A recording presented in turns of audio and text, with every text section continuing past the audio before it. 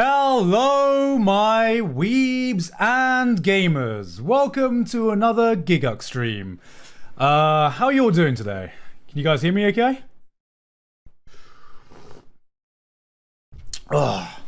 So, yes, this week you don't just get one Garnt stream, you actually are getting two. That wasn't planned.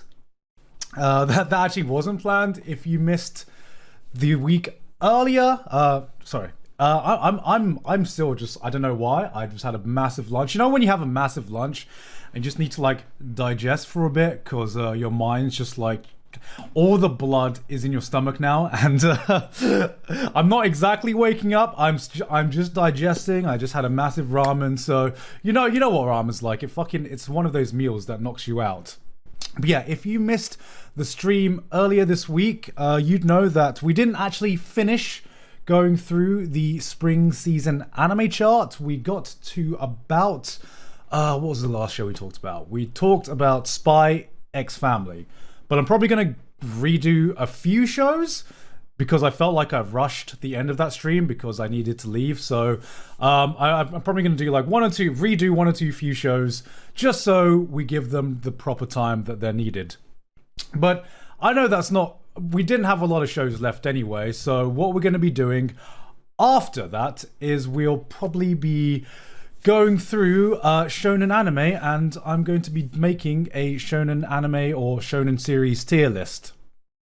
I did promise that I was going to do that after the Jump King stream, and then I didn't I didn't end up doing that, so we're doing it today. I didn't forget that that's what I said I was going to do. So this is just going to be... So today we're going to have an anime-filled stream. We're going to have a lot of different opinions. Check out the ONAs and different types of anime, please. I'm hyped for some coming. Yeah.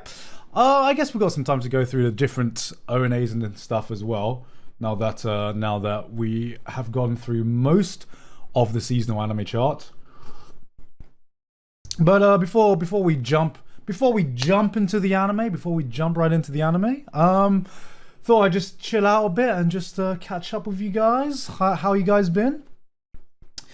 So since the last time I talked to you guys, I have actually been through an earthquake. Oh, before I get to that, thank you Fishy Hat for the 10 gift subs. I believe it was 10 gift subs. I caught that on the loading stream, on the loading screen. I can't remember exactly how much it was, but thank you very much for the gift subs, Fishy Hats. Yeah, I think it was 10.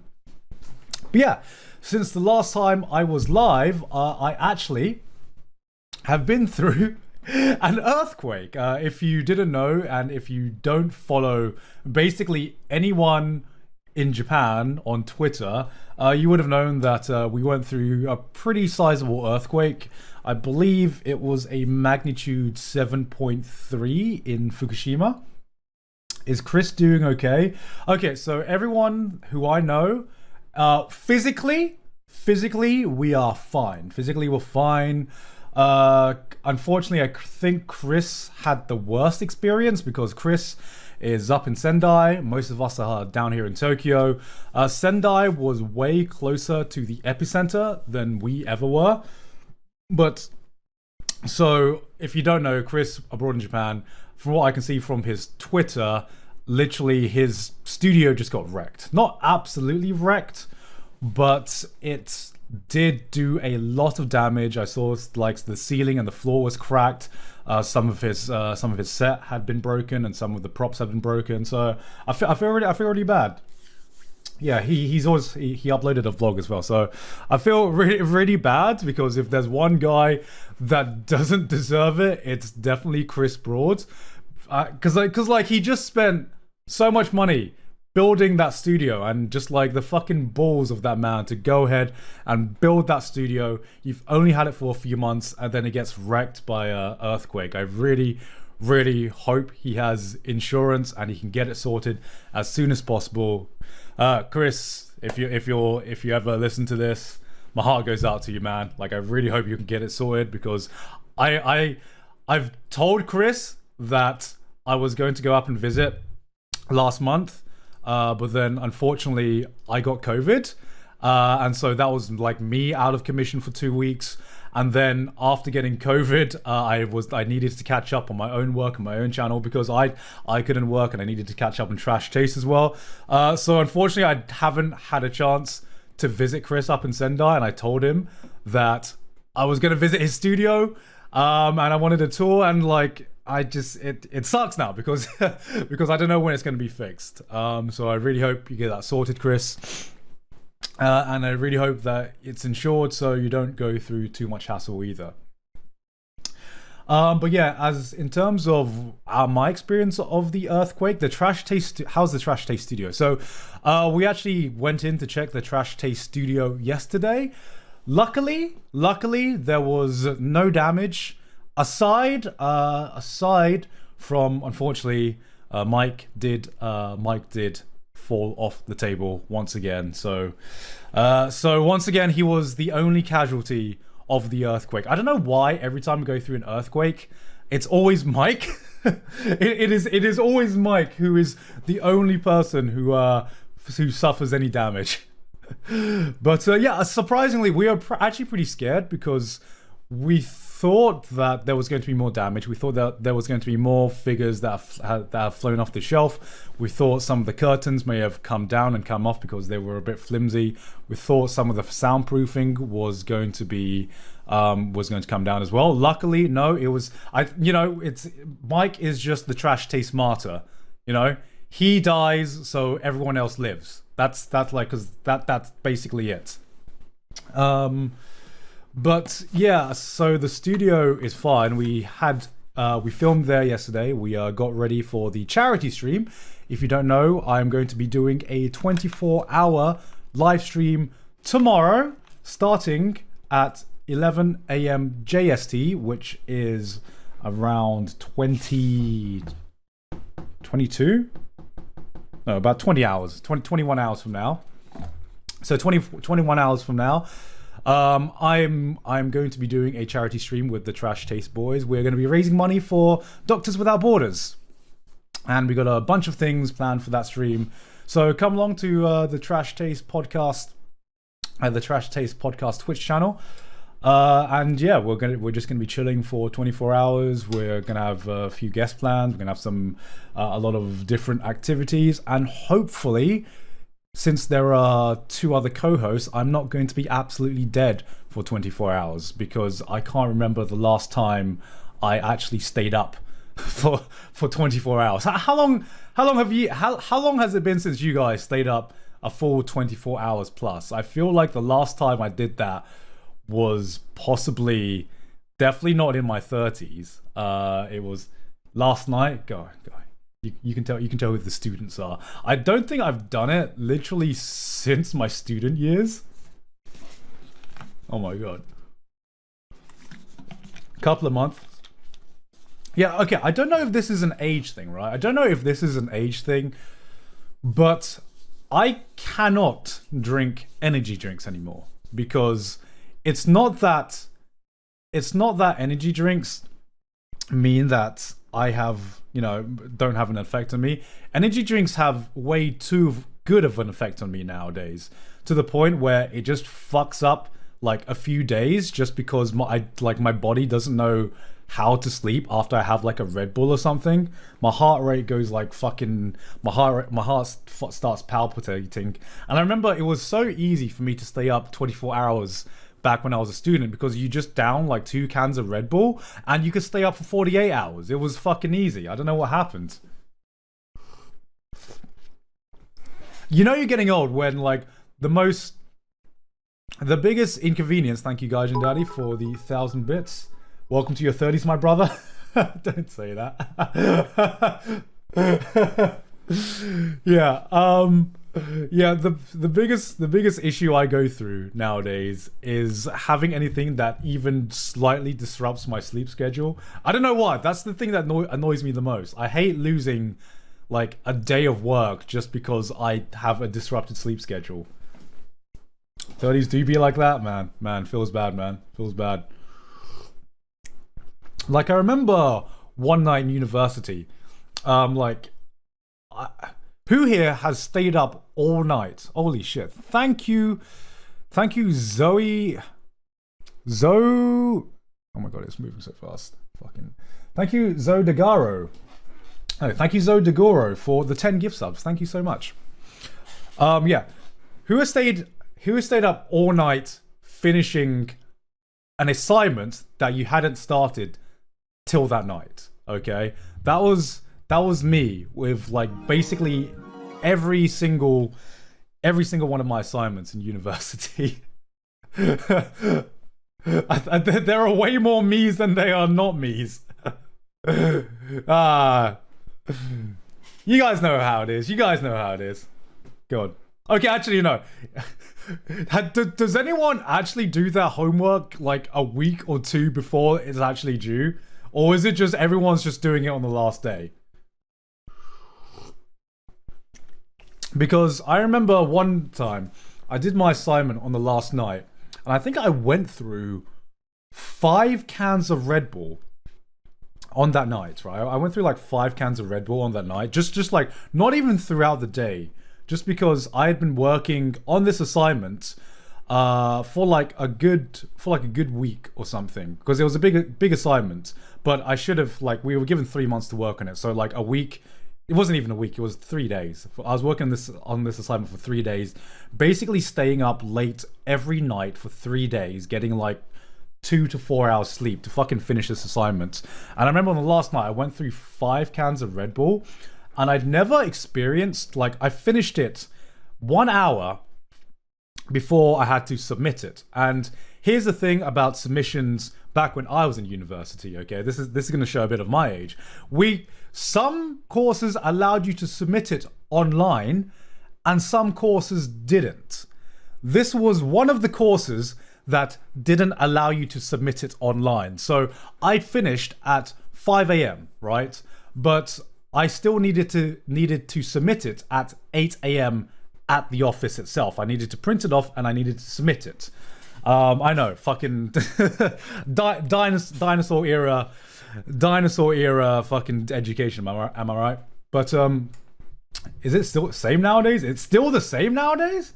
Oh no. Oh, I thought we would have evolved. I thought humanity would have evolved by then. But yeah, I remember it was 5 a.m. and I'm just like, great, I finished it. My mind was exhausted, right? My mind was absolutely exhausted. It had been pushed to the limits in these past 3 days, but my body is just coursing through with 5 cans of Red Bull. I mean, like, I feel like if I cut myself, I would have bled. I would have bled orange. You know, that's how much taurine was like pumping through my veins at that point. And I remember after I'd finished my assignment, I thought, great, I'd have a 2-hour nap before I'd submit the thing. And I remember going to my bed and lying down, and I was like, it's one of the few times on the internet when someone goes, I was literally shaking. Because I was literally shaking. Like, I don't know if I was shaking so bad after I had was just trying to like lie down to go to sleep. Like, I was this close to like calling the doctor or something. Because I don't think my body had ever had that much taurine or that much caffeine just running through my veins at one point. And yeah, it was actually like pretty scary. And I think that's the last time that was the straw that broke the camel's back. And that was actually the last time that that I had stayed up all night to do my assignment. So yeah, kind of trial by fire. It never got that bad for me. That you should be thankful. Don't be a fucking idiot like me. That was a stupid thing that I did. But yeah, aside from that, yeah, like I was saying, we went through an earthquake. The damage that we went through in this house wasn't so bad. Actually, the power on on this entire section of Tokyo got knocked out. Our entire street and our entire like ward got knocked out. So I was in a night without power, but luckily, now this is how you know. This is how you know the trash taste writers are just like fucking out of this world. Like me and Sydney were fine because we had an absolute brick. Actually, let me see if I can find it. Let me see if I can find it.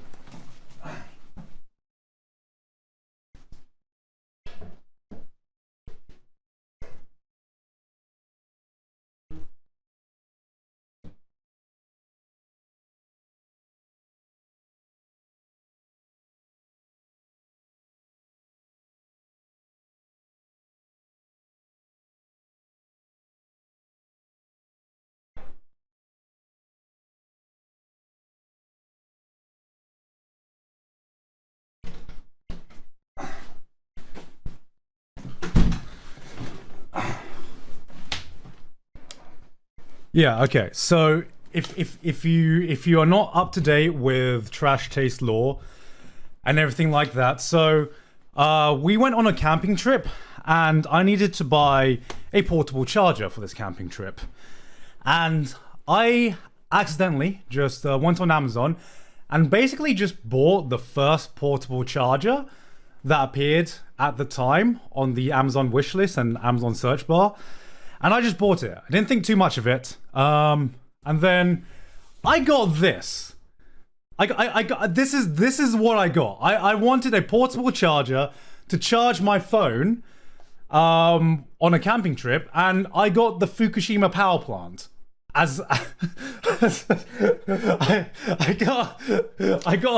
got a fucking generator right here, and I remember opening this and thinking, what the fuck am I gonna do with this?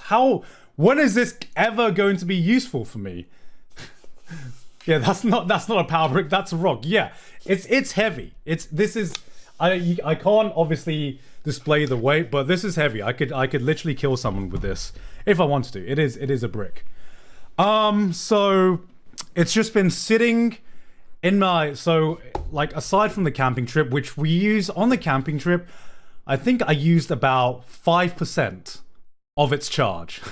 I've only used about 5% of its maximum potential since the camping trip, right? And so it's just been like sitting in my cupboard, unused. Like I got a nice story out of it, but it just was sitting in my cupboard unused until the day of the earthquake. And so what happened is the entire earthquake just like took out the power grid for this section, and we thought that me and Sydney were like ill prepared for this because we don't have any torches. Our phones were actually like almost out of charge, so we were just like, fuck. Well, I guess we're just going to be living without electricity for until the power comes back on. Until I remembered that I had this, and the months and months of foreshadowing and the months and months of waiting had finally come to use, because this basically powered our entire room for the night. It powered our entire room for the night. Yeah, so we went out to walk on the streets, right?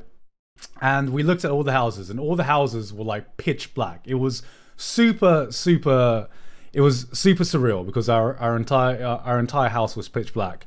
And then you'd go to our house, and we were the only house with lights that were on. Right, we were the only house that were lights that were on, because we were powering everything out of this.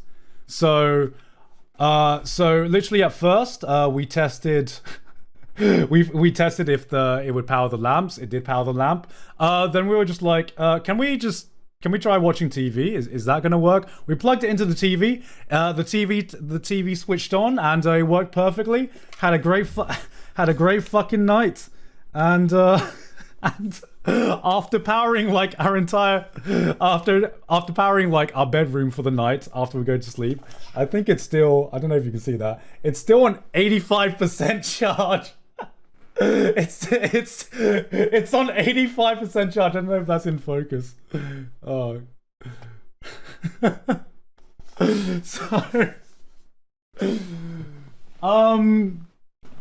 So yeah, that's so yeah, while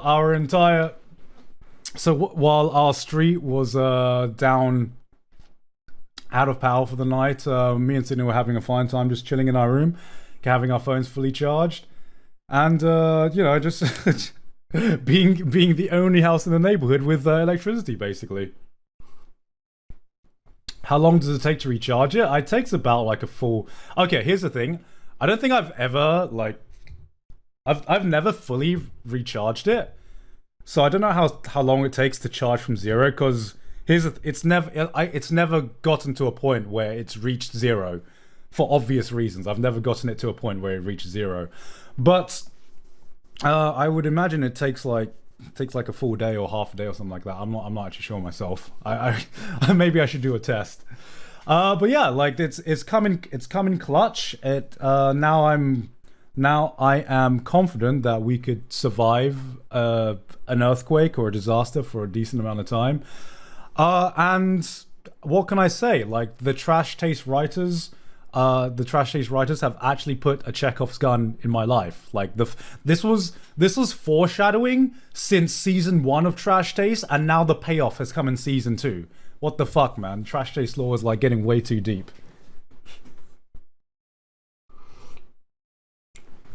Brand name? The brand name is Chrisdonia. I've never heard of that brand before. That's Chrisdonia with a K. This isn't an ad, like I said. This is just the first thing that came up on an Amazon search engine. Chrisdonia. Anyway, that was the story to get us started. We need a sponsorship for Garnt. Yeah, like if they want to sponsor me to promote this promote this power bank, I would happily do it. It's it's great. It's great. Perfect for disasters. But yeah, that's basically been my life for the past few days. Hey guys, I am back. Oh, sorry. Hold on a second. Some people have just come home. Hey guys, how was your trip? Good. Boss in the house. Oh shit, Mei Lin's here. My boss is here. I have to go get ready and go to the shoot. Me and Maylin are going. Hi guys! I'm not wearing any makeup, so Maylin, you can use this toilet. Do you want to say hi, Mei Lin? Hi to what? Hi to chat. Are you firing me? You're fired. I'm just spying around. What are you doing? What are you doing? I was checking. What are you checking? Bananas here. What? There's bananas. I need to stay energized. What are you checking, Maylin? Oh, just filthy. Oh my god! Get out of here! Get out of here! Get out! Fuck it. Sorry. You can just. I'm gonna go put my clothes. You're here to judge my work, not my room, Maylin. That's true. Yeah. We can hear you. Oh. Yeah. I'm gonna go upstairs. God. All right. I'm gonna take let me shut the door quickly.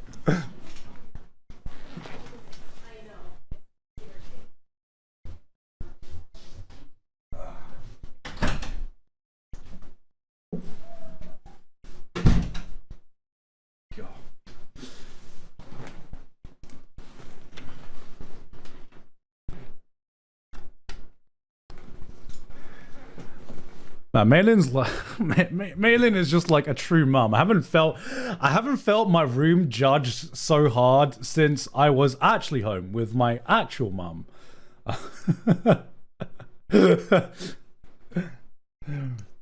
Is the office the first room you enter in your place? Yeah, my office is actually just opposite my front door. So, I forgot that I had my door open this entire time. Jojo fan now. I just love bananas, man. Who doesn't love bananas? Honestly, like bananas are the Red Bull of nature. How can you not love bananas?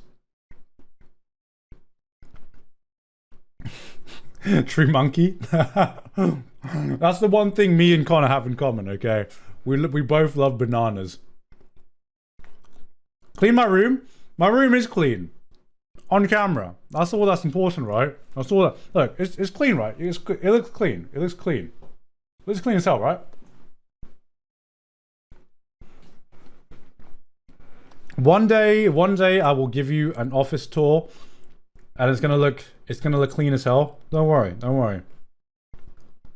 And see, one day I'll get to show off what's in that glass cabinet, because that's like, that glass cabinet is my cabinet of cool shit.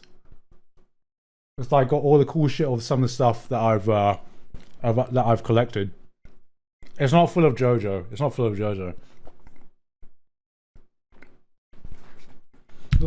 Actually, I'll give you guys a sneak peek. I'll give you guys a sneak peek of what's there.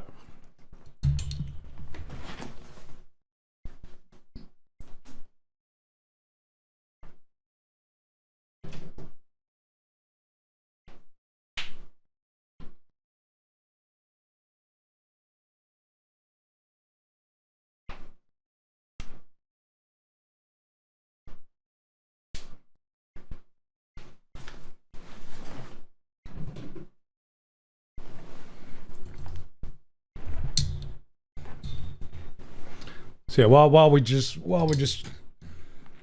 chilling for now. Yeah, this is just like the cabinet of cool stuff that I've been collecting over my time in Japan. Firstly, I do have a Jojo watch, but I think Connor's already shown off the Jojo watch. This is. One second, let me make sure I can. The fuck? Come on, camera. There we go. Let me see if you can see this better. Okay, yeah, this is my Seiko watch. This is the Gilgamesh model, and I bought this model because I saw this because there's Seiko did a fake collaboration with a lot of the main characters from Fate and Fate Go. I love this one because this is so Gilgamesh. It's just pure gold. It's like I don't normally wear gold watches because normally I think they look gaudy as fuck. But I like this on display because if there's a watch that screams Gilgamesh, it's this one. It is this one. I don't wear it because, like I said, I think pure gold watches, you have to have a certain look to have pure gold watches. But this is the Gilgamesh watch, and fucking I love Gilgamesh as a character, and I can't, like, this watch literally epitomizes Gilgamesh for me. And then if you've been following my I believe I've posted this on Twitter, these are some Air Jordans. They did a collaboration with Slam Dunk. So these are Slam Dunk Air Jordans, which I don't know if you can see the detail on here. So they got like the manga panels just like printed onto, they got the manga panels that are printed on the shoes itself. See, I wasn't a sneakerhead. I never thought I'd become a sneakerhead until until I saw the Slam Dunk Air Jordans, and I was like, fuck, I need them. I fucking need them. And then another thing is, so me and Sydney, if you didn't know, we're pretty into wine. We're pretty into wine. So we start collecting wine, and then I saw this, which was like a limited edition wine bottle that is sold out pretty much everywhere now.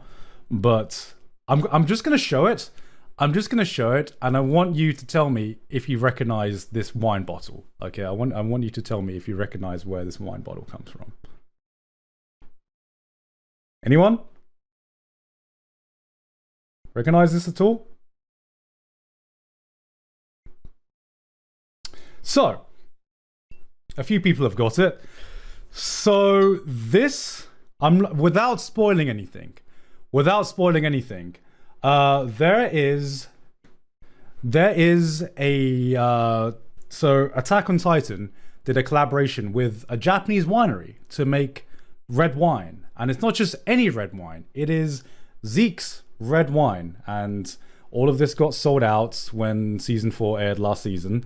So yeah, I have the limited edition wine bottle right there. I'm going to say this now. I also did give Connor a really cool gift as well. So I don't know if Connor's ever showed it off, but I gave him a sake company did a collaboration with Araki. So they did like Jojo, not even Jojo themed sake, but just it was his personal sake that they did a collaboration with. And I gave Connor the bottle of that as well. He did show it. All right, good. Just so you know, that was mine. That was my Christmas present. That was my Christmas present to him. It hurt to give away. Because I got it and I'm like, damn, maybe I could just give Connor a sock. Or, maybe I could just give him a sock or something like that. I don't know. Because I thought it was a really cool piece of memorabilia. But I was like, you know what? Connor would appreciate it more than me. So I did give it to him. All right, let me put this back.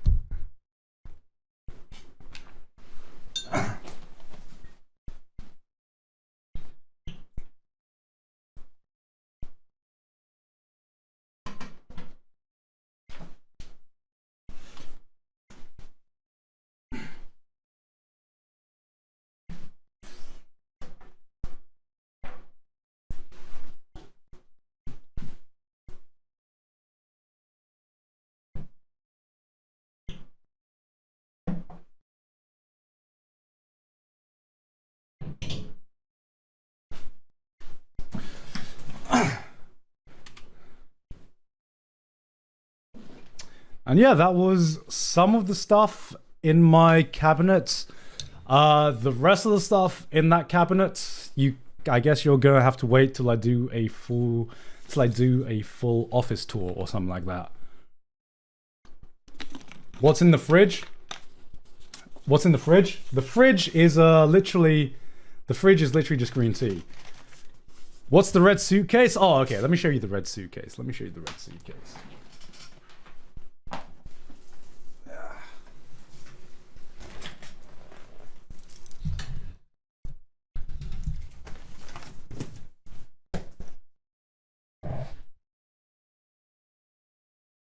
You see that?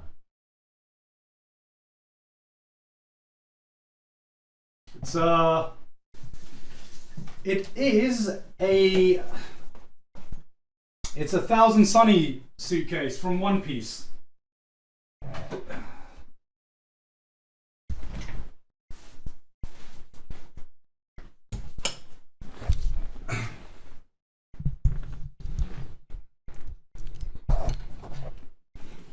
So yeah, it's a suitcase slash travel bag. Will I ever use it? Probably not. I think it's way too cool to use. I don't want to use that suitcase to go travel around. But I think it looks great. And I'm a big fucking One Piece fan. What's in the suitcase? Unfortunately, there is nothing in the suitcase. Bruh, flexing. Yeah, honestly, like I never thought I'd become that kind of like anime fan to just collect stuff like this. But there's so many cool pieces of memorabilia. Like this One Piece case, I randomly saw it at a secondhand store while just walking around in Akihabara. I just came upon it by randomly. So I wouldn't have even known to look for this online or anything like that. Please don't spoil, guys. I'm not completely up to date with the manga. I've just started part 3 of Wano.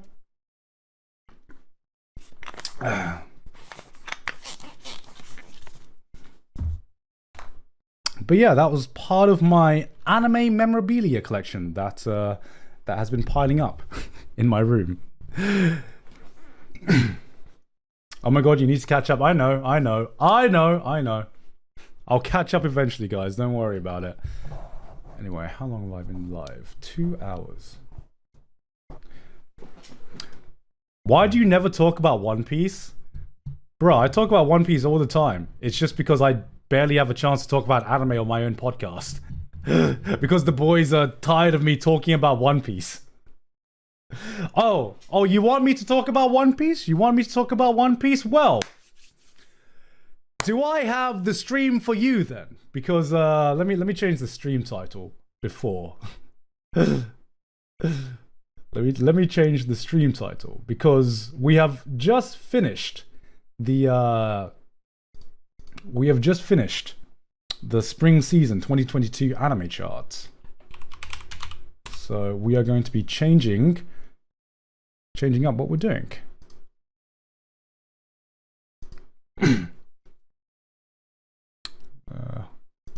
Hold on a second. Shounen anime. All right.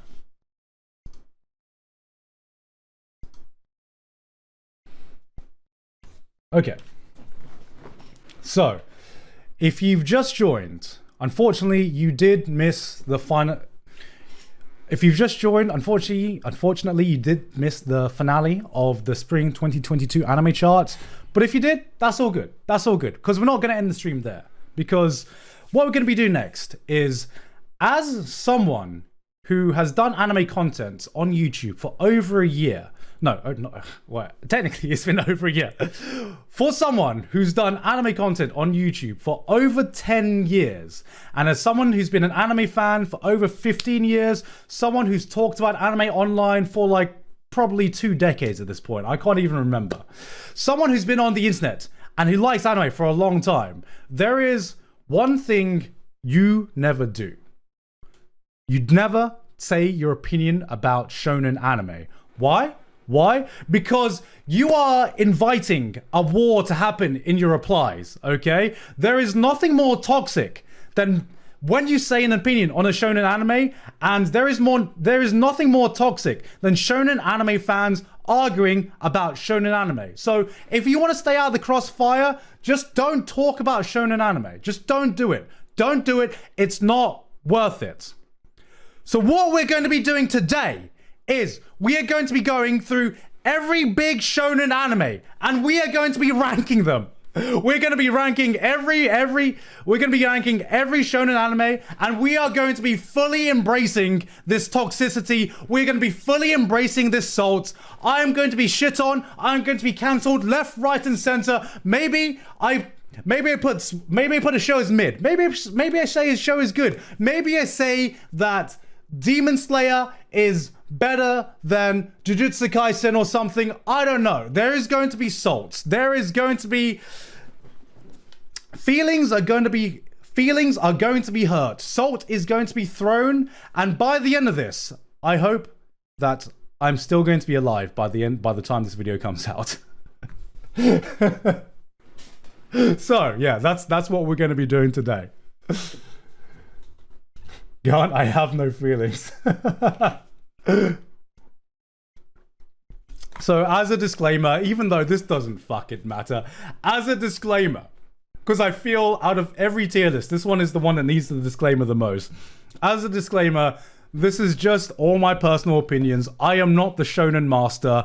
I am not even close to the shonen anime king. Honestly, I don't really care about shonen anime that much. No, let me rephrase that. I don't really care about comparing shonen anime that much because some of you motherfuckers, I'm gonna say it right now, some of you motherfuckers take this way too fucking seriously. Some of you motherfuckers take ranking shonen anime way too fucking seriously.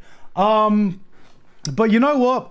I'm gonna dive right into it. I'm gonna dive right into the toxicity, and if I come out of the other side clean, then I'd be very surprised. So I have this isn't my tier list. This is just like a random one I found on Tier List Maker, but it has a lot of the shows that. Is there a way to do dark mode on Tier List Maker? Is there a way to do that, or is it all light mode? No, I don't think there is a way, right? No. Unfortunately, there is no way to do dark mode on Tier List, so you're just gonna have to live with the light, you guys.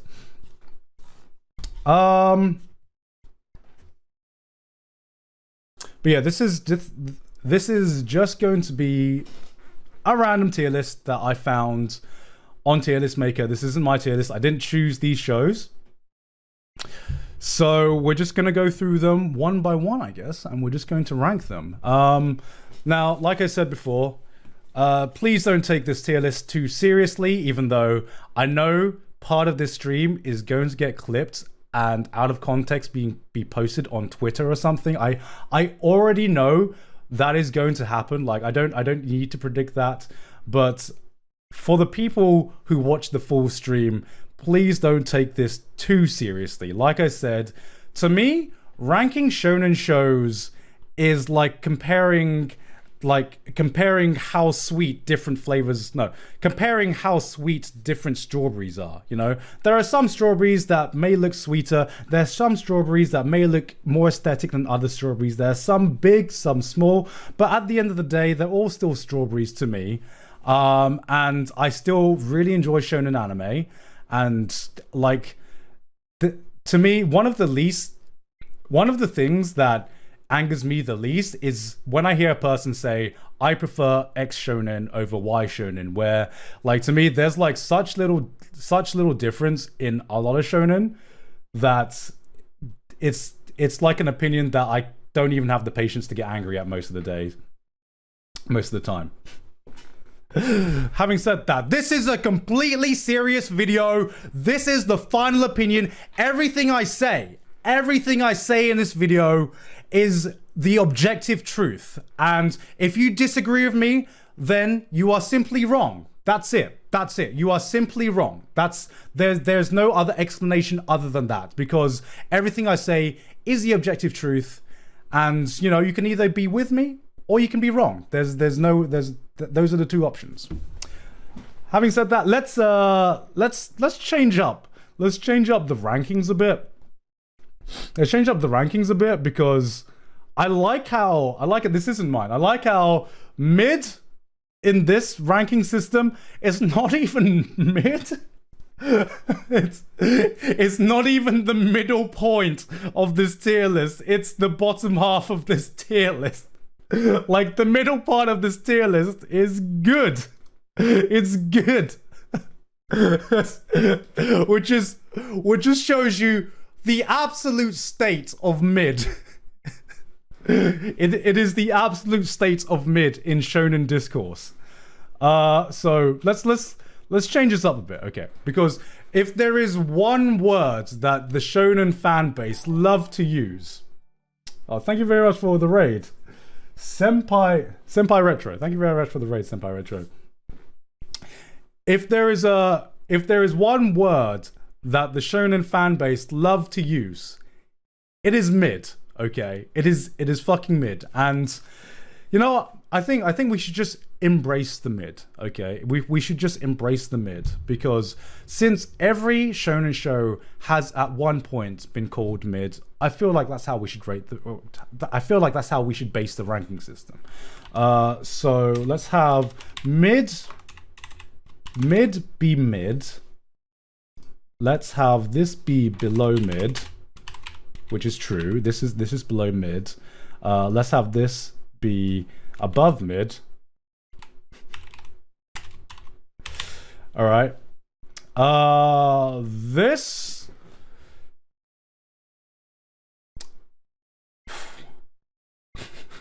What should we have this? Gigamid? Gigamid? Does Giga mid means it's Giga above mid, or it's just like super mid?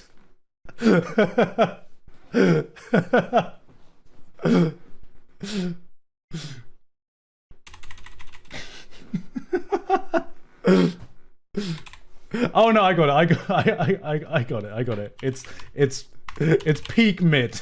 It's peak mid. And this one's just bottom mid.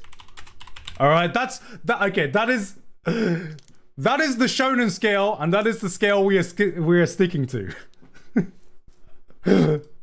Okay, so is it peak mid, above mid, mid, below mid, or bottom mid? Okay, so now when I call your favorite shonen mid, you can't throw shit at me. because every shonen is mid now. Every single shonen show is mid. Okay, I said it here first.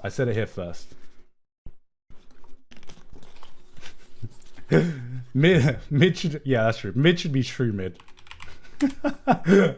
All right.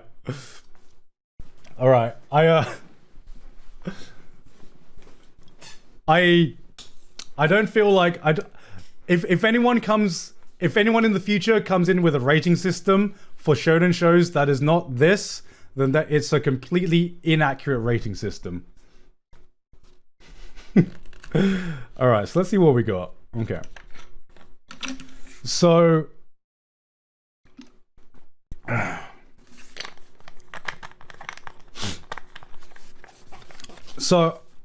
I'm actually gonna add one. I'm actually gonna add one more just for the shows that I haven't seen. So let's just the shows I haven't seen. Just what should I call the shows that I haven't seen?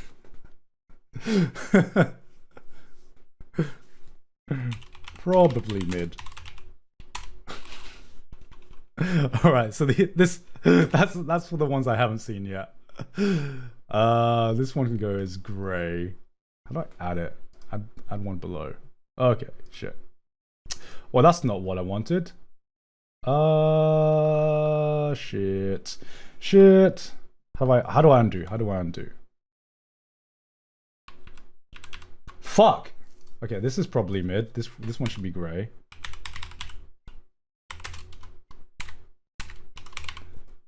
This one is bottom mid. What was this color again? This one was green, right? Yeah, there we go. This. No, that's not what I wanted to do. And this one's gray. All right. All right, there we go. In case this gets. All right.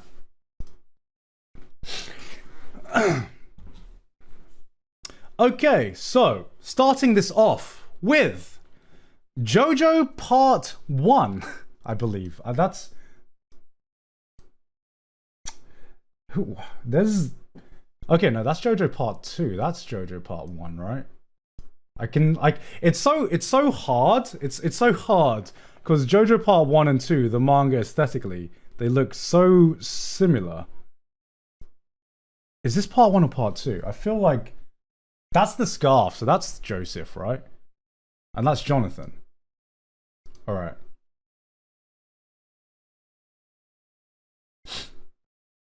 Okay. So going by Jojo Part 1. Okay. So as we all know, I am a Jojo fan. I love Jojo.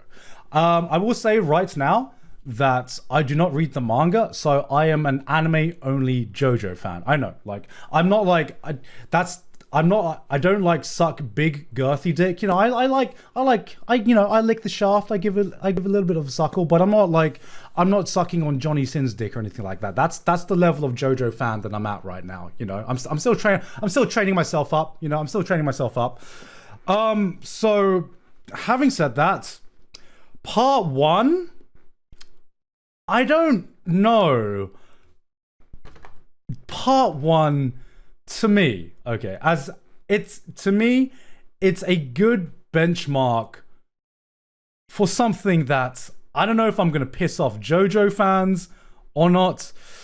Part 1 is just true mid, right? Part 1, it is truly mid for shonen, and like, here's the thing. I don't want you to think that mid is bad, okay? I don't want you to think that mid is bad, okay? Because the fucking anime fandom has ruined the word mid to mean that it's awful, it does nothing, it's like shit, okay? No. To me, this is the true shonen anime scale, and to me, true mid is true mid. It is okay. Like, JoJo Part 1 is okay, okay? Part 1 is too overhated. I don't think Part 1 is too overhated. I just think Part 1, in comparison to other part one in comparison. Oh, hold on, let me check. Sydney, you okay? I kicked her down the stairs. Yeah. What'd you break? I didn't break it. What did you guys break? I dropped some of the microphone. I pushed Cindy downstairs. Yeah. Don't worry about it. I keep Nothing. It's stream can hear you right now. You know? You can't pick up sound out here, can it? Sure it can. You Sure it can't can. pick up sound when you over there. Shit, that's disgusting. I love it. All right. You Good, alright? do I look okay? Yeah, you look great. Taking your wife out on a Take date. care. Yeah. Take Oh, stop trying to steal my wife. Jesus Christ,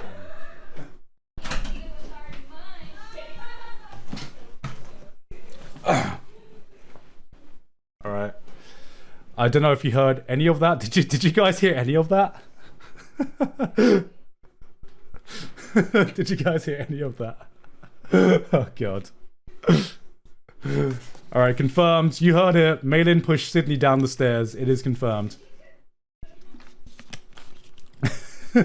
I completely forgot where I was. Oh yeah, I don't think part one of JoJo is overhated. I just think it is, compared to the other parts. Yes, Sydney? Yeah, I think I just left.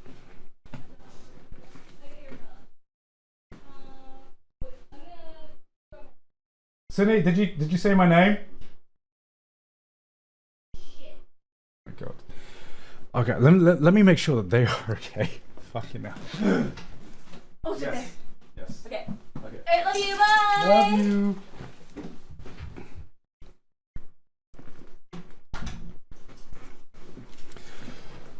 Okay, let me repeat my point for another time. Okay, so to me, JoJo Part 1 isn't unfairly compared to the other, isn't overhated.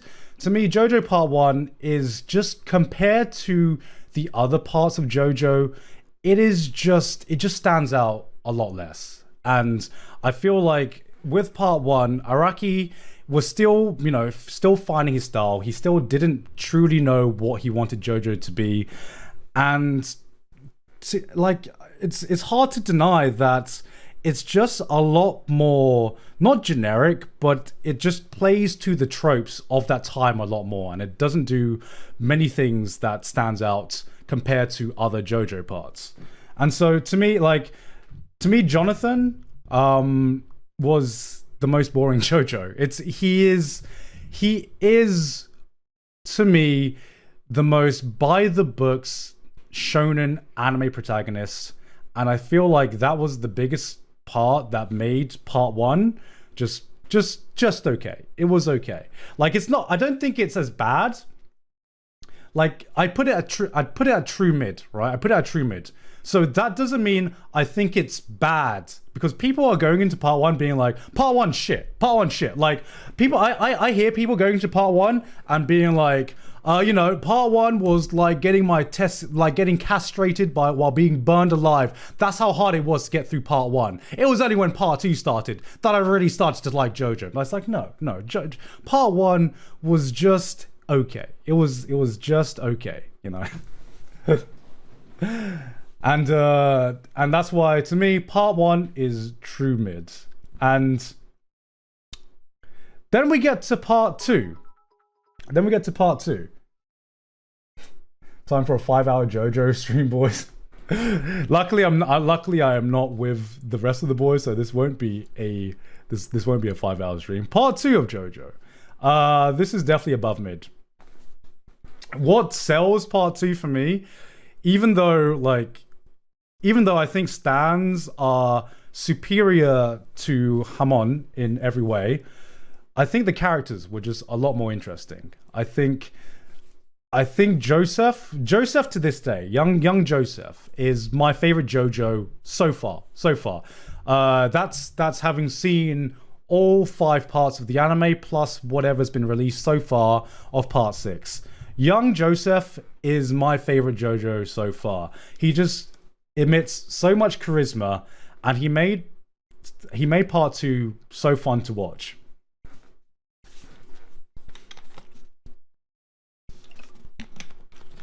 Like, I'm a bit sad I'm a bit sad that Joseph doesn't have more time to shine in future JoJo parts, right? Because like I don't know what it is, but Jotaro, for some reason, Jotaro just never ages. Jotaro just never fucking ages, no matter what part it is in JoJo. And number two, Jotaro, like he always gets like a prevalent part in the plot. It seems like, you know, he always gets time to shine. Where like it's you see Joseph in part 3, and it's like, damn, what happened to you, Granddad? What happened to you? Damn that. Right. Like I want to see. I think Joseph had one cool fight in part 3, where he like. I think Joseph had one cool fight in part 3 where he actually got to display the OG part 2 Joseph. But like every other time, he just felt like a comic relief character. Whereas in part 2, he was still funny. But he wasn't just comic relief because he did some badass shit too. He did some badass shit as well. He fell off plus ratio. No. Don't say that about my boy Joseph. So yeah, I'm trying to think if there's anything else I want to say about part 2. I mean, to me, part 2 is when JoJo memes really started hitting their stride as well. And a lot of that was to do with Joseph. Part 1 did have some memes to go with it. I mean, no, actually, that's a fucking lie. Part 1 had the to be continued meme. Okay. Disregard what I just said. I was talking out my ass for a second. The JoJo memes started immediately. I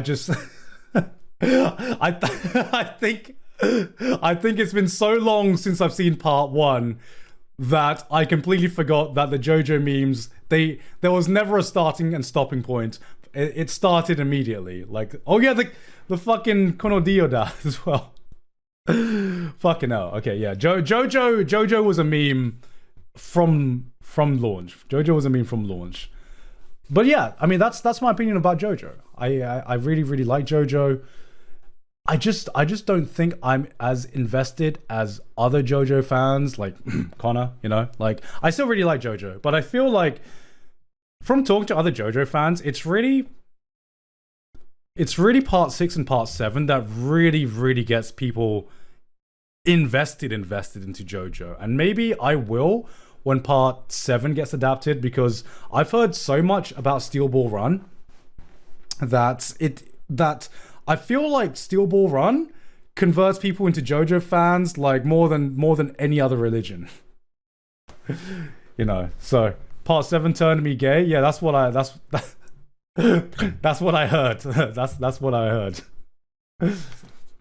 Steel Ball Run is the best. Okay. Like, okay, I'm gonna save my JoJo opinions for when we get to the other parts of JoJo. Before I fully say my opinion. Moving on to Hunter x Hunter. Okay. This one is pretty easy. Hunter x Hunter is pretty easily peak mid. That's a no-brainer. Hunter x Hunter isn't just for running for peak mids. Hunter x Hunter, to me, is one of the best shonen anime and manga series to exist. Easy. It's to me, there's few shonen shows that can really compete with everything that Hunter x Hunter has achieved within its time frame. The only thing I would say I have against Hunter x Hunter is that I really wish that it's already ended, right? I really wish that it ended when with the arc before the Dark Continent arc, because I feel like that was a perfect point to just end the series and just leave things off with just a nice clean ending. And then they introduced the Dark Continent arc. And the thing about the Dark Continent arc is that in terms of scale, right? In terms of scale compared to the original run of the series, it's just blown everything out of the water. And I'm like, why would you do this? Like, we were already going at a snail's pace as it is. And then it's basically like you started off in the United Kingdom, and then you introduce the entire continent of Europe and Asia on top of that, where we already just spent like 150 episodes just on one little continent.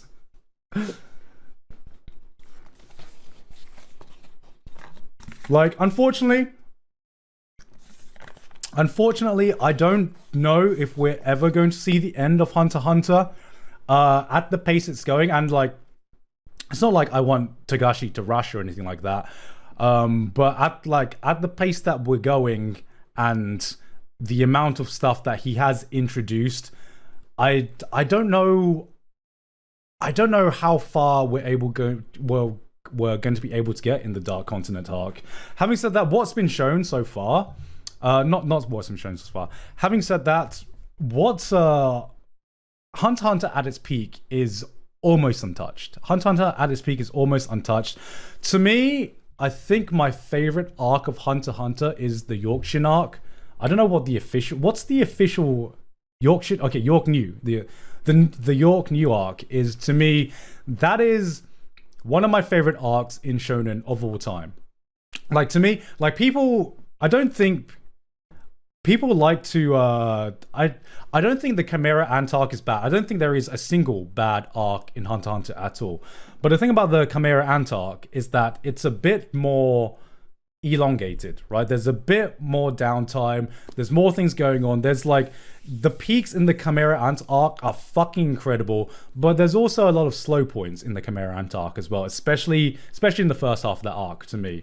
But York New was just, that was Togashi playing initial D music and just fucking multi-track drifting through peak shonen, right? It's just, York New to me is just pure concentrated S-tier shonen material that is almost untouched. And it's not the longest Hunter x Hunter arc, but there is not like a single chapter. There is not a single episode in York New that is not like a 10 out of 10 banger. Like, I was orgasming from like the first chapter to the last chapter of York New. And I feel like it introduces one of the best villain, like, what is there like a word for like just a group of villains?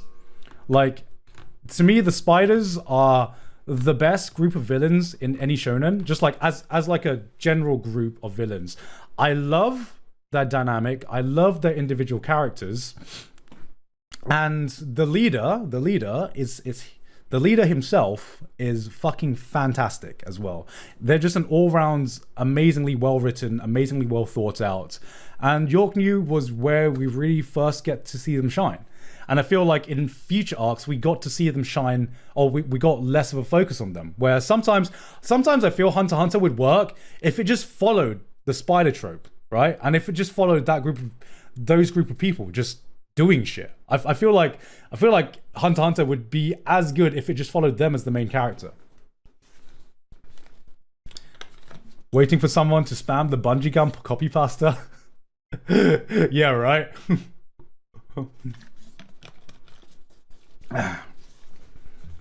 Yeah, like I said, Hunter x Hunter right now is peak mid. It's peak mid. Right? It is peak shonen. It is peak shonen.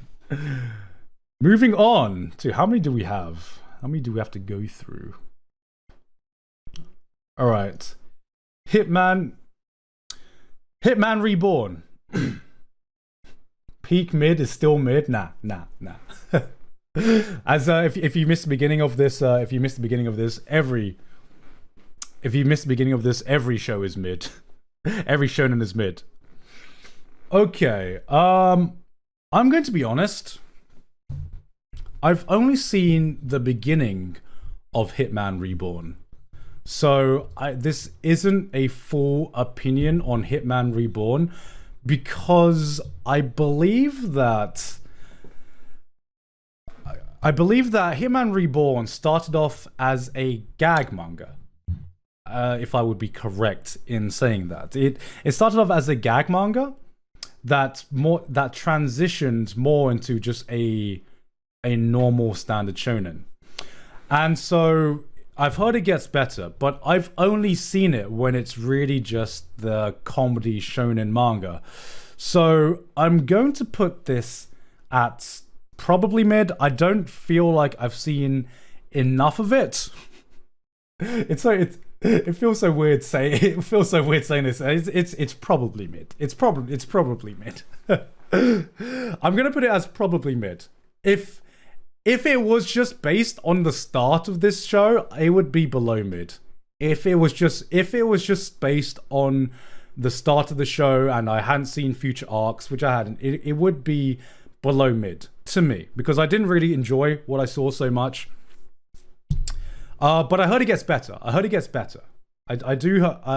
gets better because I feel like it focused too much on the comedy side aspect where, as I have said, as I said before, it's changed from comedy to a more traditional shonen. Does it? It does not.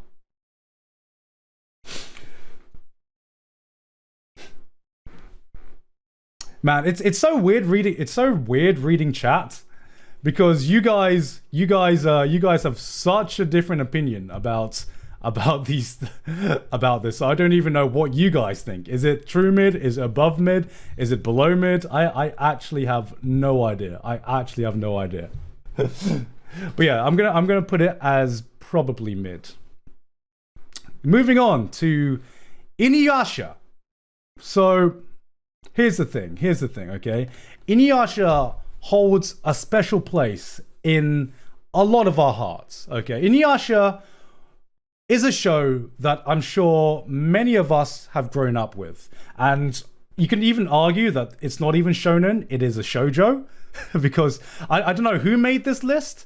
I didn't make this list, but I don't know how they decided what shows would go on here, but I can understand why Inuyasha would probably be on here.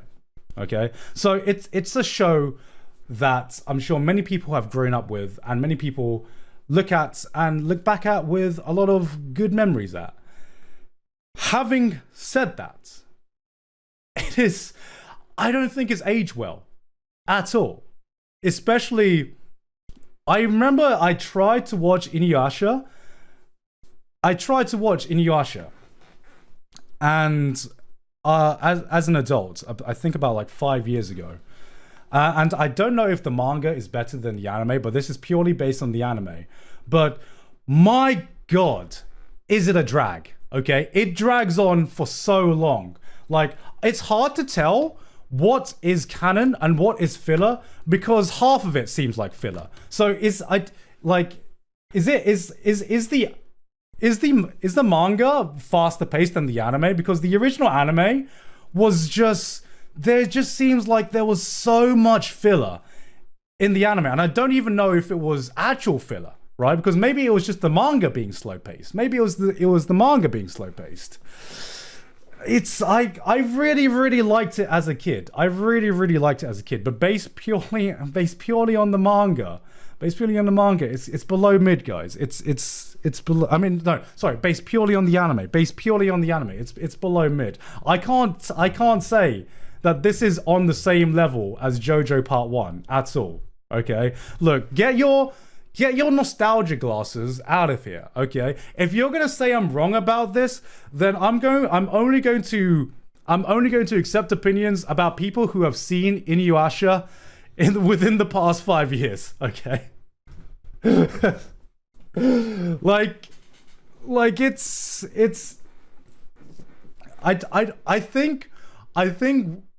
I think people remember Inuyasha with rose-tinted glasses too much, and I liked the show. I liked the show a lot as a kid, but at the same time, come on, guys, come on. Today's standard, you're really gonna defend Inuyasha, the anime, in today's standard? And like, how many episodes was the original Inuyasha?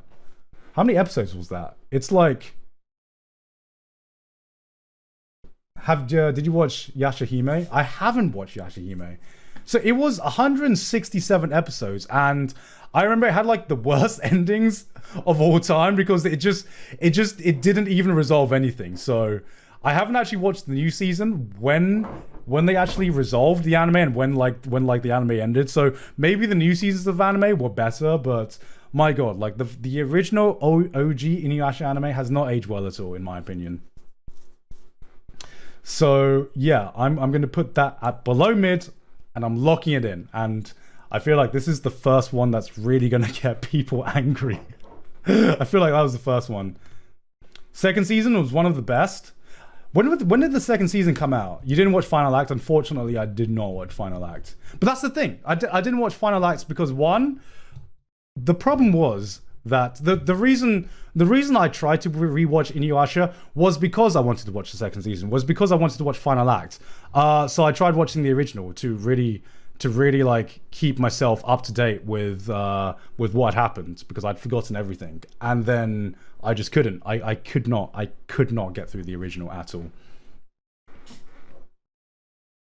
Final Act was the best part? Okay. Maybe if I end up watching Final Act and it is amazing, then I will happily change this from below mid to above mid or something else. But right now, based on just the original anime, because that's all I've seen, it is below mid.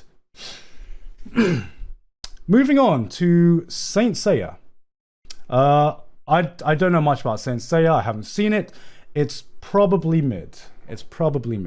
I have not seen it. All right.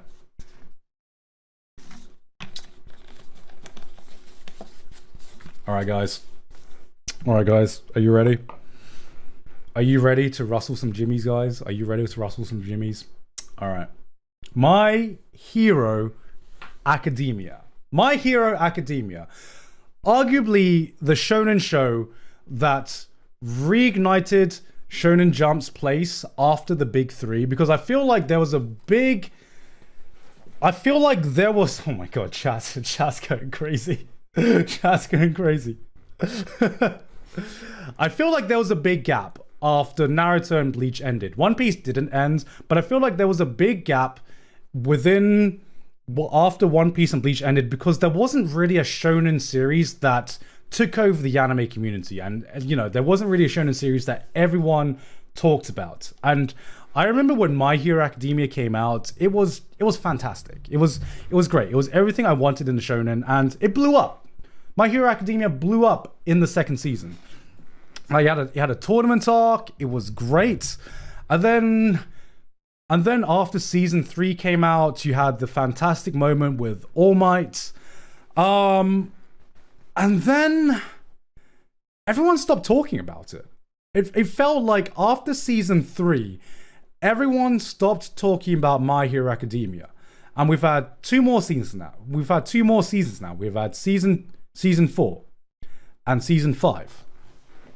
And I feel like it's hard to just rank one anime, because the quality of the arcs really depends on which season you're watching, right? If it was 1, 2, and 3, the rankings would be a lot higher. If it was 4 and 5, the rankings would be a lot lower. Right now, when I look at My Hero Academia, I gotta go with gut feeling. Right now, when I look at My Hero Academia, what do I think? What do I think when I see My Hero Academia? What do I think right now? That's what I think right now, okay? That's what I think right now, okay? That is what I think right now for My Hero Academia. And I don't know how much shit I don't know how much shit this is gonna get me into, okay? But right now, my love for My Hero Academia is just, it's literally mid. That is what I think of My Hero Academia right now, okay? Because here's the thing, okay? I don't know what your favorite fight or favorite moment in My Hero Academia is. I think this is actually going to be the bigger unpopular opinion. My favorite moment in My Hero Academia is actually All Might versus Nomu in season 1. That was actually like the most hype that I'd gotten in My Hero Academia. And the reason for that was that that was when I was watching My Hero Academia with zero expectations. So that moment hit me the hardest, because I didn't know what to expect for My Hero Academia, and that was the moment that sold me on My Hero Academia. Okay, that was a fucking fantastic moment. And then I feel like in terms of the fights, it is just a lot less interesting than other shonens that are airing right now. Because I feel like a lot of My Hero Academia's strengths comes from its character writing, right?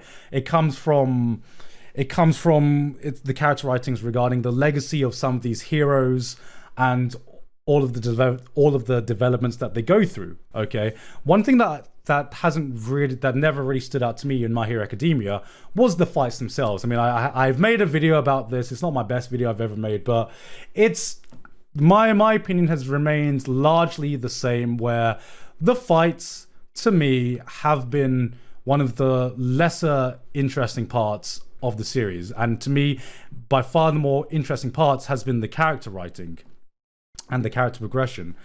And I feel like season 4 and season 5, especially season 4 and season 5, has just not caught my interest at all. Okay, because I mentioned this on the Trash Taste podcast.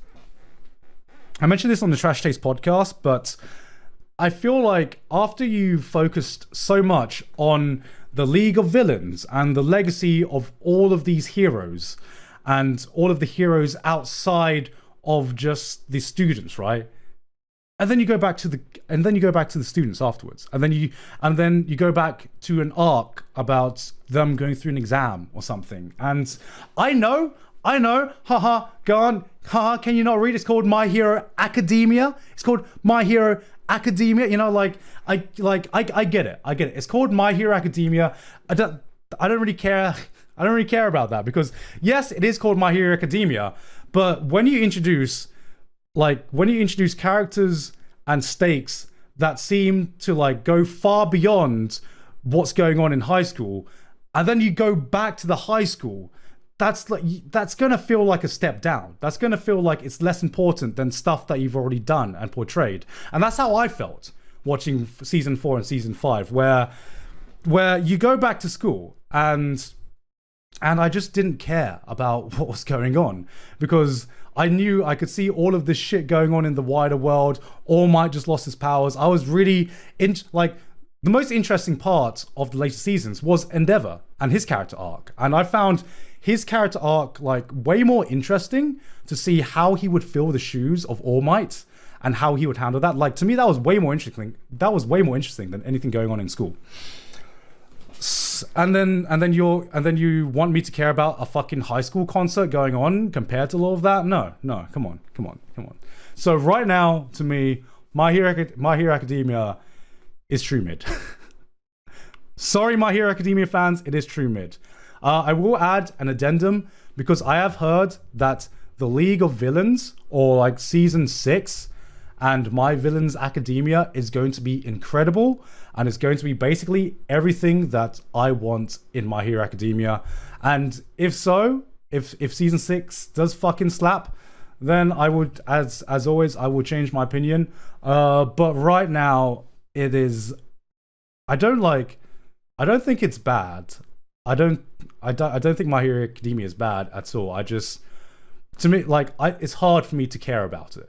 That's the unfortunate truth. It's just hard to me to care about it.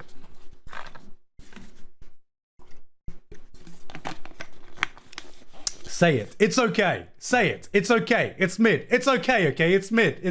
That's what I was trying to say. Okay. Okay. My Hero Academia fans taking fucking full copium right now.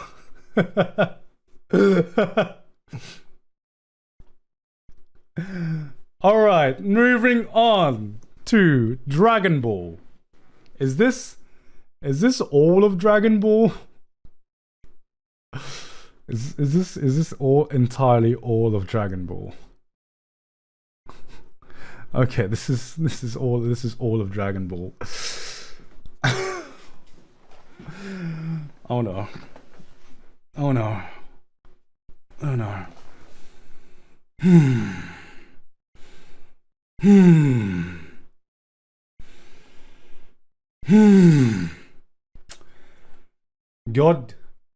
give me strength for what I'm about to do. God, please protect me from danger, from the shonen fans. Please, God, please protect me from what I'm about to do. Oh, okay. Okay. Okay. Okay. Okay.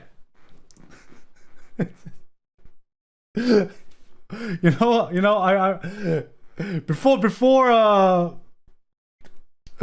I continue, I need to get a beer or something.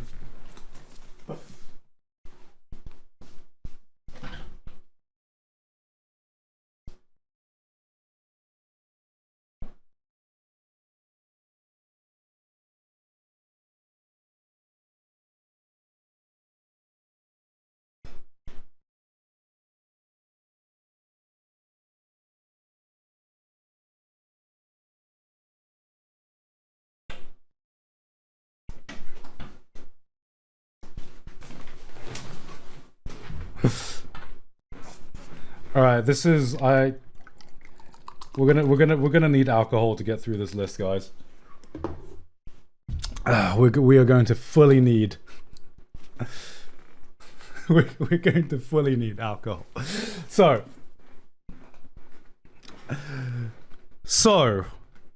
like I said with Inuyasha, okay,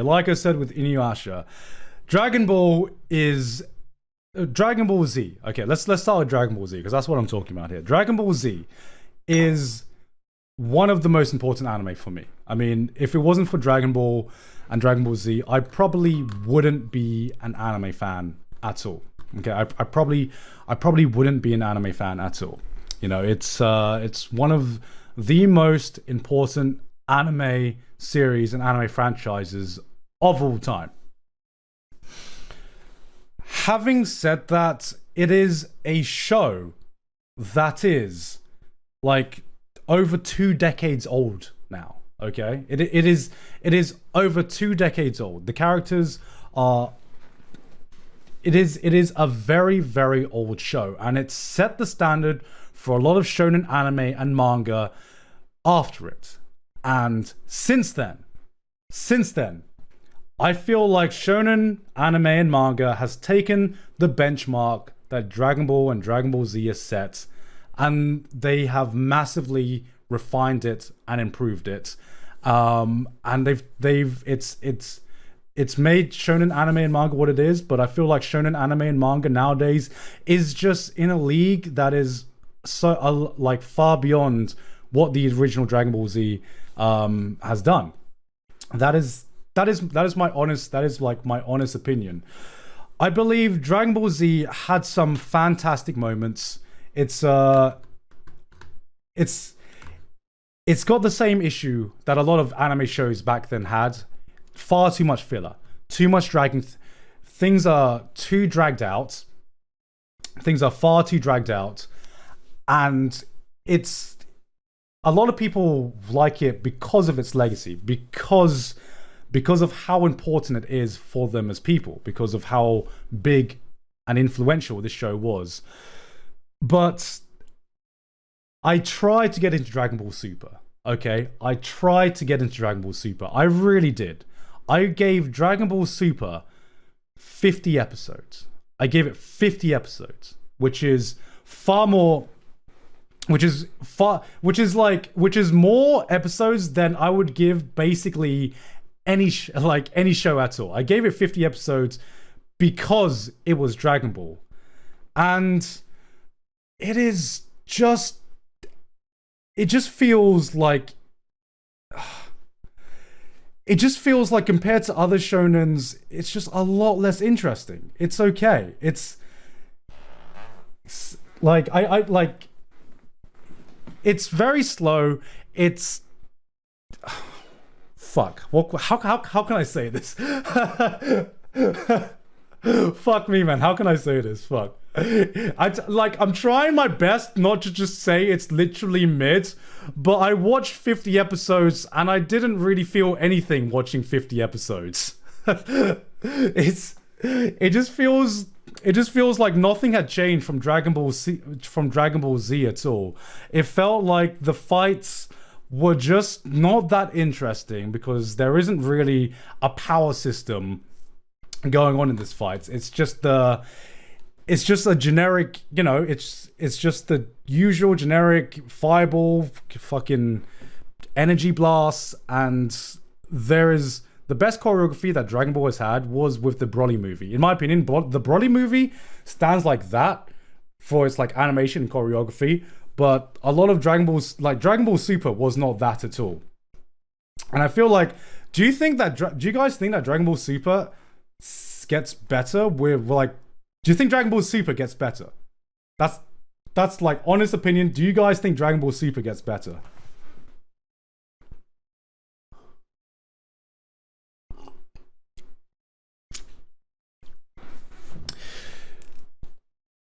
Because yes, no, yes. Because a lot of people like the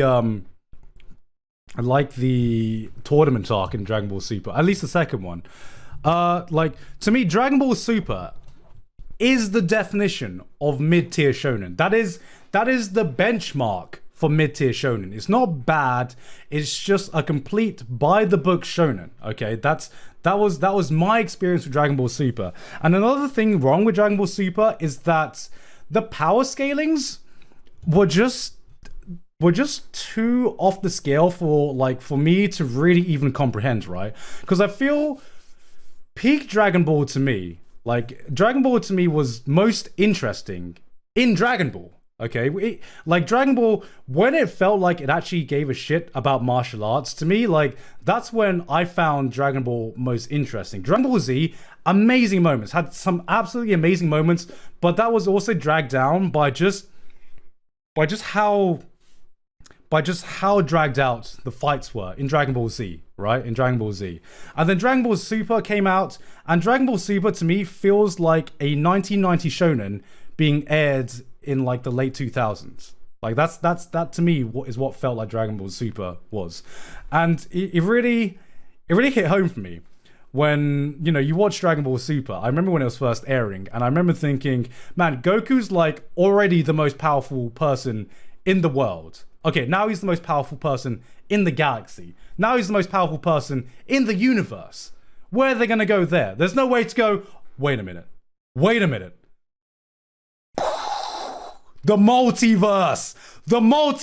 That's the only place that they could go. And now I think, well, how the fuck are they going to top that? And I feel like it is just power scaling to the scale where it's hard for me to comprehend anymore, because it's power scaling for the sake of power scaling, right? That's why to me,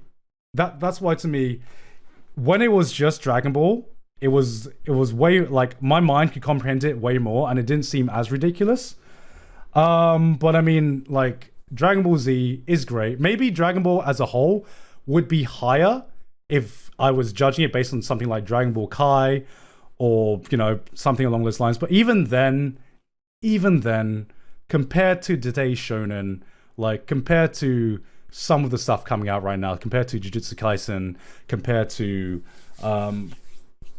Demon Slayer, Dragon Ball just isn't comparable, in my opinion. And that is my honest opinion. And that is why the Dragon Ball franchise, as it stands right now, is true mid. It is okay. It is okay. I am not going to go out of my way to watch Dragon Ball. I wouldn't even go out of my way to recommend someone Dragon Ball.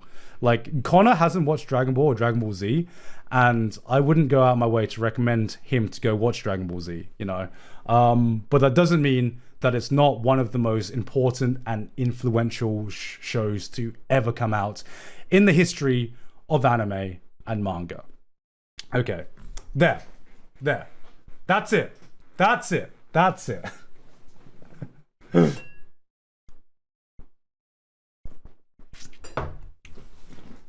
God, I can't wait to be torn. I can't wait to be torn apart by Dragon Ball fans. Holy shit. Holy fucking shit.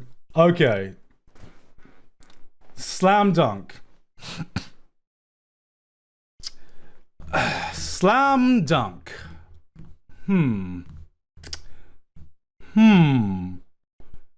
Are we judging this on anime or manga? I don't know if we're judging this on anime or manga because it really okay. I'm going to for all future shows I'm going to give the benefit of the doubt, and I'm going to judge the series on the best way that you can consume it. Okay, I'm going to judge it on the best way that you can consume it, because if it was Slam Dunk anime nowadays, because it suffers from the same problems as the Dragon Ball Z anime did. Your stream title says anime. Okay, I'm going to cheat and just I'm going to cheat, guys. I'm going to change the stream title right now. Guys, this is my list. I make the rules up.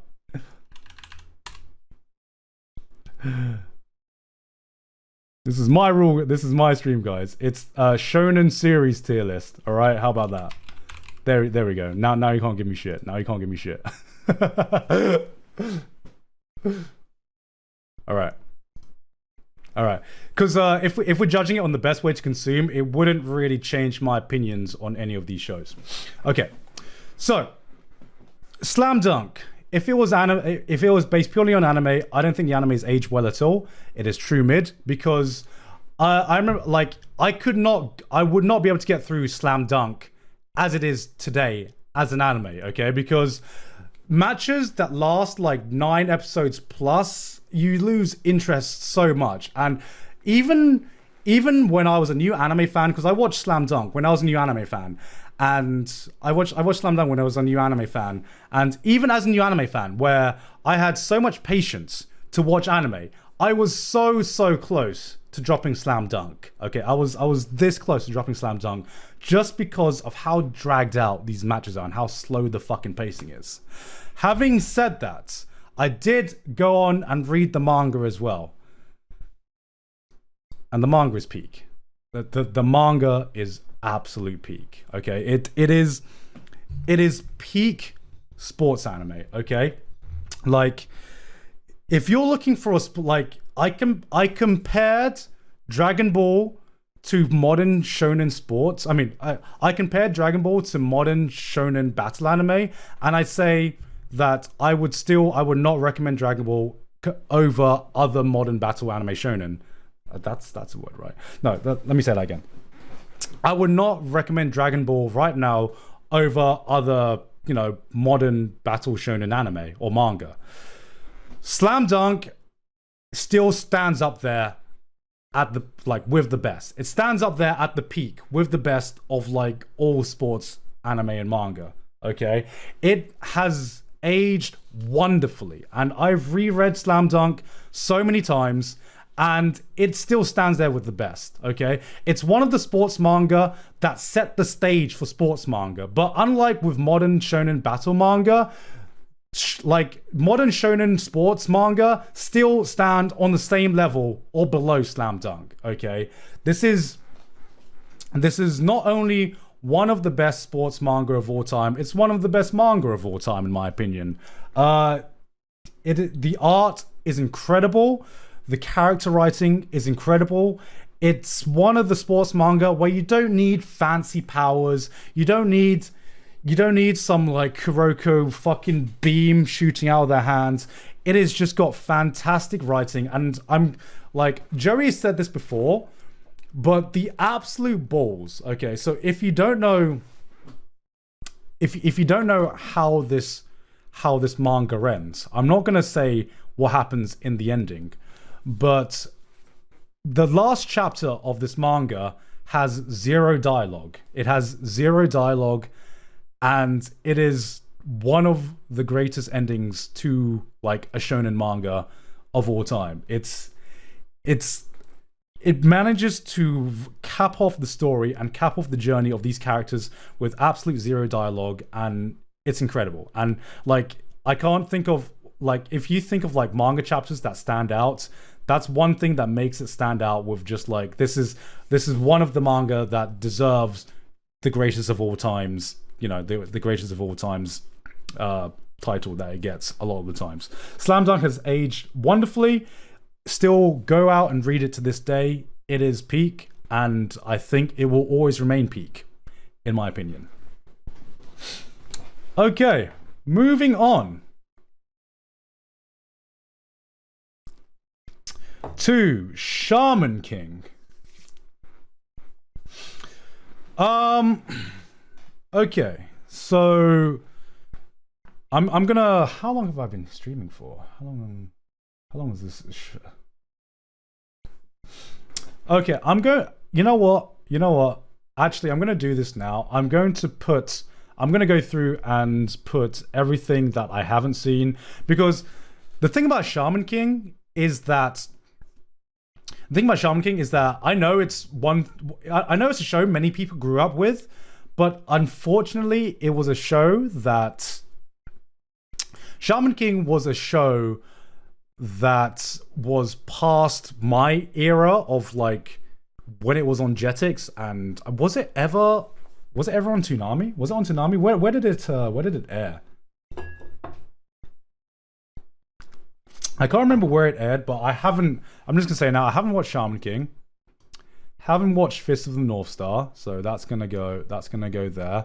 Haven't watched Ashita no Joe, so that's gonna go there. What else haven't I watched? I'm just gonna put everything I haven't watched. Haven't watched D Grey Man, so we just get that all out of the way right now. What the fuck is this? I don't know. I don't even know what this is. What is that? What is this? I don't know what this is. I think that's... Is there anything else? Oh, I haven't watched Maggie either, or Part 8 Jojo. Let me put that up there.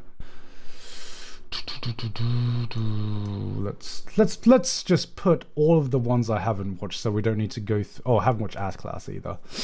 Unfortunately, I like these. A lot of these are on my to watch list, but unfortunately, I haven't watched a lot of them. All right. If I find anything more,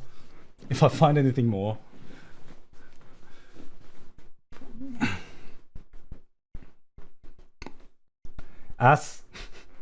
What? No Ass Class? Yeah. Okay. Out of all of these, aside from Jojo, because I know we're gonna get to Jojo eventually. I haven't watched. Like Assassination Classroom is on the top of my to watch list out of everything here so far. So yeah, I haven't watched it. How have I not seen it? I don't know, because I guess the first 5 episodes didn't grab me so much, and then I heard it gets better and better and better, and then I just didn't end up watching it, unfortunately. D Grey Man is good. Is it good though? Is it okay? D Grey Man, I feel like I have actually watched the first 5 episodes of D Grey Man as well, and it just feels like your typical mid-2000s shonen anime. Am I wrong? Am I wrong with that, chat? Like to me, it's like it was all right. It was all right. You are wrong. I look at D Grey Man the same way I look at Inuyasha. You know what I mean? It's okay. I don't know if people hyping it up are just talking purely out of nostalgia. Okay, moving on.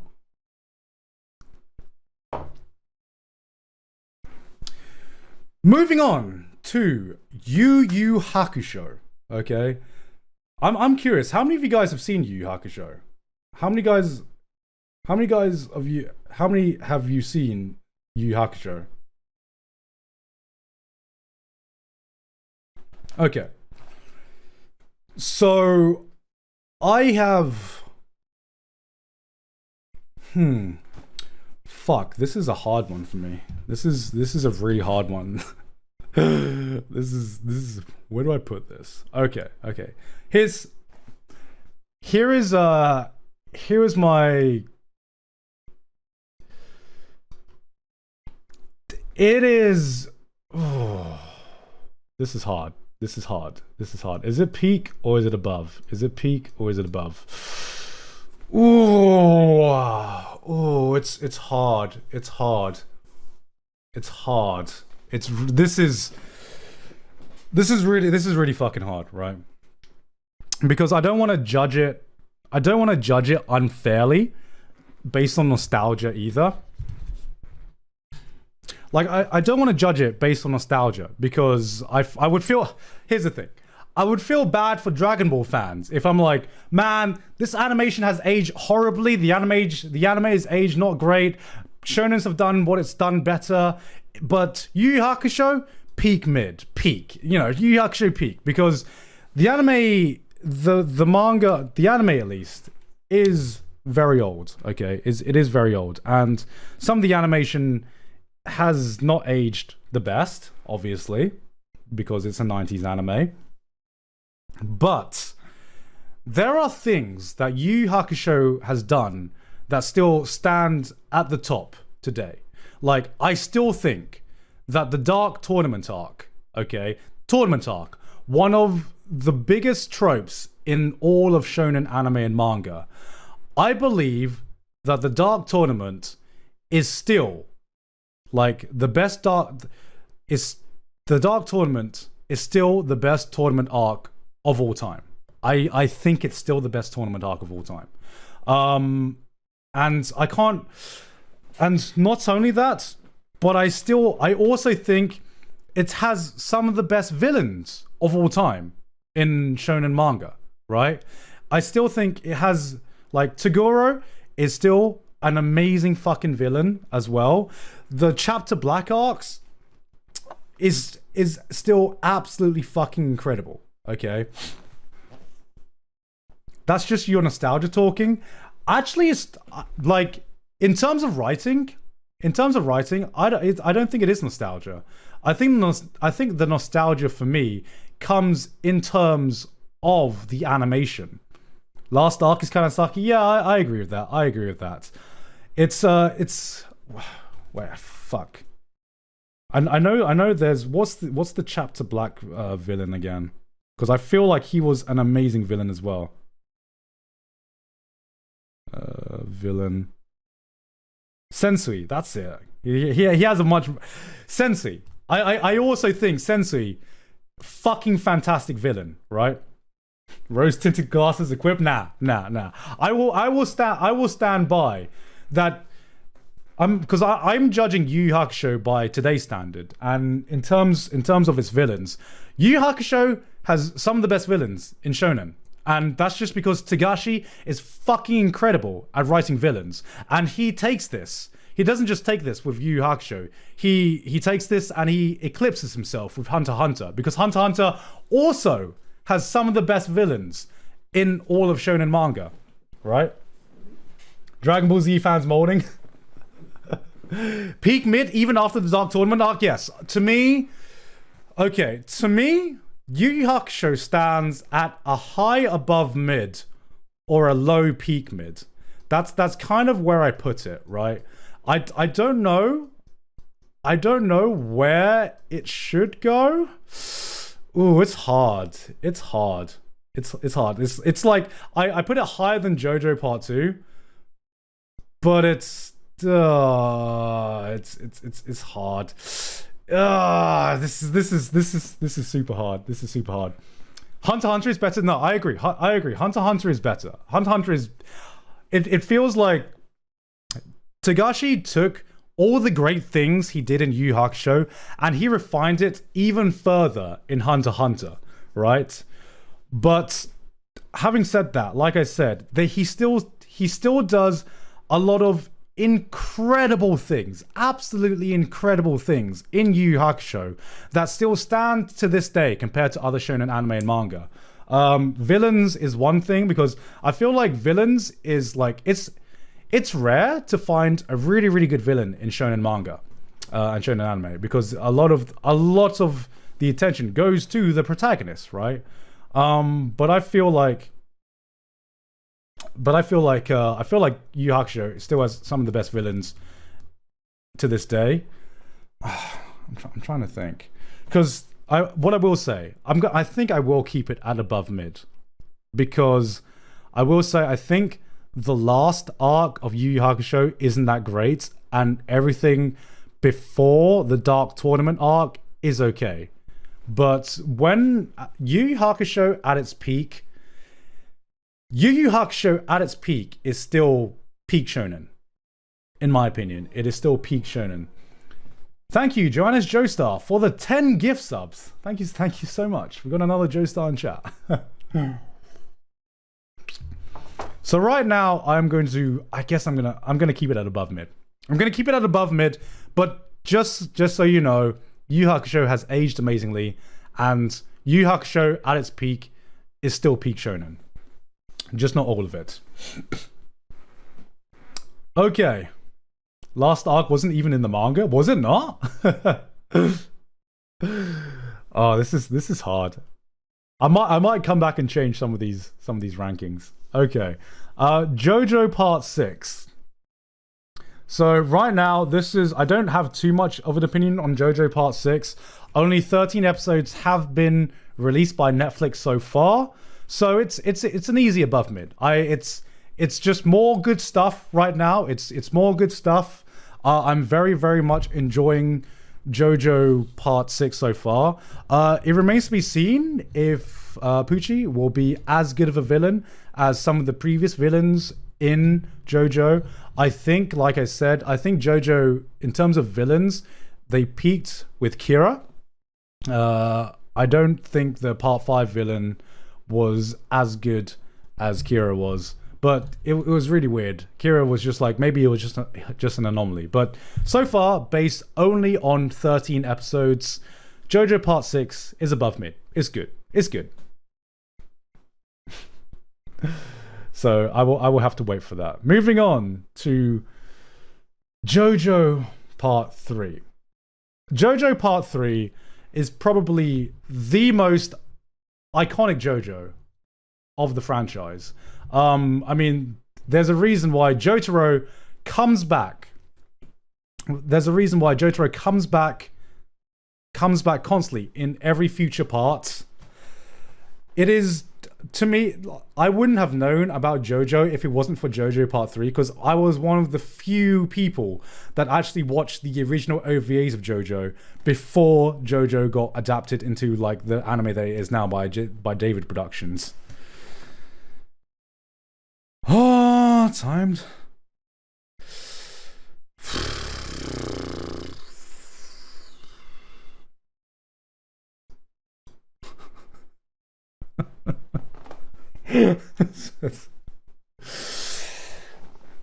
Oh, I think it's mid. I think it's true mid. I think it's true mid. It stands on the level of My Hero Academia, Part 1 Jojo, and Dragon Ball. It is Jojo Part 3. Okay. If it was half the length that it was, it would be above mid. If it was half the length that it was. But it is too dragged out. It is too dragged out. Unfortunately, I think it is too dragged out. What I love about JoJo Part 3 is that it's just a road trip with the boys. I love the feeling that's encapsulated where you just go on a road trip with the boys and you get invested, and by the end of the road trip, you're fucking crying about who lives and who dies because you're going to the end of this journey. And another thing that I think really stands out about Part 3 is that there are few characters in anime that emit final boss energy as much as Dio Part 3, okay? Dio Part 3 is the epitome of final boss, okay? He is... When you see Dio in Cairo, he's been hyped up so much that you think there is nothing that could possibly meet the hype of the first time you meet Dio. You meet Dio in Egypt, but he completely encapsulates the hype. He completely meets it, and it's an excellent final fight, and it's an excellent final battle. But just the lead up to that battle, the lead up to that is so long and it's so dragged out. And there are I feel like there are two things that really make JoJo Part 3 true mid. Okay. Number one is I feel like the stand powers just weren't as interesting as, as stand powers in future parts, unfortunately. I don't think, I think this is the part where stands were introduced, and it feels like Araki was still feeling himself in terms of what to do with stands and stand powers. So some of the early stands just felt like very normal anime powers. They didn't feel like they were breaking your minds like in future parts. So to me, the stand powers were just less interesting. And the second thing is that it felt way too Monster of the Week. And I feel like Monster of the Week format has not aged well at all. In future parts, it really felt more like every encounter felt more prevalent to an ongoing plot, where this one just felt like it was just... It basically depended on how interesting the fight was, and not every fight was interesting. A lot of Part 3, to me, is forgettable. I think Part 2 is more memorable than Part 3, but I feel like Part 3 did really set the stage for future JoJo parts. And that's why, to me, Part 3 is true mid for shonen. It's true mid for shonen. Okay, to me, I will say my least favorite parts of JoJo have been Part 1 and Part 3. Okay, so the lowest JoJo ever gets for me, the lowest it ever gets, is just okay. It's just true mid. That's the lowest it gets. There are some great moments in Part 3. There's the final fights. I think basically when they get to Egypt, it's fucking great. But unfortunately, the middle section of getting to Egypt is just so dragged out. So if it was half the length, like I said, it would probably be above mid. Oh god, I'm just, am I exposed? I'm just looking at this.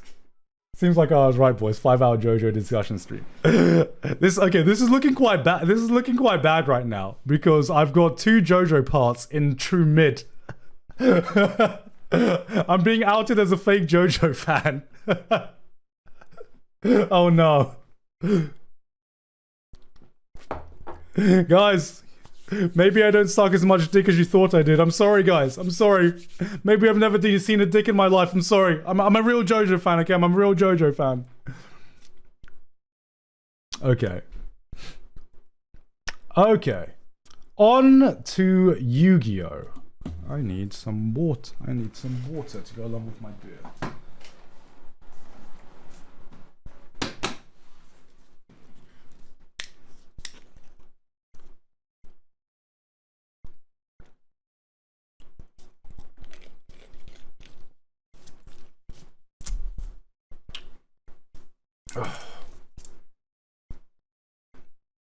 Sorry, I didn't mean water. I meant green tea.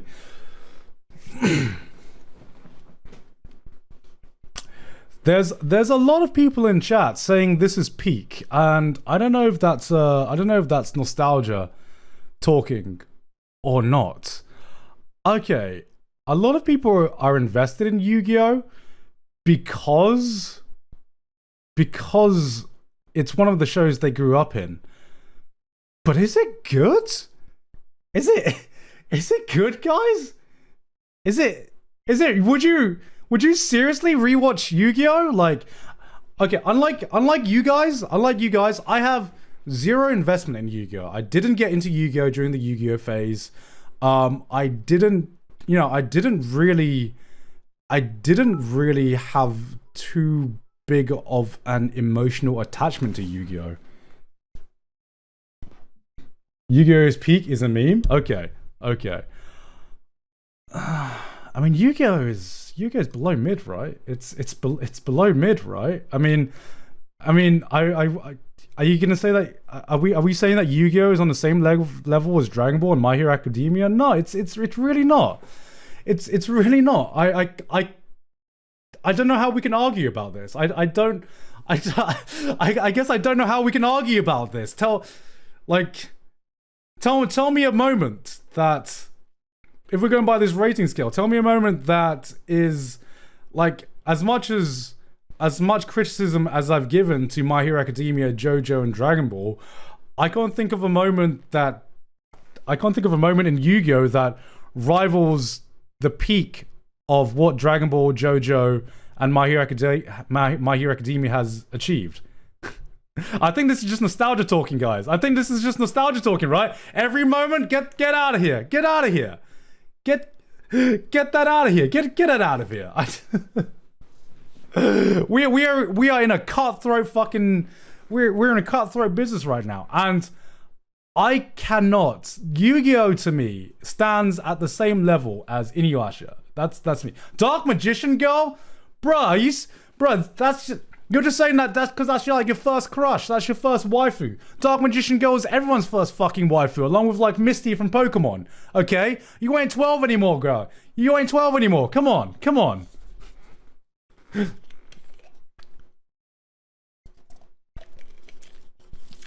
Okay, like, yes, Yu-Gi-Oh is nostalgia incarnate. Yes, a lot of people probably love Yu-Gi-Oh, but we are bringing the nostalgia out of it. And to me, it's below mid. I would not rewatch Yu-Gi-Oh. I do not play the card game, so I have zero investment in the card game. I think I watched it on 4Kids.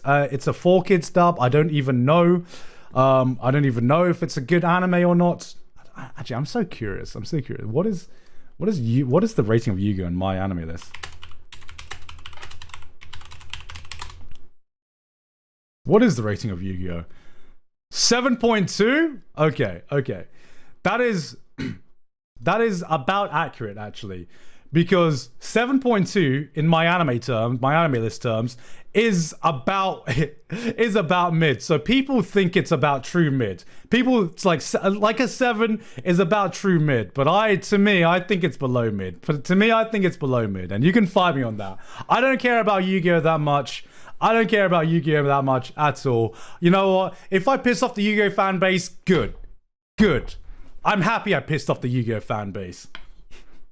Okay? Like, Yu-Gi-Oh to me epitomizes just the generic card game anime, because every card game anime basically tries to rip off of Yu-Gi-Oh, and I don't like, card games are fun to play. I love playing Shadowverse, but I can't fucking stand that Shadowverse, the anime, tries to rip off of Yu-Gi-Oh and tries to be a fucking Yu-Gi-Oh clone. Okay?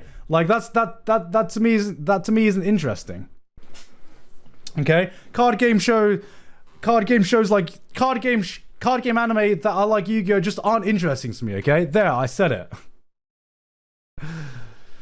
Alright, moving on, because I don't really have too much to say about Yu-Gi-Oh. Moving on. One Piece. Someone is messaging me. Who is messaging me?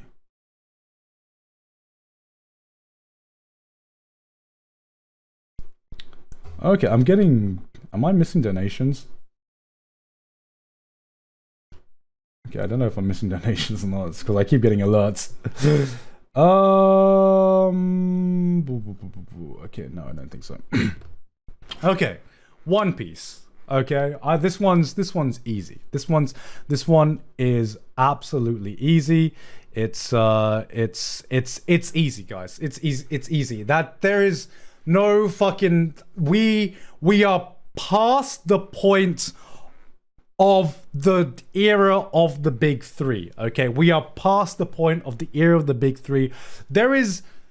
I remember a point where people actually were arguing which one was better out of Bleach, Naruto, and One Piece. And One Piece has endured. One Piece just even now, it keeps getting better, okay?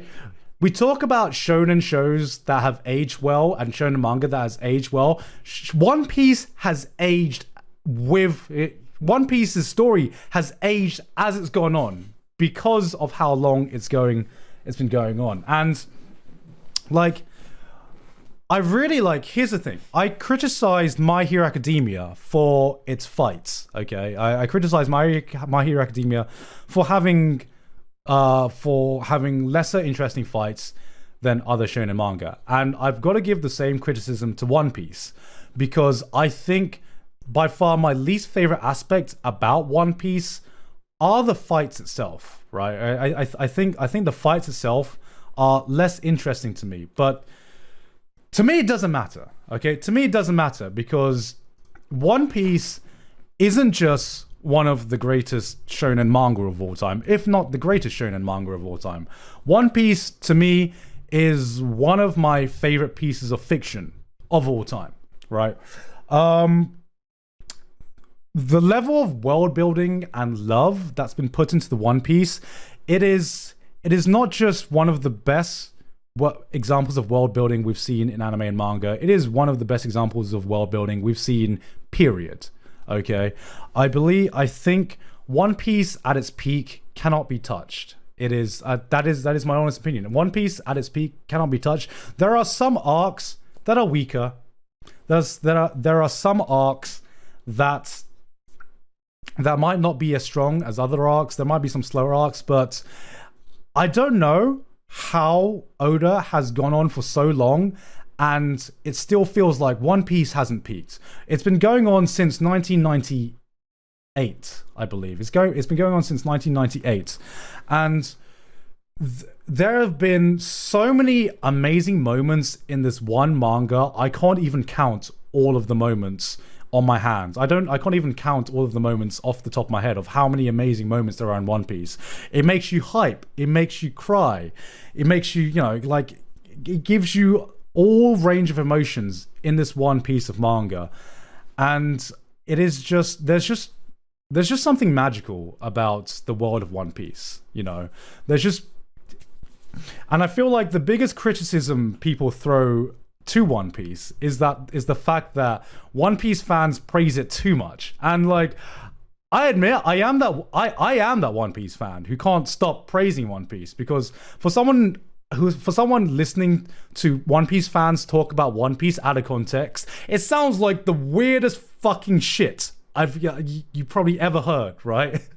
Like one of my favorite videos about One Piece is that ProZD video, which wasn't even directly about One Piece, but it was about that video. It was about that video talking about anime fans, talking about anime arcs out of context, and he was talking about One Piece fans. He didn't name us One Piece fans directly, but he was talking about One Piece fans.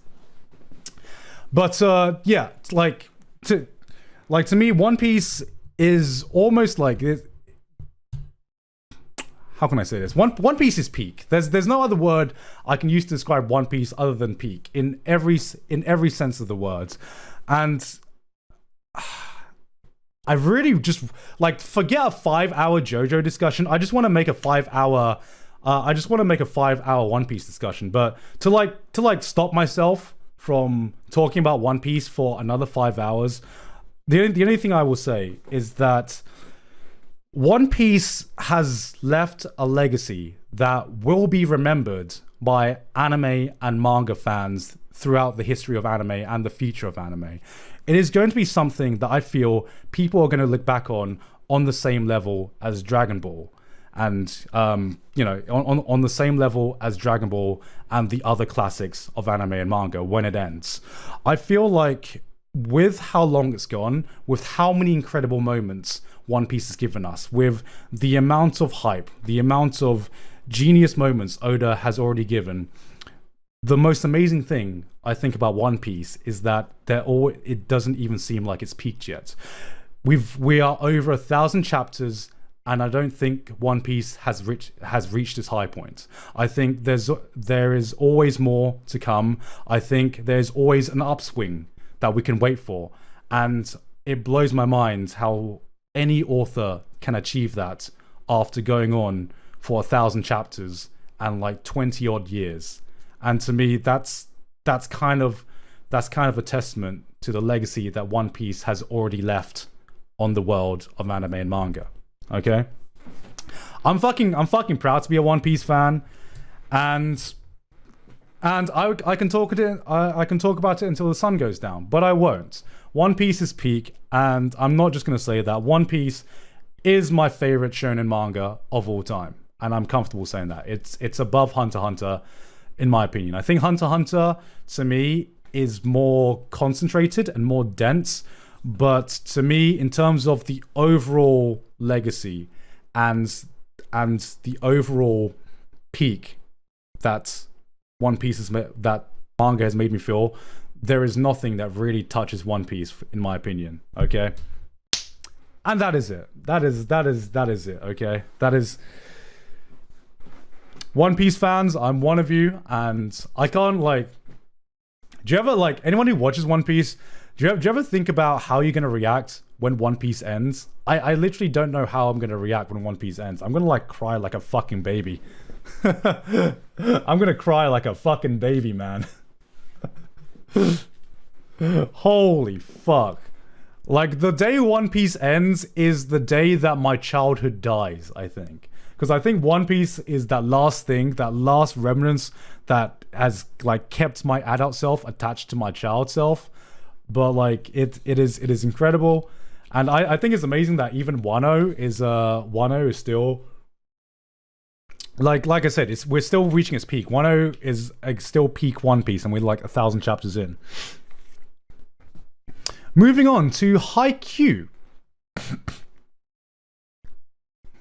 Now, with Haikyuu, okay, actually, before we move on to One Piece, I will say I am basing this on the manga. I do admit that the anime has a lot of pacing issues with filler and everything like that. But the manga, if you're going to read One Piece now, because it's one of the most daunting anime and manga to like get into, still, go read the manga. That fixes the pacing issues. Haikyuu. Okay. This one's hard. Okay. Okay. Let me think about it. Give me a little bit of silence. I'm sorry, I'm not going to be streaming for a second. Let me just have a bit of silence just to really, really let this sink in.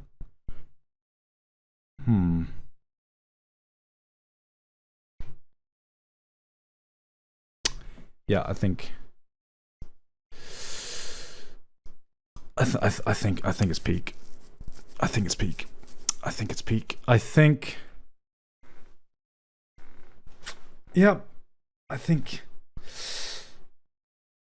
Okay. Actually. No.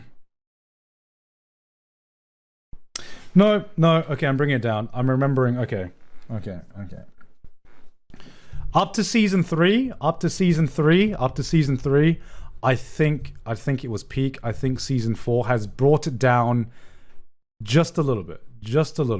I think season 4. I didn't enjoy season 4 as much as I enjoyed season 3. But it is very very close. It is very close to peak. It is very close. Very fucking close. I think in terms of modern shonen sports anime, Haikyuu is the best one. Haikyuu is the best modern sports anime to come out. That's like that aired in like what do I count as modern?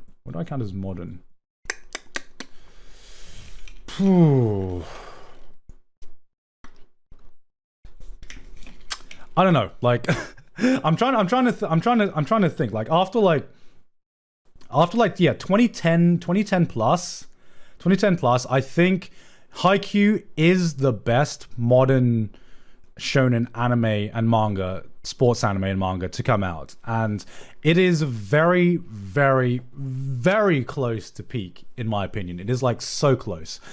Season 4's taught, like I didn't enjoy season 4 too much. Like it wasn't bad. It wasn't bad at all. It wasn't bad. It was good. It wasn't even mid. It was good.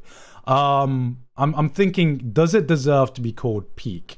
Perhaps after the season, perhaps season 5 gets adapted. Has the manga ended yet? Has the manga ended?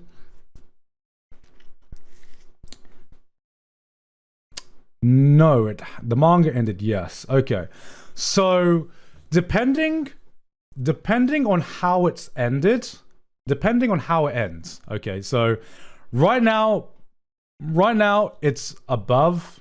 Right now it's above mid. Depending on how it ends, it could be here. It could be here standing with Slam Dunk. It has that potential. It has the potential to be peak mid. Right now, since I'm anime only and I'm only watching the anime, it is above mid. It is very, very close to peak. I think season 3 of Haikyuu, that was peak shonen sports anime. That was absolutely peak shonen sports anime. Overall, from what I've seen, it is above mid. It is really, really, really fucking good. And it is like here. It's to me it stands with Yu Yu Hakusho, where I want to put it in between above mid and peak mid, but right now it is here. It is right here, standing in between above mid and peak mid. Add another tier. I don't want to add another tier because then true mid wouldn't be true mid anymore. You know? If I add another tier, then true mid won't be true mid anymore. Then it would defeat the point of having a true mid show.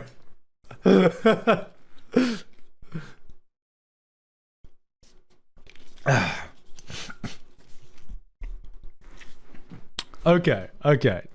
Right now, I'm going to keep Haikyuu at very close to peak shonen. I think the best thing about Haikyuu is the character writings. Obviously, it basically does what every shonen sports anime should do and just refines everything to like a hyper sharp point. It is amazing. It's an amazing sports manga. I don't really know what else I can say about it other than it's just good. It's just amazing. It's just all round a great show. And if you have any interest in volleyball, or even if you don't, or even if you're thinking about getting into sports anime, if I could recommend one sports anime to get into, if you're a modern anime fan, it would be Haikyuu. To me, Haikyuu stands up there as the best modern sports anime to come out. Moving on to Norogami.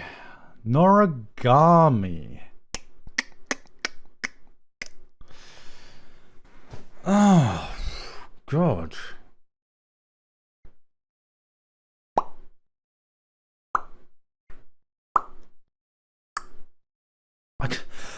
Okay, if there's one thing I don't understand, it's how Norogami got so popular. How did Norogami get popular? I don't know. I don't know how Norogami got so popular. like to me Norogami is mid. To me it's mid. I'm trying to remember much that's like happened into it, but aesthetic was good. The music was good. Yeah, the music was great. The action was fine. It's popular as fuck. Bottom definitely. Nah, it's not bottom. It's not bottom mid. I mean, here's the thing. Here's the thing I will say. I would be surprised if many shows get bottom mid. Why?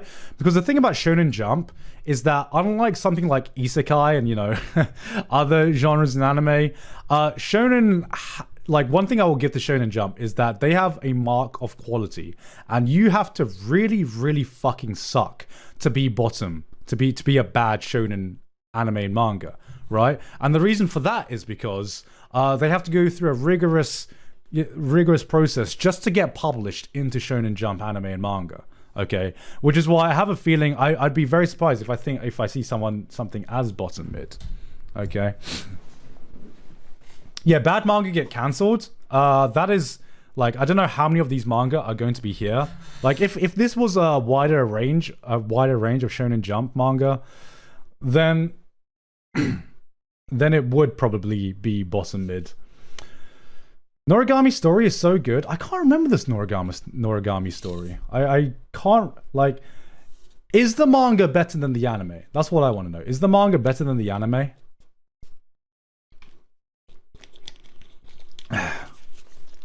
Because I'm basing this purely from the anime, and for reference Norogami fans, I'm basing this purely from the anime.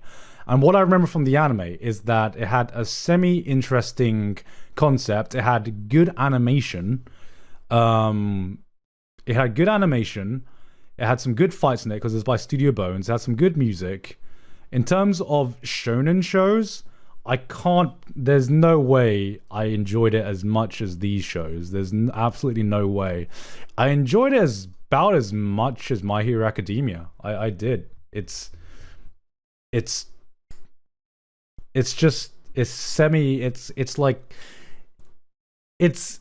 show that I wouldn't go ahead and rewatch at all, but it's a show that if another season comes out, I'd probably just give it a watch and I'd forget about it. No way, it's better than My Hero Academia. That's my opinion, man. That's my opinion. I enjoyed it as much as I feel like My Hero Academia now, people remember season 4 and season 5. There are some great moments in My Hero Academia. And to me, there are some good moments in Norogami. And to me, they stand at about the same level as each other.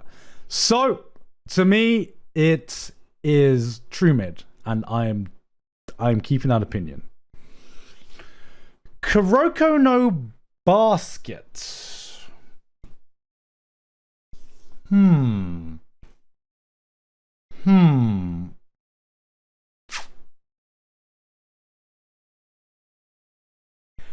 Kuroko no Basket is above mid. It's above mid. To me, it's below mid. Nah. It's not below mid. It's not below mid. To me, I really enjoyed Kuroko no Basket. Would I rewatch it? Probably not. But it is so much fun for a sports anime. Is it as good as Haikyuu? Hell no. It is definitely not as good as Haikyuu at all. But is it mid? No, it's not mid. It's not mid. To me, like, I feel it was great, and it still is good. But I feel like Kuroko no Basket peaked a bit too early. I think it peaked with the first Aomine match. Like, I can't remember what the name of the school was, but why the same tier? Because unfortunately, we only have 1, 2, 3, 4, 5. We only have 5 tiers to work with. Because we only have 5 tiers to work with, unfortunately. Toho? Yeah, like,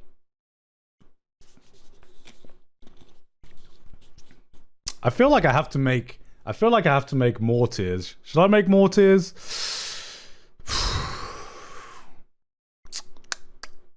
Should I make more tiers? One above and one below. Let's have a poll. Let's have a poll. Should I make more tiers? Should I make more tiers while I go to the toilet and have a toilet break? Let's have a discussion if we should make more tiers.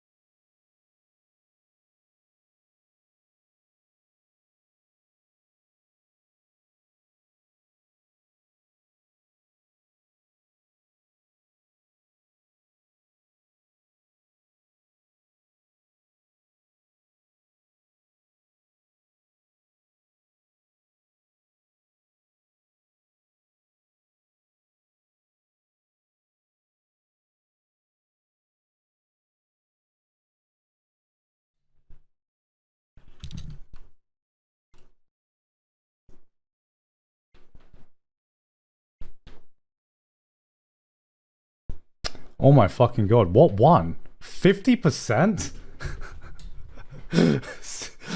50, oh my god. Yes won by fucking 5 votes. Are you kidding me? What the fuck? Okay.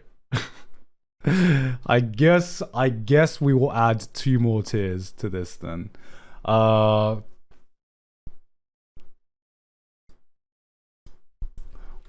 We'll call it high mid and low mid. Alright, there we go. Democracy. Oh shit, okay.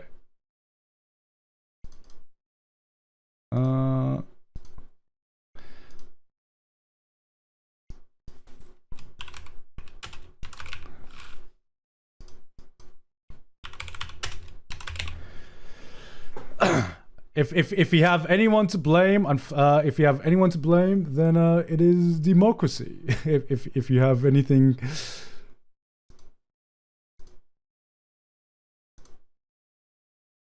Wait, this is above mid.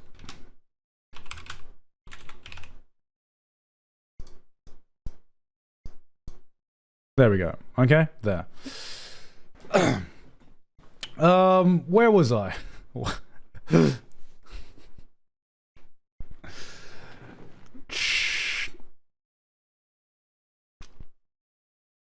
You have no soul for putting Yu-Gi-Oh that low.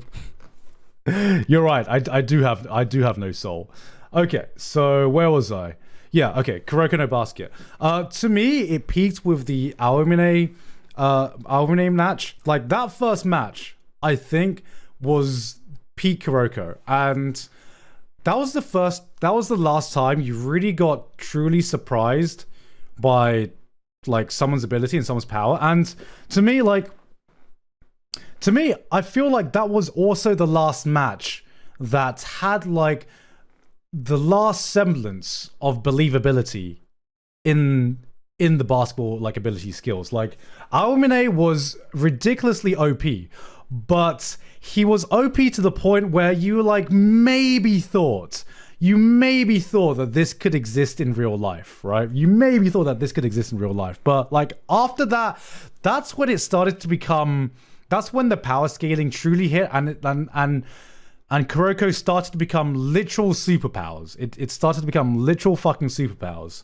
That was, to me, that was when Kuroko was at its best. But like even after that, when they introduced shit like the zone and some of the later powers, that's when it became less interesting to me, but it was still hype. There was never a point when Kuroko wasn't hype. And that's the important thing. I think the character writing is less good than Slam Dunk and Haikyuu, but I still think that at its best, at its best, Kuroko is hype. And that's one thing that you can't say that Kuroko is not, because it is hype. It is hype. And that's why, to me, Kuroko is above mid. It is above mid. Zone is more realistic than any other power, though. I feel like Zone, in a sense, is realistic, but the way it's portrayed in the later half, okay? Like, here's the thing. The concept of a basketball player entering the zone and entering like a flow state where everything just works, that's believable. What isn't believable?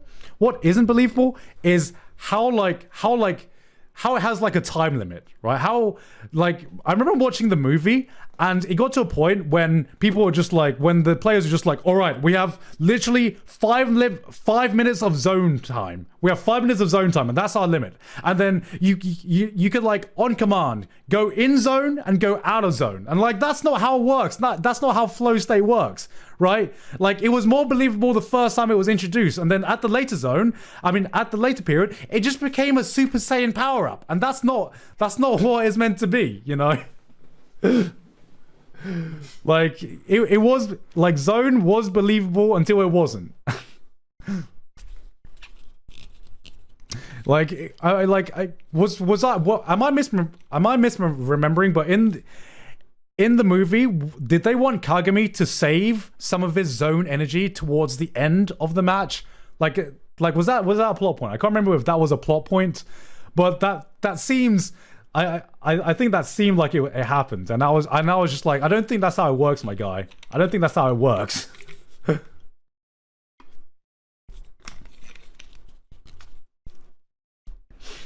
Anyway, moving on to Medaka Box. Medaka Box. Going by anime, Medaka Box, okay? Going by anime, Medaka Box would be true mid, maybe even below mid. Maybe even below mid, going by anime. Having said that, I feel like if anyone's read the manga, the anime did not adapt the points of the manga where it really, really had a chance to shine. Medaka Box.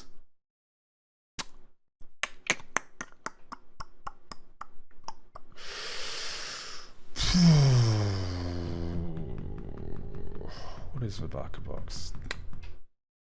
Is it high or above? Is it high or above? I'm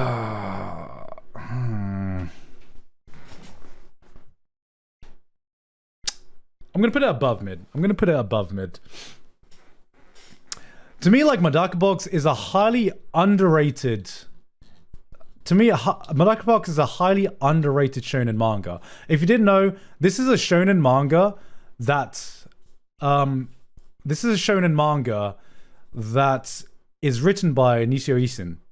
Did I pronounce that right? Nishio Isin? Is that his name? So it's the same guy who wrote the Monogatari series. Ocean. That's it. Sorry. I don't know what I said. Is that his name? Fucking my name knowledge is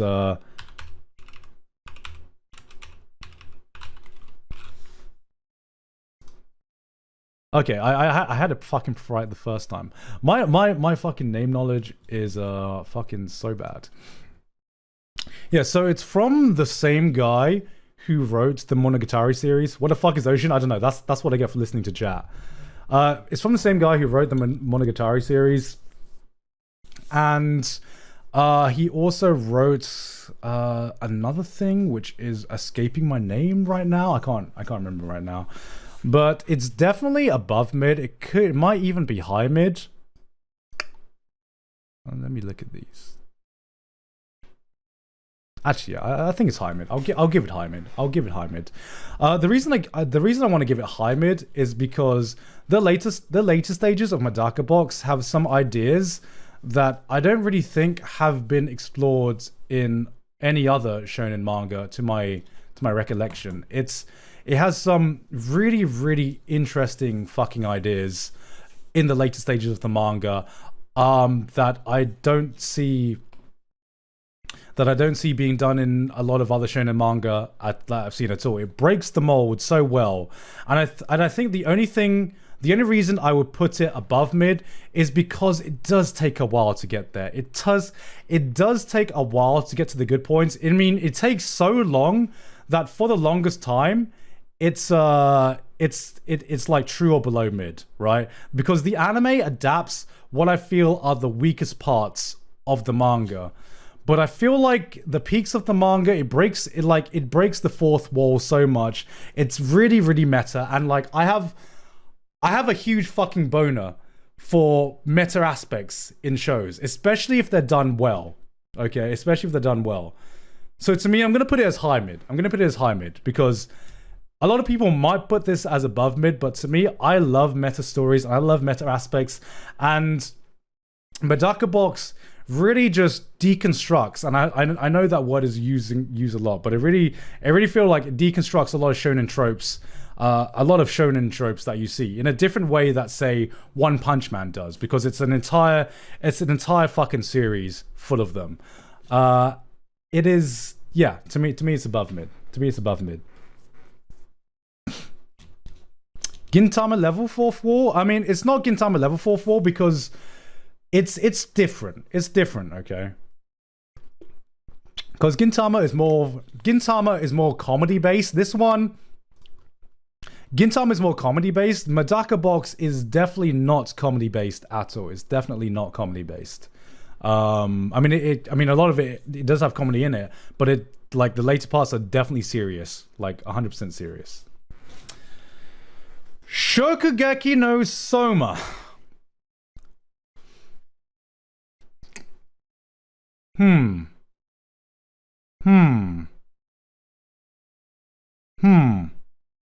This one's really, really hard. This one's really hard because to me, okay, let's. To me, Shokugeki no Soma, Shokugeki no Soma starts here. So Shokugeki, so this is Shokugeki no Soma season by season, okay? So it starts here, okay? It starts here. And then it just progressively gets worse. It progressively just gets worse. People are calling it peak. It's definitely not fucking peak. It is not fucking peak at all. Like, this is season 1 and 2, then season 3, and then whatever the absolute state of Shokugeki right now.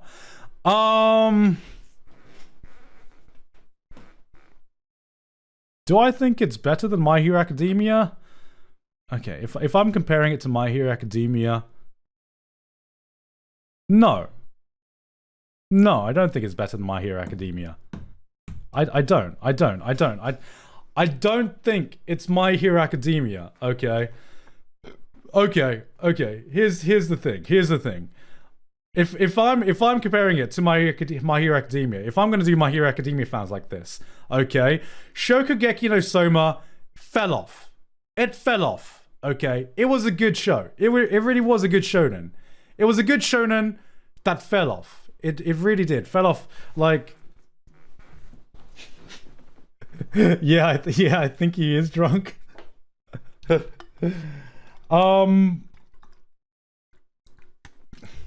Like, my problem with My Hero, no, fucking not my problem with My Hero. My problem with Shokugeki no Soma is how do you power scale in Shokugeki no Soma? Okay, if Shokugeki no Soma was 2 or 3 seasons, it would definitely be above mid.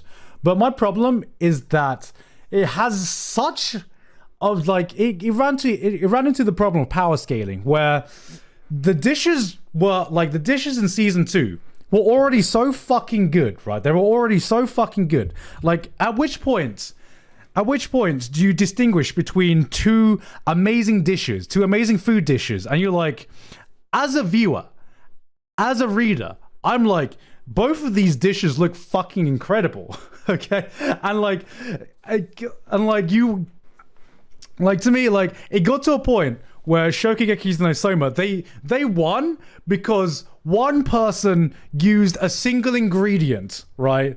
Used a single ingredient that was a fraction of the way better than the other opponent. And I'm just like, both of these dishes look fucking incredible. Like, Gordon Ramsay would cream his pants over both of these dishes. Like, you're explaining to me why one of these dishes is the winning dish, and I'm just like, bruh, like, are you kidding me? Are you kidding me? Like, both these dishes are the dishes of kings, and you're telling me that the right dish is meant to be for peasants? Nah, fuck off. Give me both of them. I will eat both of them in a fucking heartbeat. Are you kidding me? Just salt and MSG in it.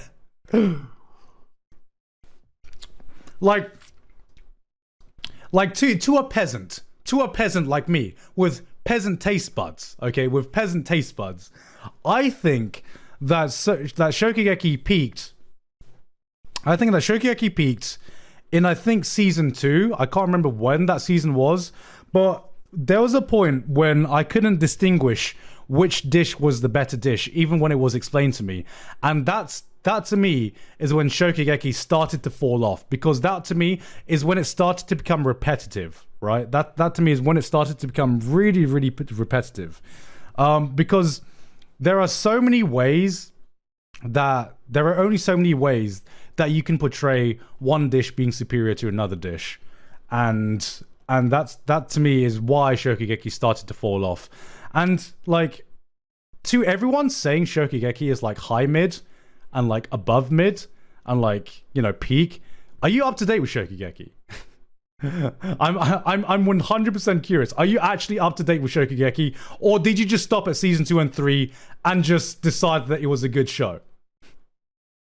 Right? I don't know many people who actually have finished and are up to date with Shokugeki.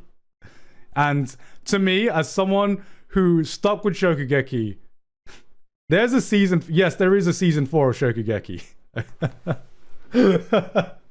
That's right. The last. I think the reason I put it at true mid is because a lot of people don't even know how much further Shokugeki has gone. Okay.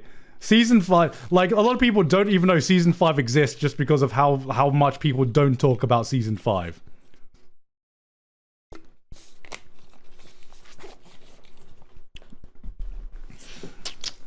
Yeah. Shokugeki, overall, it has some good moments, but overall, it is true mid. And I feel like people think it's better than it is just because they haven't watched it all. And that is the best part. That is the biggest selling point of Shokugeki, is that people stopped watching Shokugeki. So people have a good opinion about Shokugeki, or people have a good memory of Shokugeki. I do also think it should have ended at the central arc. But I don't even think the central arc was the best arc. I feel like the central arc, if I remember correctly, that was the equivalent of the 4th Ninja War arc, which was just dragged on so fucking much.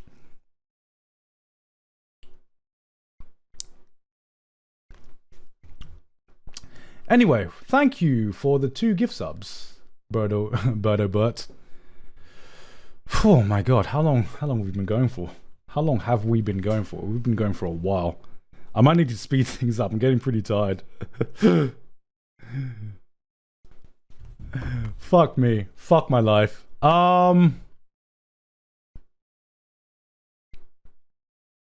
It's been 4 hours. How do I always do this to myself? How do I always fucking do this to myself?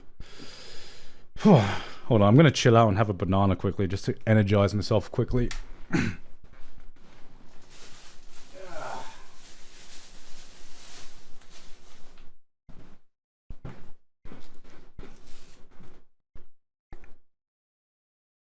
I think I have an issue where I can just talk about anime way too much.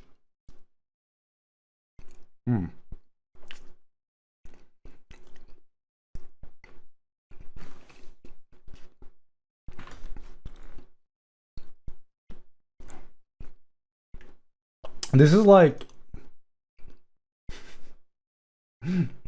one of my mods messaging me being like, another 5-hour stream because you're ranting again. I think this is gonna be longer than a 5-hour stream if we keep it up at this pace.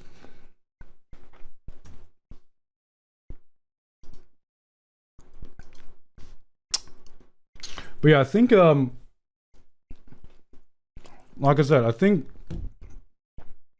I know this is gonna get screenshotted and put out of context.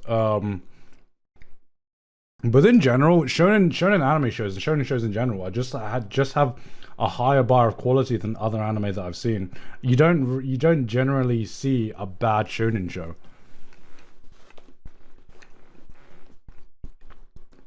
Yo, is that a Cavendish? Hell yeah, that's a Cavendish. 10 minutes for ranking and 4.5 hours explaining. Yeah, that's me.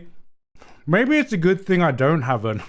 Maybe it's a good thing we don't talk about anime on trash days, because otherwise I'd be talking for way too long.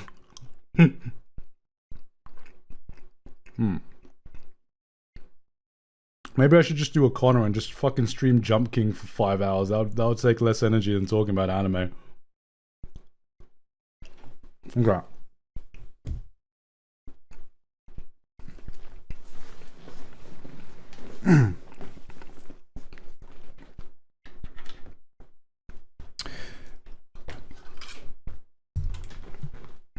I get to talk about anime so little on my anime podcast that I have to fucking live stream my opinions. All right. Hajime no Ippo. This one's easily peak. Hajime no Ippo easily peak. It might even be better than Slam Dunk in my opinion. Maybe. It's if not on the same level, it might even be better as Slam Dunk.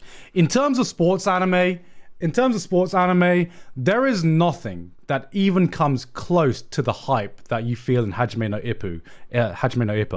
I don't know if I'm comfortable calling it the greatest sports manga of all time, but it is definitely up there in contention for the greatest sports anime and manga of all time. In terms of the anime, like either anime or manga is fucking incredible. It is. I feel like not many people watch it because not many people watch it nowadays is because it came in an age before Kuroko and before Haikyuu, before all of the boys in anime and manga sports anime and manga were pretty. Right? I feel like that's the biggest thing that puts people off is that the guys, unfortunately, they aren't the pristine, pretty boys like they are in Haikyuu and Kuroko no Basket. But having said that, Hajime no Ippo is untouched in terms of hype. It is hype upon hype. And like something like One Piece, I don't know how, but every new season, every time I read Hajime no Ippo, there always seems to be a point where you think it reaches peak hype, and then it one-ups itself every time. I don't know how it does that, but what? They're all fucking chads in Hajime? Yeah, you are right. You're right. This is just, you know what? Maybe the characters in Hajime no Ippo are just too chad for other sports anime and manga to really appreciate, for other sports anime fans to really appreciate, okay? They are too chads, okay? They are fucking giga chads upon giga chads. Oh no. Am I gonna say it? They are the giga chads of ugly bastards. Okay? There, okay. Is that right to say? Is that right to say?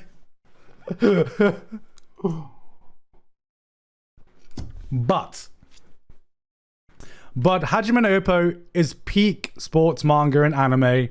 To me, it is my favorite sports anime of all time. In terms of sports manga, that would probably be Slam Dunk. But in terms of anime, Hajime no Ippo is my favorite sports anime of all time. Seraph of the End.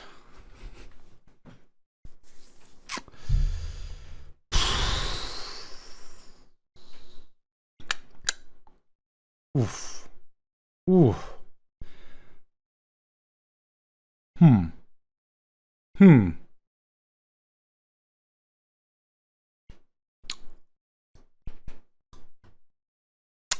Yeah, it's either true mid or below mid. Yeah,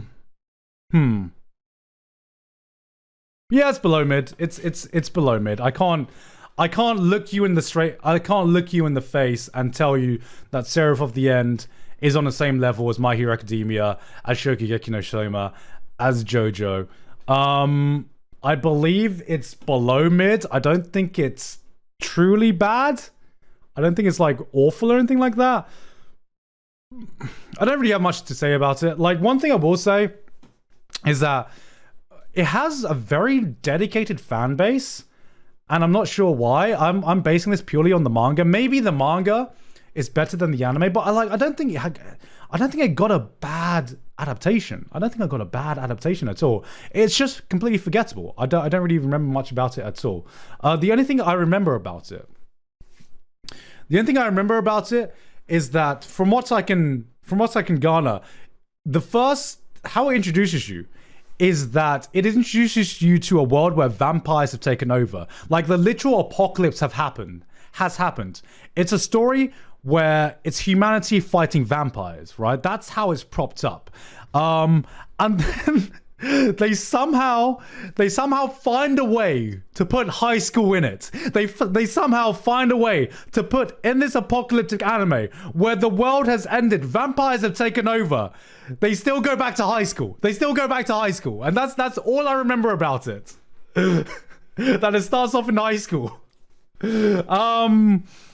Yeah, like that's literally all I remember about it. It is below mid for me. It is unfortunately it's forgettable. It's by Studio Wit. I completely forgot about that. Let's not talk about that. It's fine, guys. It's fine. Come on, guys. It's fine. It's below mid for me. It's below mid. We don't talk about it. The thing is. I don't know if this is gonna sound like copium, but the adaptation in terms of like the animation and the music and everything like that, it was good. It was good. The animation and the music and the actual adaptation itself, it was good. It was just the story that was completely forgettable. Unfortunately, it was just that. Can we all agree? That's not copium, guys. That's not copium. That's not copium. I'm just speaking facts. Gintama, this is not seen that. Detective Conan. Oh.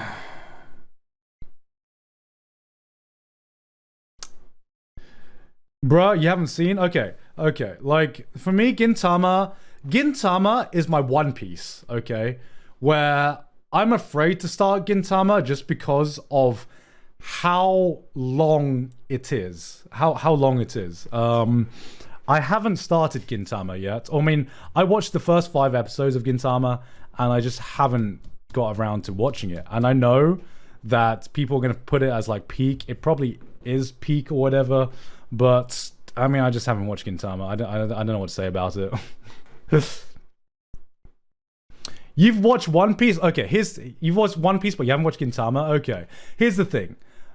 As someone who is like the biggest One Piece fan, it would be like almost impossible to convince me to watch One Piece if I had started it today. Okay, I watched One Piece in a period of my life where I could watch 20 episodes of anime in a day, and that would be super easy for me. You know, that's when every anime fan gets a power up when they start watching anime, in order like in watching massive amounts of episodes of anime in itself. I've lost that power. I did not watch Gintama when I had that power. Okay, and at the point I am, with the amount of episodes that Gintama has, it's a lot harder to watch that amount of episodes than when I started anime. You know, if I had a choice between watching Gintama and watching One Piece, I chose to watch One Piece, and I didn't watch Gintama, unfortunately. And that's pretty much the reason I haven't watched Gintama. Moving on to Detective Conan. Is this even shonen? It feels weird to call this. Is this to call this like Shonen Jump or anything like that? I don't really have much of an opinion about it. It's good when it's good. It's not good when it's not good. It's I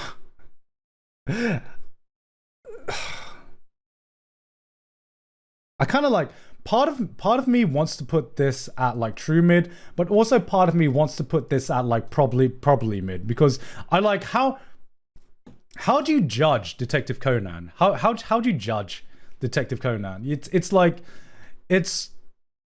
how many episodes do you have to watch before you say I have a distinct opinion about Detective Conan? So yeah, I don't know.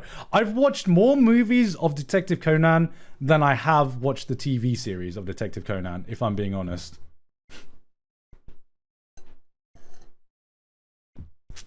700. I'm gonna put it at mid for me. I'm gonna put it at mid. I'll just be safe and put it at mid. Toriko. This one's pretty easy. Toriko, I'm gonna put below mid.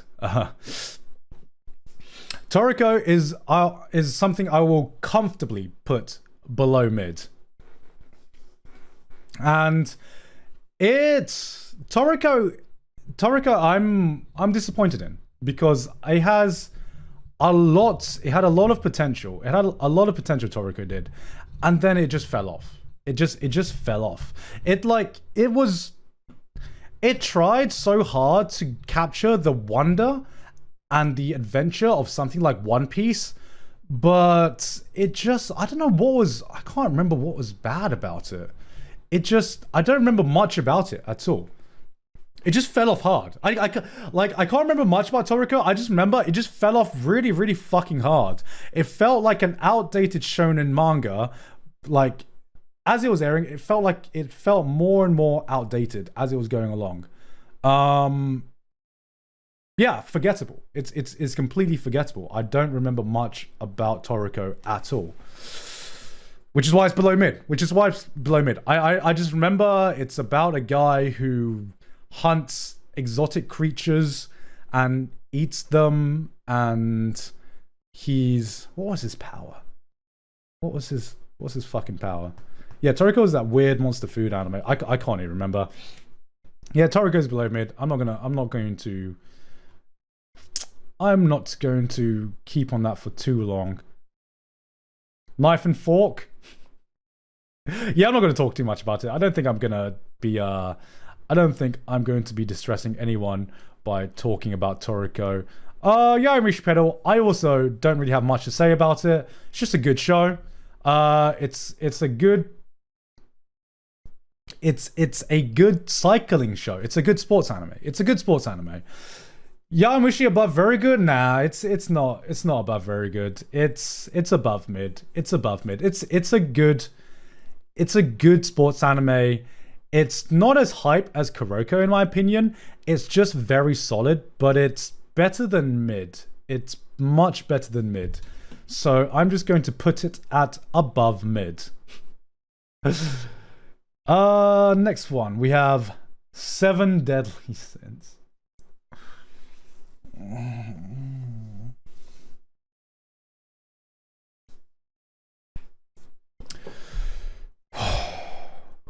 I'm going to take a quick pee break. Be right back.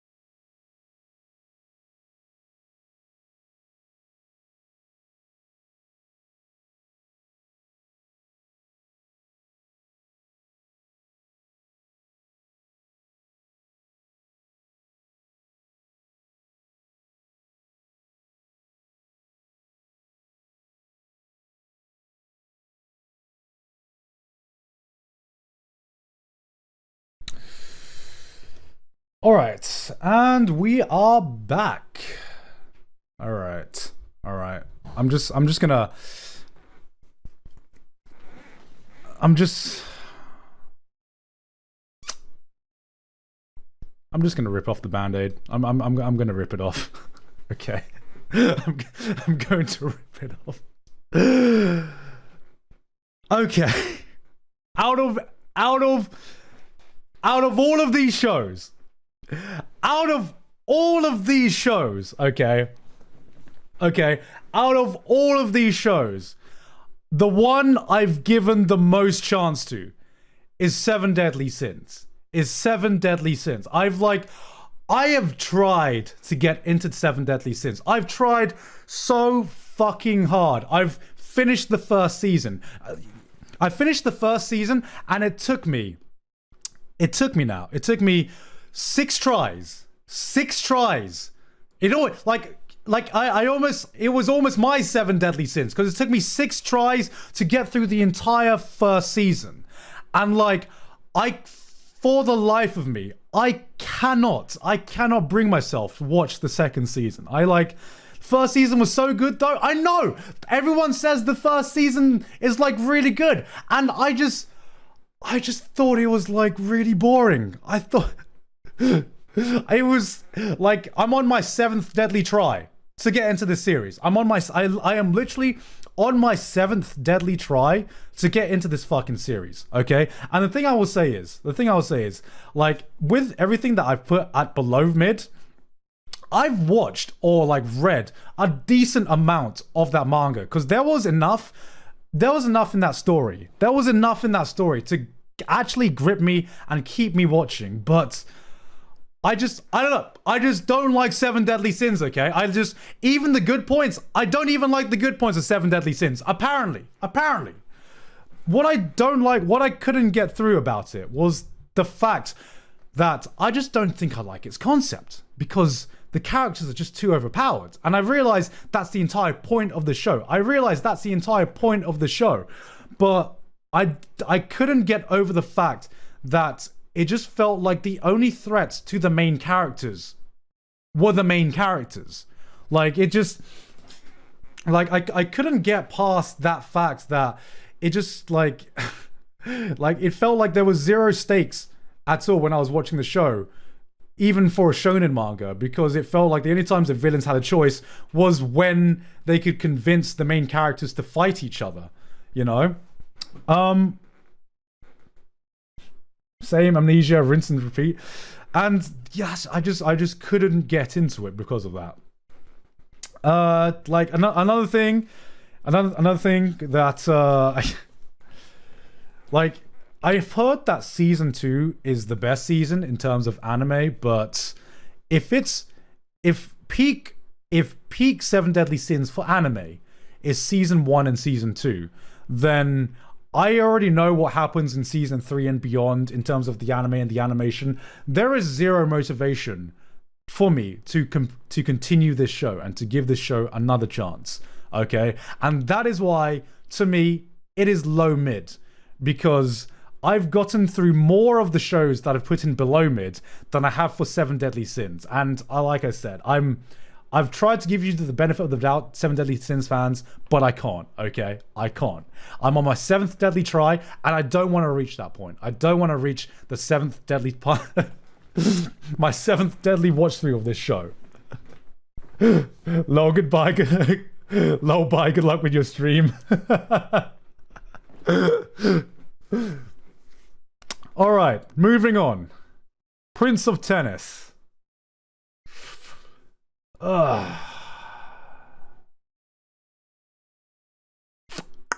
Prince of Tennis.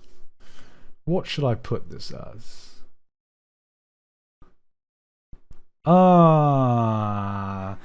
It's a classic. It's a classic sports anime.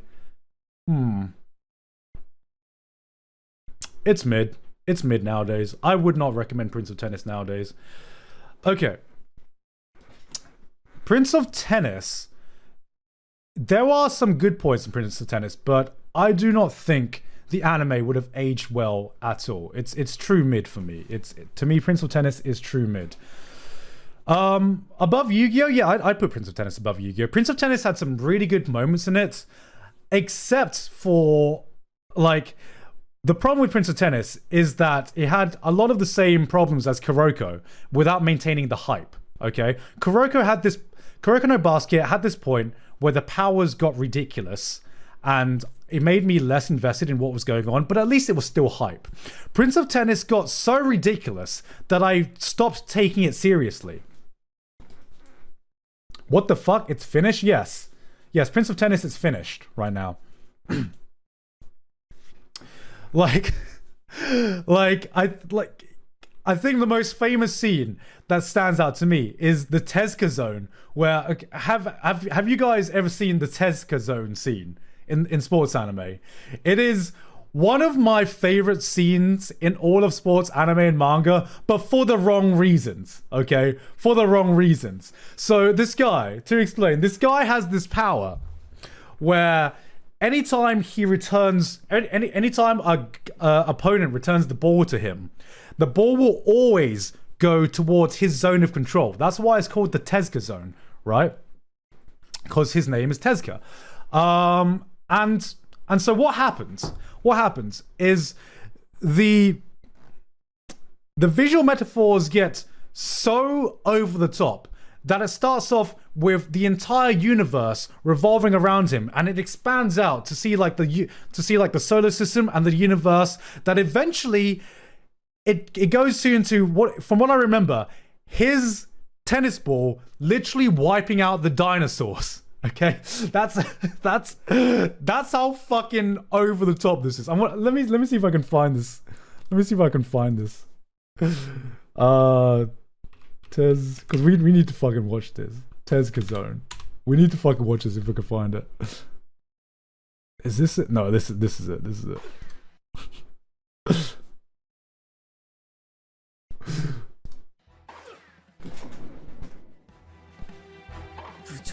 Tezuka Zone か。相手のどんなリターンもすべて自分の周囲に戻ってくるよう回転をかける手塚の奥義。彼にできることはもう何もない。So yeah, that's it. His tennis balls become planets. Because everything revolves around Tezuka. Everything revolves around this guy, right? So he is the center of the fucking galaxy. Oh my god. Oh yeah, he started the Big Bang. That's what happened. He starts the Big Bang. That eventually leads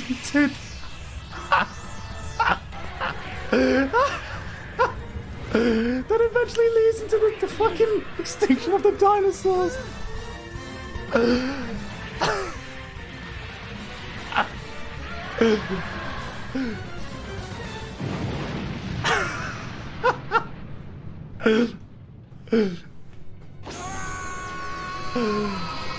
Oh my god.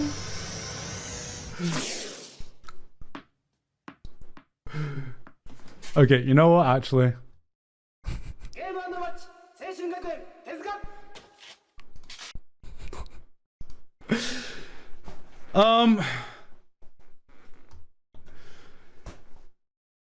You know what? Watching that scene, maybe it deserves to be there. Maybe it deserves to be there. I kind of think that scene was peak. I kind of think that scene was peak, right? Kind of changed my mind. Maybe it's better than what I remember. Maybe it's like 10 times better than what I remember.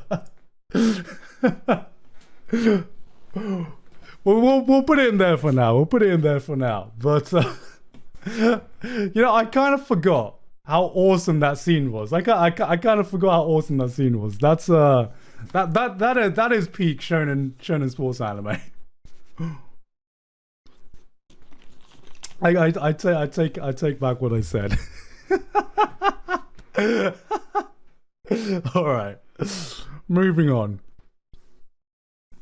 to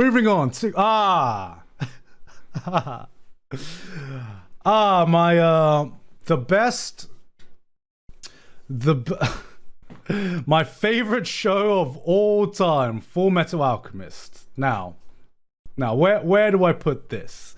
Now, guys, where do I put this? Where should I put this, guys? Because as you all know, we've I've seen FullMetal Alchemist, right? I've seen FullMetal Alchemist. As we all know, I've seen both FullMetal Alchemist and Brotherhood. Okay, you guys know this, right? You guys know this. Like this is definitely below mid, right? It's below mid, right? It's below mid.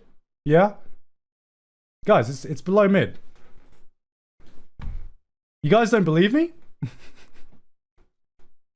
You guys don't believe me? You guys don't believe me? Okay. Let's play a game. Okay. I'm going to review FullMetal Alchemist. I'm going to review FullMetal Alchemist, okay? And you can tell me you can tell me if I'm wrong. You can tell me. Yeah, I'm going to talk about FullMetal Alchemist, like, and you can tell me if you think that I haven't seen FullMetal Alchemist. Okay, so like, FullMetal Alchemist is obviously about this guy called Edward Elric and his brother Alphonse. And the thing is, okay, so what happened is they tried to do alchemy. Okay, that's why he's the FullMetal Alchemist. The reason he's the FullMetal Alchemist is because he has like a metal arm, and so he can turn his arm into a sword, and that's kind of like why he's called the FullMetal Alchemist. And I think like it's obviously one of the most it's one of the most famous anime and manga of all time. And it's one of the most beloved anime and manga of all time. I mean, one of the scenes that stood out was, of course, the scene with Nina, man. Of course, I cried like a baby. You know, when I saw the scene with her and the dog, man. Okay, my heart, man, my heart. But like, one of my favorite characters of all time is Hughes, right? Hughes is best dad. Hughes, like I don't think anyone can even argue that like Hughes is fucking best dad, maybe in all of anime, maybe in all of anime, right? Maybe in all of anime. But like Roy Mustang, I completely forgot about Roy Mustang. Like I fucking love Roy. Fucking that scene where he goes like where he like flicks his fingers and like burns that guy to death. Like that's like one of the best scenes I think in FullMetal Alchemist, right? And I think FullMetal Alchemist touches on some really strong themes. I do think it touches on some really strong themes. Like when they see, when they try to bring their mother back, and what is it to be a human? I think it has a really good villain with Scar, where he can just make people explode with his hands. Like I think that's a really interesting character, and that's just a really interesting power at overall. And so I just, I think FullMetal Alchemist, I can totally understand why it's a super popular show.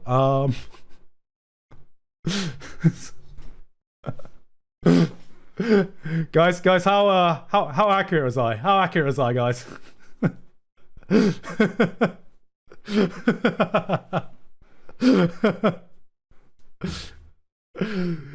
This is I have made a career of talking about FullMetal, of like being able to be a part of FullMetal Alchemist conversations without ever having actually watched FullMetal Alchemist. I have absorbed so much of the plot of FullMetal Alchemist through osmosis.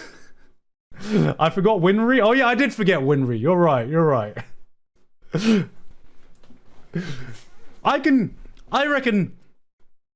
reckon if I think about it, I could make a full review on FullMetal Alchemist based purely on what people have told me about FullMetal Alchemist. I reckon I could make a full review on FullMetal Alchemist based purely on that. But yeah, I mean, as you all know, it's probably mid. I haven't seen it.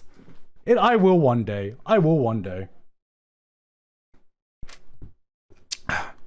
You're like Joey with Arcane. Alright, Psyren. I am very surprised that this I'm very surprised that this guy put Psyren on here. I fucking love the shit out of Psyren. I fucking love the shit out of Psyren. Let me see. Where do I put it? Is it above mid or high mid? I don't know if it's nostalgia talking. I mean, this wasn't an anime. This wasn't an anime at all. I'm gonna put it above mid. I don't think it deserves to be in the same lengths, the same category as Yu Yu Hakusho, Haikyuu, and all that. It's above mid. But I do think it is highly underrated. I think Psyren, what I think is amazing about Psyren is that it has a mystery aspect that grips you about it. And I think the main character has a super unique power as well. I can't exactly remember how the main character's powers works. But what I do remember is that he kind of like, his power kind of has a mind of its own. So he doesn't have full control over his power. And so how he has to try and control his power is to basically give it subroutines. And I remember reading Psyren when I was studying like C programming, C++, and I fucking loved it. That it basically just brought like programming into a shonen power-up. I thought that was fucking brilliant. I think the strongest aspect about this is the mystery aspect as well. And I feel like the show or the manga at least gets less good when the mystery is solved and the last arc happens. What, I knew programming? No, I'm saying I knew programming. I just remember him using subroutines or something in his shonen power-up. But I do think that the last arc is definitely weaker. But that's because, unfortunately, it got cancelled. And so I think it got prematurely cancelled. And so it definitely had to rush. It definitely had to rush its ending. And I think that was the weakest part. But to me, Psyren is a highly underrated anime. No, Psyren is a highly underrated manga. I think it definitely deserved more. I think it definitely deserved to get a proper ending or proper time to do its ending. And that's why I think it's above mid. You definitely check out Psyren. Out of all of this, I think Medaka Box and Psyren are the most underrated shonen manga on this list. And I feel like more people need to check them out. Moving on to Rurouni Kenshin. Now, this one's kind of a sour spot for me, because if you don't know what happened about the author of Rurouni Kenshin, he was exposed for some very awful things. So I'm gonna have to try my best to separate the artist from the art itself, because to me, I think Rurouni Kenshin is a fantastic shonen manga and anime. I think the anime might have aged a bit in terms of its animation, but the manga still is incredible, even though I'm not going to reread it, because I unfortunately, I'm not one of those people who is able to easily separate the art from the artist when I'm reading something. But from what I can remember, I'm not going to speak too much about this.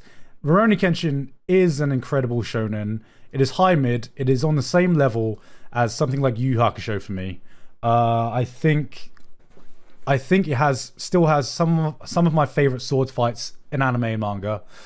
And I'm not really going to dwell on it more than that. I think it's high mid. Anyway, moving on. Eyeshield 21. Okay. Where do I put this? Okay, so I'm not going to place this where I want to place this yet. I'm going to place things at below mid until I decide where I want to place it. Okay, so Eyeshield 21, the anime, I think has aged badly.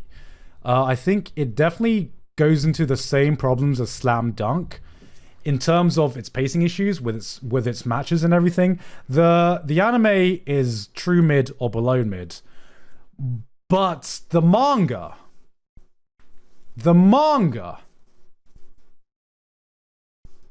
high mid.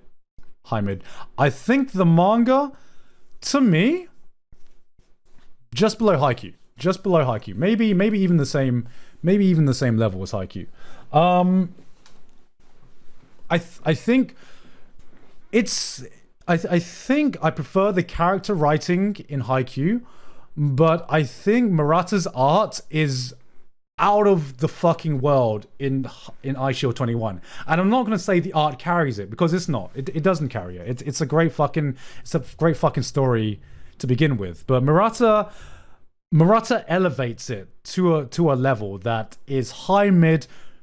I don't know if it's peak, but it's definitely fucking up there. It's godlike art level. And we talked about the Prince of Tennis. Or I'm gonna move Prince of Tennis back down to true mid, because it feels bad. It feels bad to have it up there.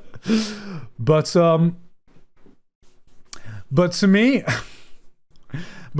we talked about the Prince of Tennis visual metaphors. To me, the peak of visual metaphors in sports, manga, and anime is Eyeshield 21. It's peak metaphors to the point where every metaphor is a Tezuka wiped out the dinosaur metaphors. Okay, that was Prince of Tennis at its most ridiculous, and obviously we put it at peak because it was so ridiculous that it was awesome again. That's like every power in Eyeshield 21. Every power is so ridiculous, but it's so ridiculous that it just adds to the hype, because it doesn't pretend that its powers are ever believable. Okay, it shatters your suspension of disbelief. The powers are so ridiculous that your suspension of disbelief is kind of like up there. So it's never at a point that you think it's ridiculous, because everything is ridiculous. And so with that in mind, with how the powers are portrayed and with how the sport is portrayed, I think it is definitely up there as one of the best sports manga of all time. It is maybe not at the same level as Slam Dunk and Hajime no Ippo, but it is damn close.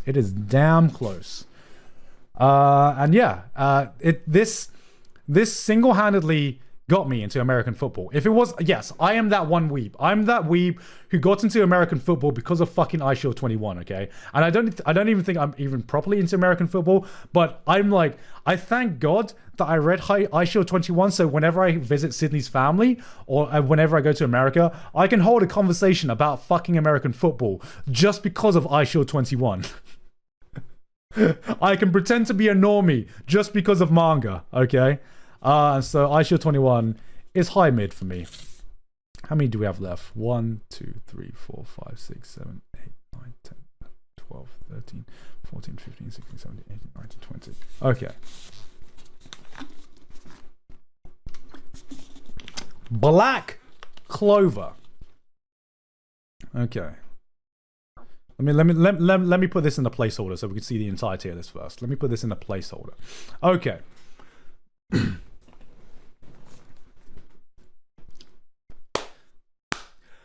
Black Clover. Okay. Now,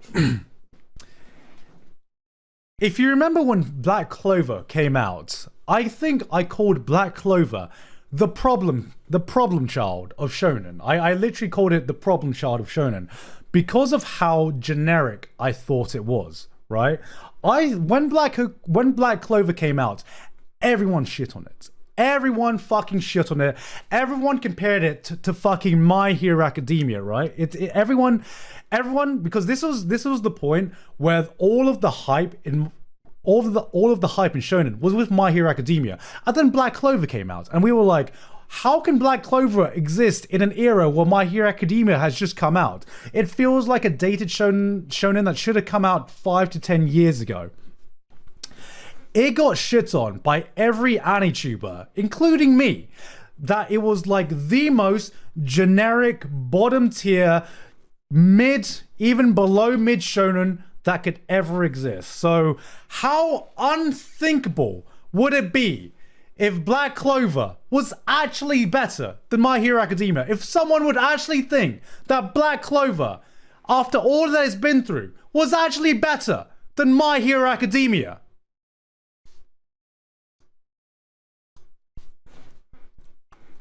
I did it.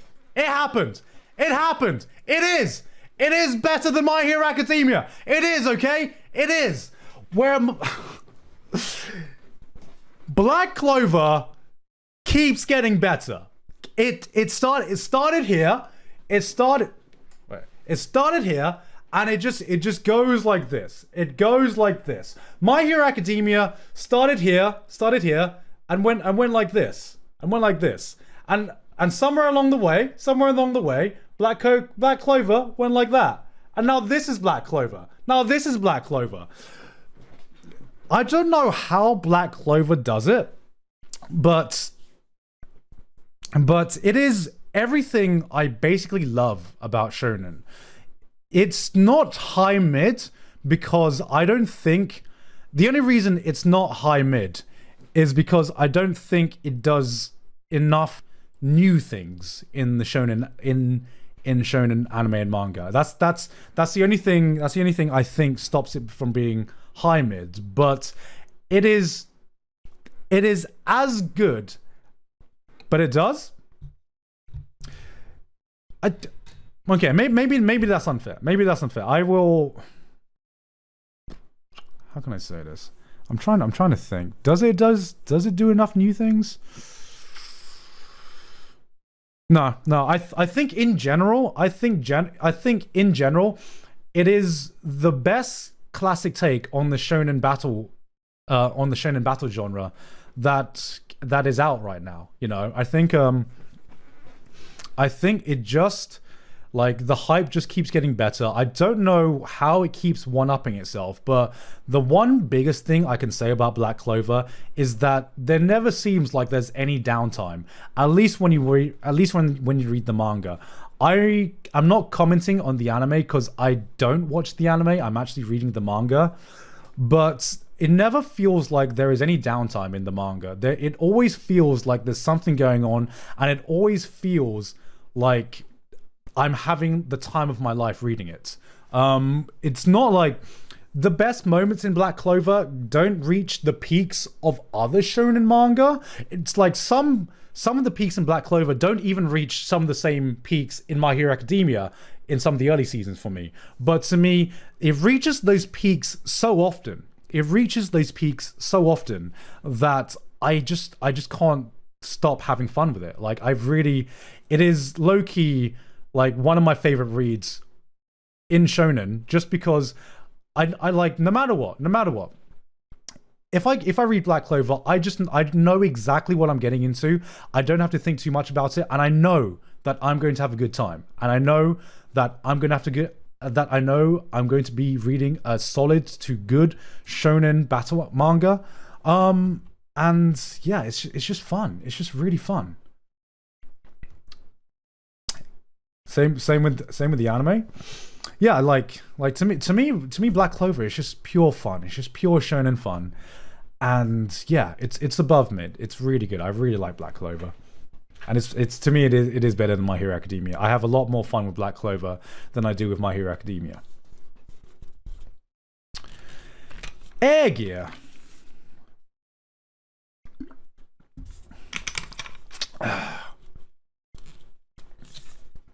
Okay. How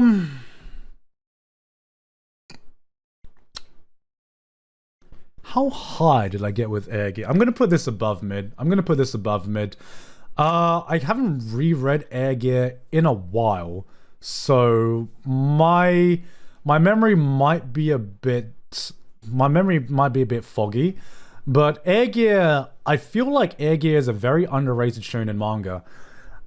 It single-handedly made rollerblading cool again. So if you don't know what Air Gear is, it's basically a shonen manga that is kind of like a battle. It's kind of like halfway between a battle manga and a sports manga, because it follows this fictional sport called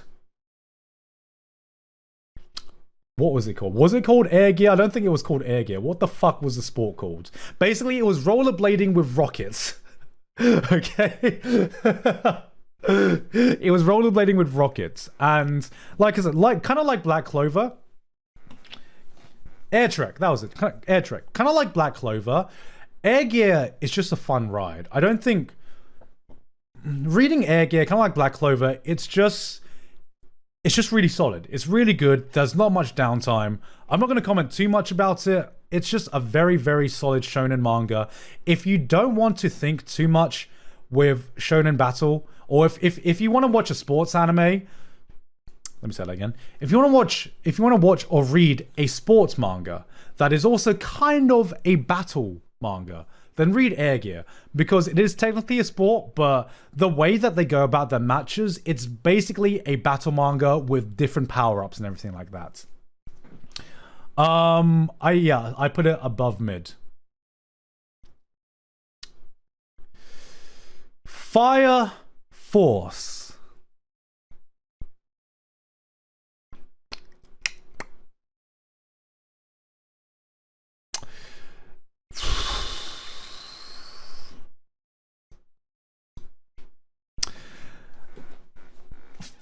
Below mid. The only thing that would push it to true mid, to me, the only thing that would push it to true mid is the animation. Because Fire Force has incredible fucking animation in some of its fights. The manga just ended.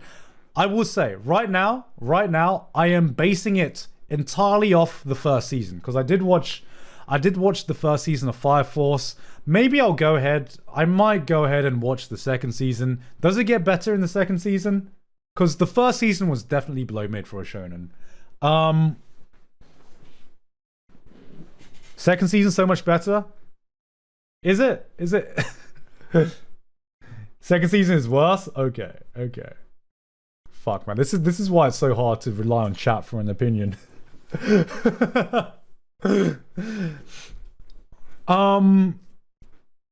To me, Fire Force feels like a mid-2000s shonen in a time where shonen has moved beyond that. I actually think Fire Force is worse than Soul Eater, which is the guy's previous work.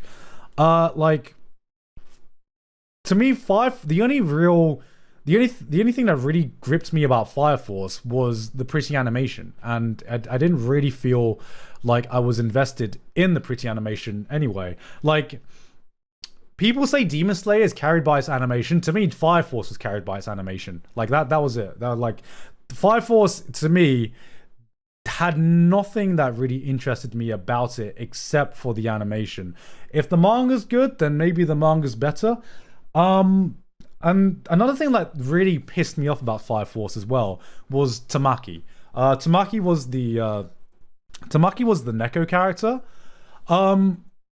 Okay, so if you haven't watched Fire Force, she was the fan service character, okay? She was the fan service character in an era in an era where at least nowadays fan service seems like it doesn't get in the way of the plot. Like, I have no fucking problem with fan service. I love fan service. Are you fucking kidding me? I'm a fucking degenerate, okay? I love fan service. What I hate is when fan service gets in the way of the plot or a serious moment. And there were so many moments in Fire Force where not only was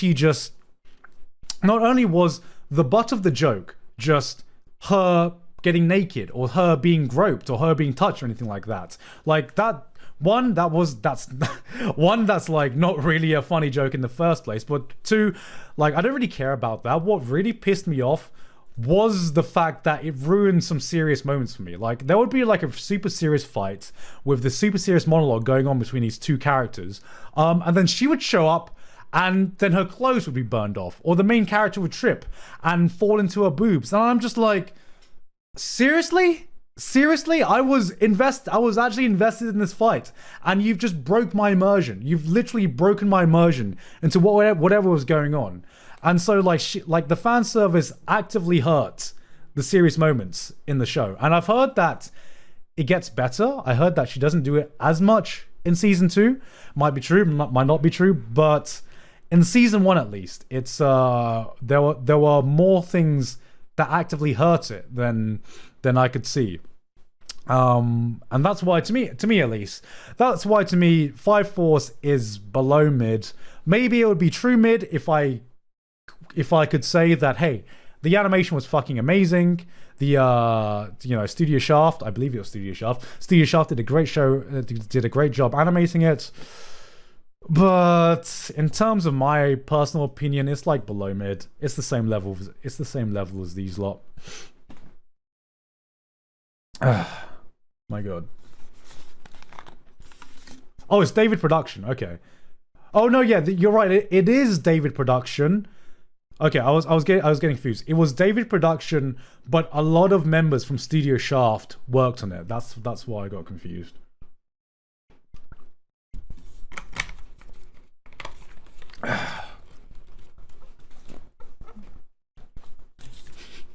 Wait, air gear above mid? Oh great, was taking a bath salts by the end.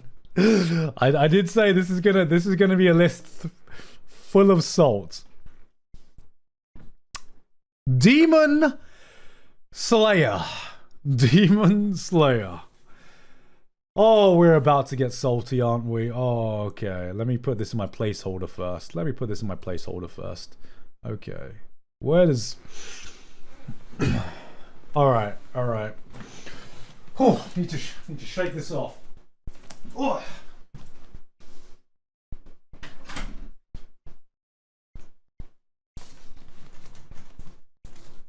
Oh. All right.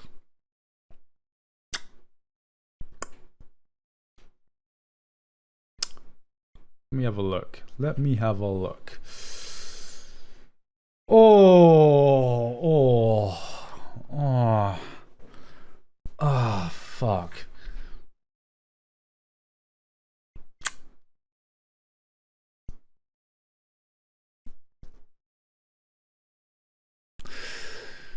Oh god.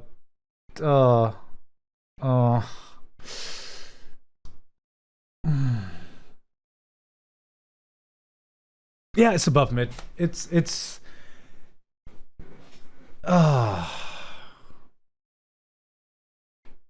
maybe not.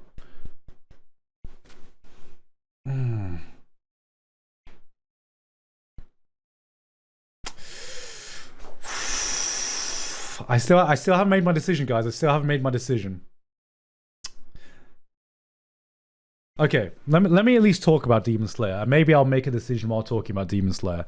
Demon Slayer, I am judging based purely on the anime. It is based purely on the anime. And as much as people want to downplay Demon Slayer because of how popular it is, because of how much it's hyped up, I think Demon Slayer, the animation, has this isn't actually a debate. It has some of the most beautiful looking scenes in shonen battle anime history. That is without contention. To me, I still think, despite how beautiful, despite how amazing the Entertainment District arc is, I still think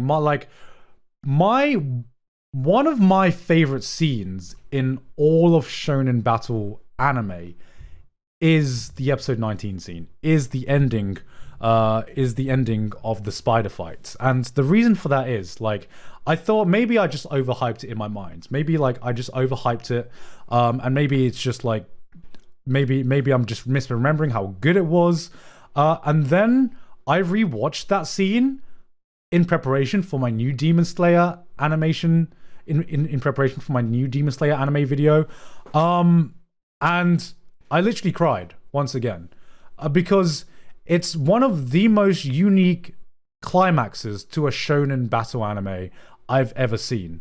It's something that I can't describe as hype, because a lot of the times you see the end of a battle and you see the end of a fight and it's hype as hell. It's hype as fuck. that scene was just so beautiful. It's just pure art, right? It wasn't even just hype, just like the music itself. It wasn't even just hype music.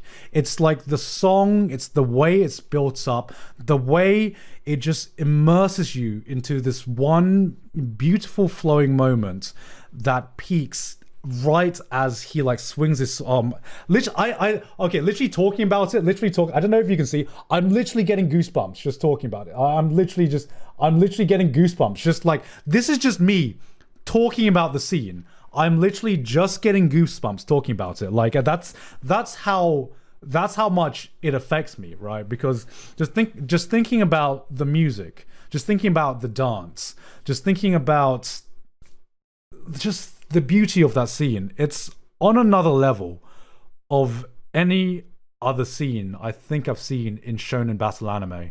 And despite how beautiful and how hype the Entertainment District arc is, which it's absolutely hype and beautiful, that to me is not much different to the ending of any other fight. Fuck. I kind of want to put a high mid just for that scene alone. Because I can't think of another shonen battle anime scene that stands with just that one scene in episode 19. I just... Like this is completely a testament to Ufotable. I do think Ufotable have set a new standard when it comes to shonen battle anime with Demon Slayer. Like, in terms of how consistently they're able to pull out moments that drop my jaw to the floor, I think it would be doing it a disservice to Ufotable if I put it just above mid, because it is high mid. Maybe future seasons may suck. Maybe it's gonna fall off. But to me, based on season 1, based on the movie, based on the Entertainment District arc, for an anime adaptation, it is definitely high mid. It is setting a new standard in shonen anime adaptations so far, and I think it deserves it. I think it deserves it. Well, one thing I will say, I don't think the animation carries Demon Slayer, but it definitely carries Demon Slayer to be this good. Like, for it to be this good, for the anime to be this good. If it wasn't for Ufotable, this would definitely be below mid. Not below mid. This would definitely be either above mid or true mid. Like, it'll be above mid. But based on Ufotable, it is high mid. Moving on to Jojo Part 4.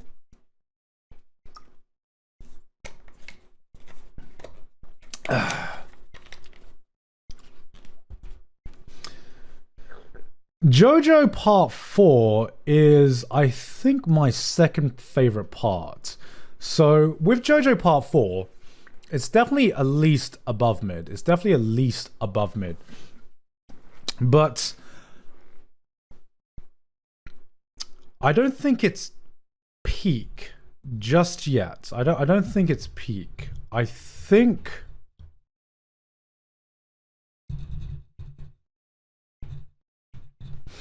it's high mid. I think it's high mid.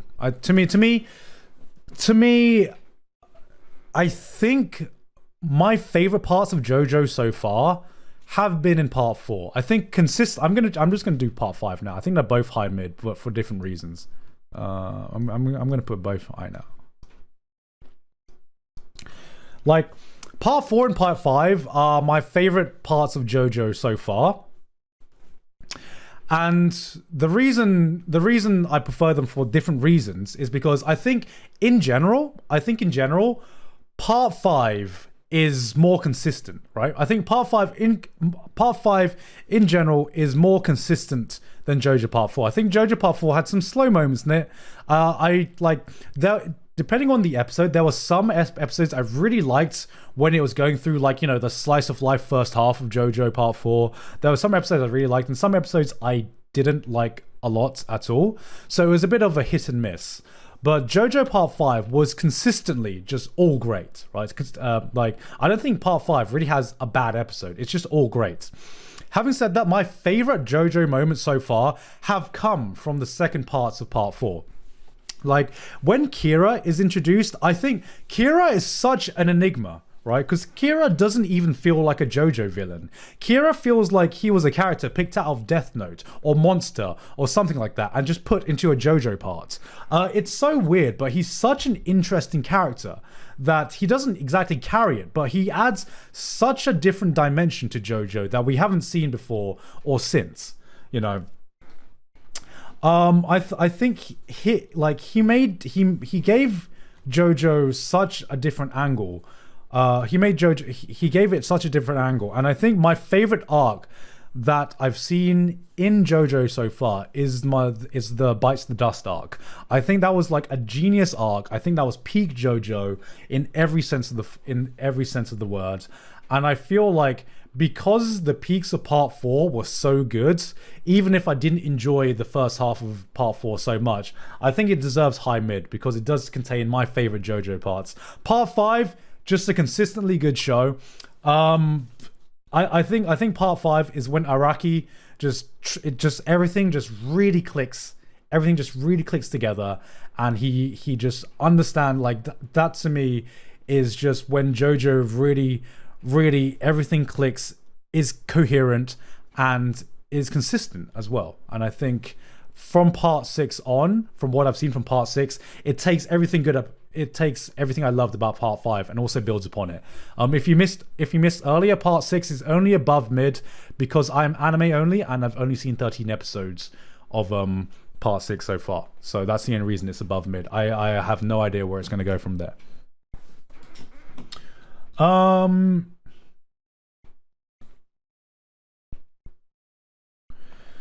Bleach. Ho, ho, ho, ho, ho, ho. Who messaged me? Who the fuck messaged me? Okay.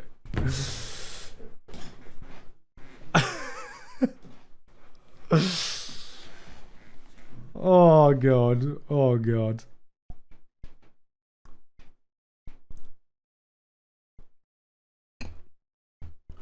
You know what, guys? I've shit on Bleach so much.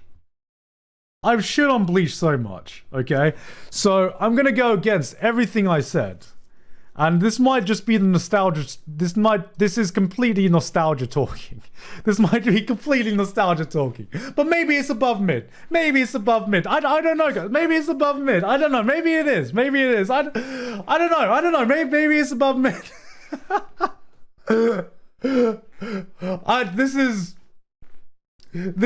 This might be complete nostalgia talking, but the more I think back about Bleach, the more I think back on it fondly, and I don't know why I think back on it fondly.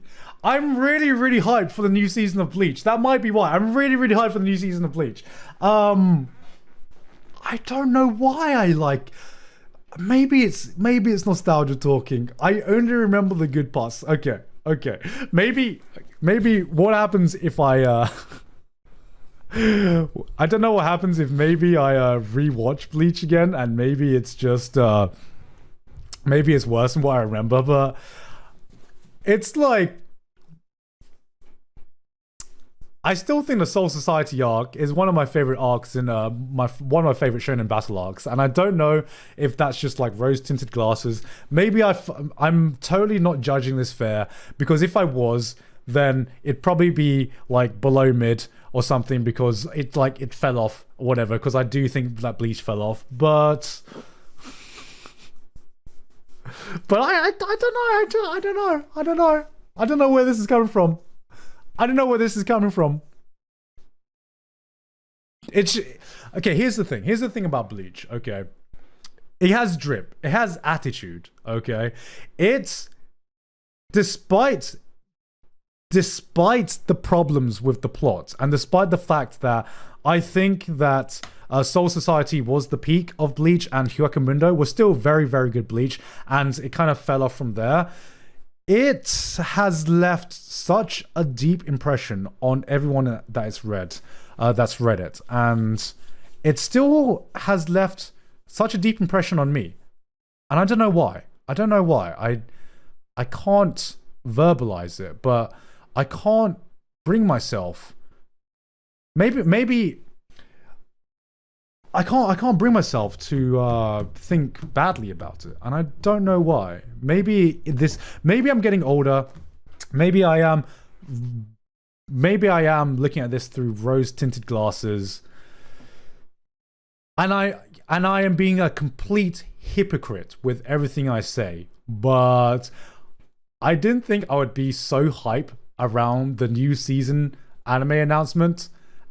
That surprised me. That's actually like one of my most highly anticipated. That is actually one of my most highly anticipated anime that's coming out. So that's got to mean something, right? That's got to mean something. All right. I'm just gonna leave it there. I'm not even gonna try and justify it. It is there. It is there. I've been brainwashed. Soul Eater is above mid, right? It's really good. I think Soul Eater is actually good. I think it's above mid. I think this compared to Fire Force is like. This compared to Fire Force is a lot better. I feel like Soul Eater has much more interesting characters. It is kind of how I see Black Clover. It is actually, that's the perfect. That's the perfect analogy. It's definitely how I see Black Clover. It is. Yeah, I don't really have much to say about it. I think the biggest problem with Soul Eater was actually watching the anime, and it was when anime went through this phase where anime felt like it had to go through this anime original ending, so the ending doesn't follow the ending of the manga, which is the biggest point it had against it. But yeah, it's just a solid shonen. It's just a really solid shonen. It's a lot of fun. I don't think it's aged badly at all. In fact, I still think because this was Studio Bones at its peak when it made Soul Eater, I still think you can watch it to this day and enjoy it. Yes, Soul Eater to me is above mid. Boruto.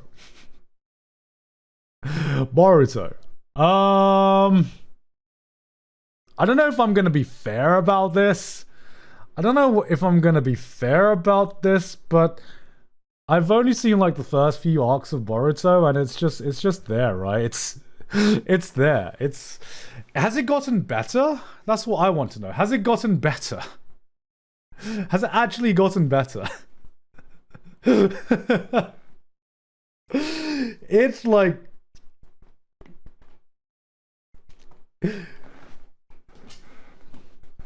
To me, Boruto, like, my only experience with Boruto is that I will watch some of the newest fights every now and again, because what's stopping it from being bottom, like, literally bottom mid, is the fact that it has some amazing fights. The anime has some amazing fights in it. I don't know the context of the fights, but the animation itself, the animation has some of my favorite fights that I've seen in all of shonen battle anime. I mean, like Naruto and Sasuke versus Momoshiki, that to me stands at the peak of like shonen battle choreography. I fucking love that. I rewatch that fight every now and again. But I mean, it's, from what I've seen, it's just not good. It's just not good. They should have just let Naruto die. They should have let Naruto die, or at least they should have at least given Naruto enough chance to like let us come to terms and come to peace with Naruto before they fucking resurrected the corpse with Boruto. To me, it's low mid. Like another thing that I think one of my favorite things I've heard about Naruto, especially Sasuke, especially Sasuke, because I've seen some clips of him just being like completely underpowered, right?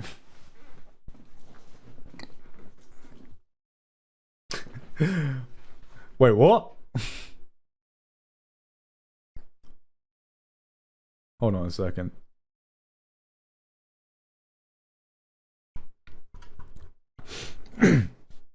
Yeah, like I was saying, it feels just like they've. One of the reasons why I feel like they've rushed in terms of having to make Boruto is because Naruto and Sasuke were literally at their peak, that they literally had to nerf them, right? Sasuke is basically how can I put this? Sasuke in Boruto is like that RPG character who is the bad guy once he becomes a playable character, you know? So do you know what I mean? Like when Sasuke was in Naruto, he was the villain of the RPG character. He was the villain RPG character. And then in Boruto, he becomes the playable character, where he just gets completely fucking nerfed, you know? Like, he doesn't do the same amount of damage or anything that he was when he was the fucking villain. And it hurts, man. It hurts. It hurts. Maybe I'm just too much of a Naruto and Sasuke simp. Like I see their peak, and I'm just like that was them at that peak. Why did you nerf them? Why did you nerf them? Boruto fans, if there are Boruto fans, if you do want to tell me that Boruto gets better and I should give it a second chance, then please prove me wrong, because I do not have the best opinion of Boruto, and I think it should have ended with Naruto. I honestly think it should have ended with Naruto.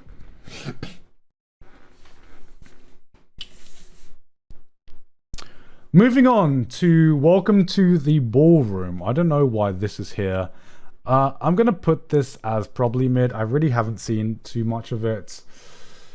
Promised Neverland. I mean, what are we basing this on? What are we basing this on? The anime? The manga? I'll be honest, I've only seen season... Okay, I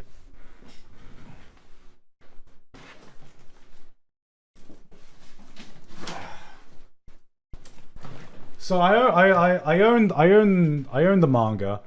Haven't actually read it yet. I've only really seen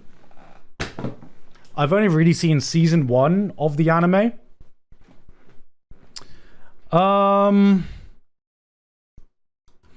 To me, Promised Neverland is high mid, based on season 1. I don't know how it develops from there. Season 2, I've heard, is horrible, so I haven't watched season 2. Season 1, it feels weird rating Promised Neverland, right? Because it feels weird rating Promised Neverland because it just doesn't feel like a shonen at all.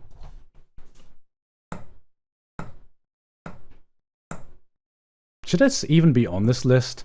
It's not really a shonen battle manga, and it's not really a... It just feels like, I don't know, like to me, I really enjoyed season 1. It's really good, but it just feels weird comparing this to everything else. It's like, it is Shonen Jump, and that's like the only reason. I'm gonna put it as like, it just doesn't feel like it belongs in this list. I'm gonna put it as this. I don't know. It just doesn't feel like it belongs in this list. It's like there's a reason. Like Death Note is a shonen manga, but I obviously like it would feel weird putting that on this list as well. I haven't seen Steel War Run. Haven't seen World Trigger. Blue Exorcist.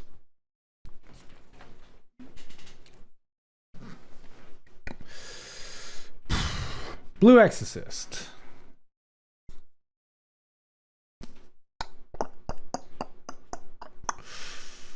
I gotta be honest. I think it's below mid.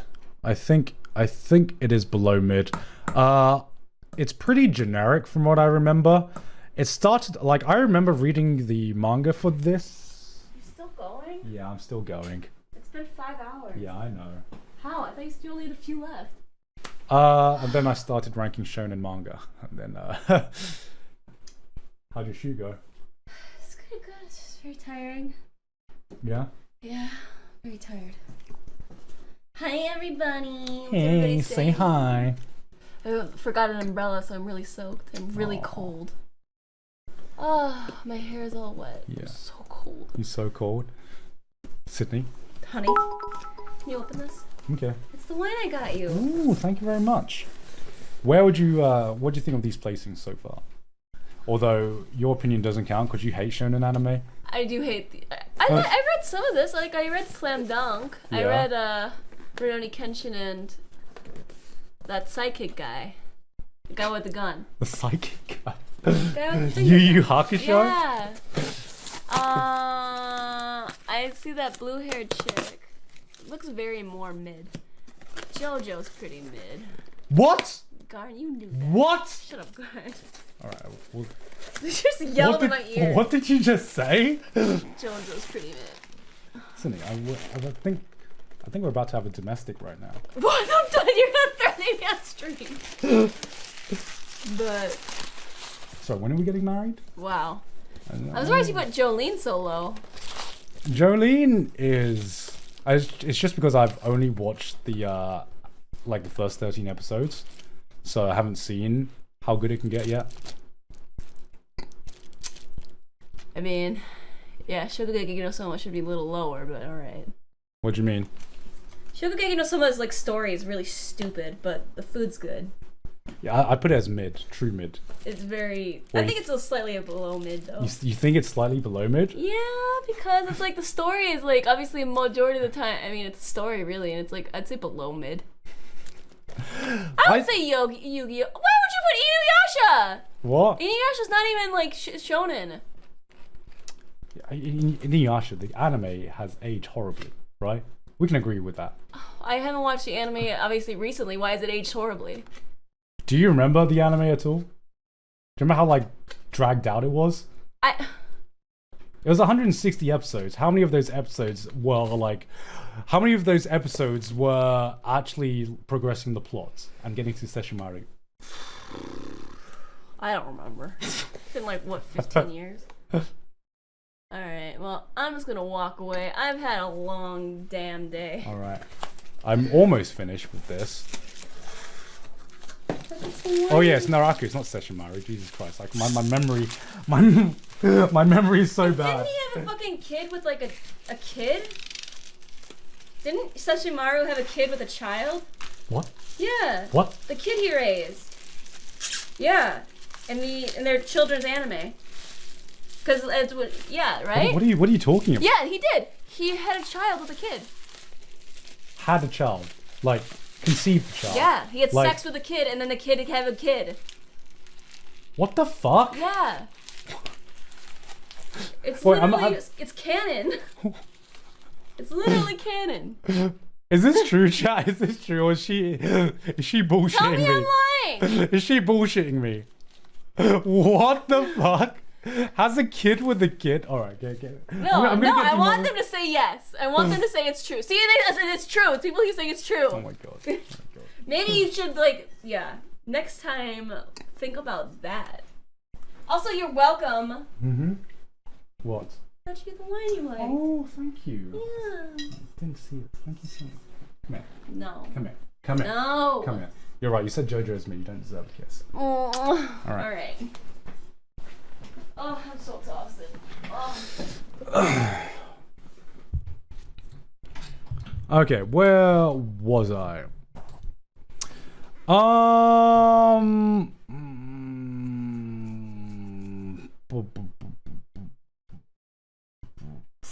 I completely forgot where I was. Okay, let's just continue. This I haven't seen. This Beelzebub. Oh, I remember this. I also haven't seen this, unfortunately. Kissing a woman, you're not an anime fan, guys, please, come on. I've touched grass, okay. This is the power that happens if you touch grass, okay. Okay, Naruto. I I've had like I've had an existential crisis on like where I would put Naruto. So let me put it in a placeholder right now. It's not below mid. Let me just put it in a placeholder. I've had like an existential crisis of where I'd put Naruto because I'll be honest, guys, I don't know how much I like Naruto. I don't know how much I do because Naruto is the anime that got me into anime. But at the same time, I feel like there is a lot that I don't like about Naruto that I'm forgetting. But maybe it's really good. Maybe it is great. Because like the Shounen exams, along with the Soul Society arc, is one of my favorite shonen battle anime arcs of all time. I think up to the Pain arc. Like Naruto was great. Naruto, I'd say,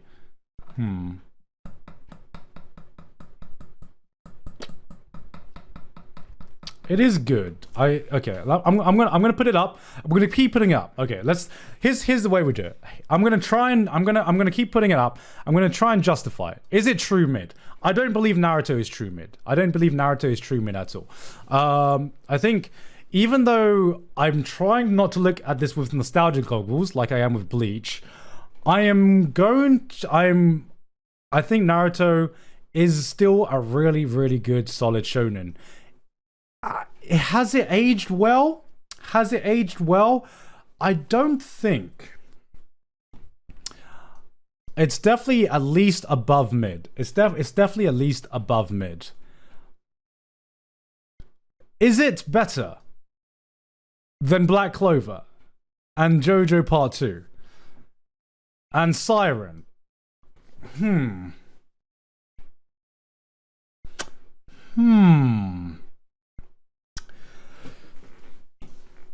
Oh god. I think it's better than them, but I don't think it's in the same caliber as some of these shows. It's not in the same caliber as like Yu Yu Hakusho or like Jojo Part 5 for me. Like to me, like it's not in the same caliber as that. But it's still like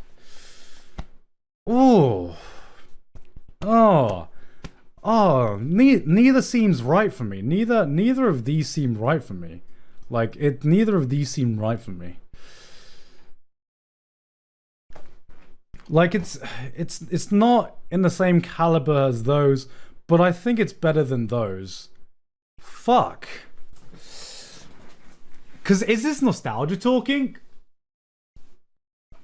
Rock Lee versus Gaara, yes. It has like to me, Naruto has. Alright. You're right. You've convinced me. You convinced me, chat. You've convinced me. To me, Naruto has some of the most iconic fights to this day. I believe that... Okay, guys. I believe that we're going to grow older. We're going to have kids. I'm going to be telling my kids about the first time I saw Rock Lee versus Gaara. Okay? I'm thinking back, and I'm thinking back to some of the most fucking iconic anime scenes that stick out to me. And like, people still talk about that fucking scene where Rock Lee takes off the training weights. That is such an iconic moment for anime that I think that you know, when I think about Naruto, I think about the Fourth Ninja War arc, and I think about how dragged on and how dragged out that arc was, and it kind of fills me. I kind of like, because Naruto I don't think ended the strongest. I tend to think back to Naruto and don't think that it's the best, just because of the Fourth Ninja War arc and how long that arc was, and I just don't think it ended the strongest. But I also, anytime I think to some of the most iconic moments in shonen battle manga and anime that I can think of, a lot of them are Naruto, and I think this is completely nostalgia talking. I think it's a low how can I say this? I think this is a low, high, mid, and a high above mid. It belongs somewhere there. But because of nostalgia, I'll put it there. I'll put it there. I'll put it there, okay? I'll put it there. This is probably nostalgia talking.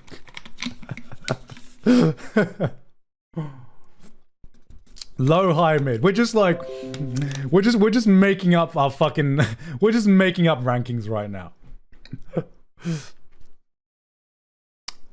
Dr. Stone. This is a solid. This is a solid above mid. This is a solid above mid.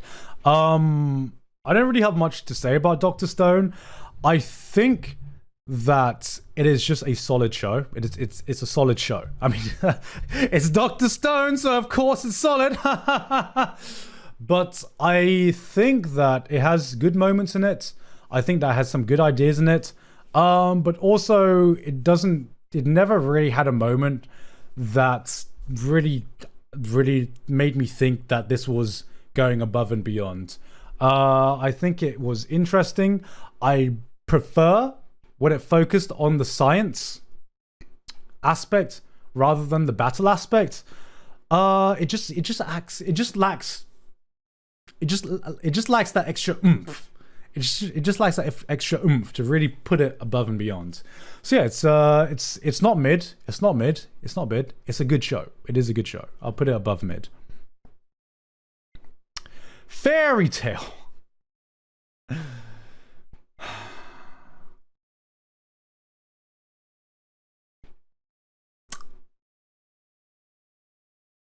I mean, this is it, right, guys? This is it's got to be this. It's got to be. I can't.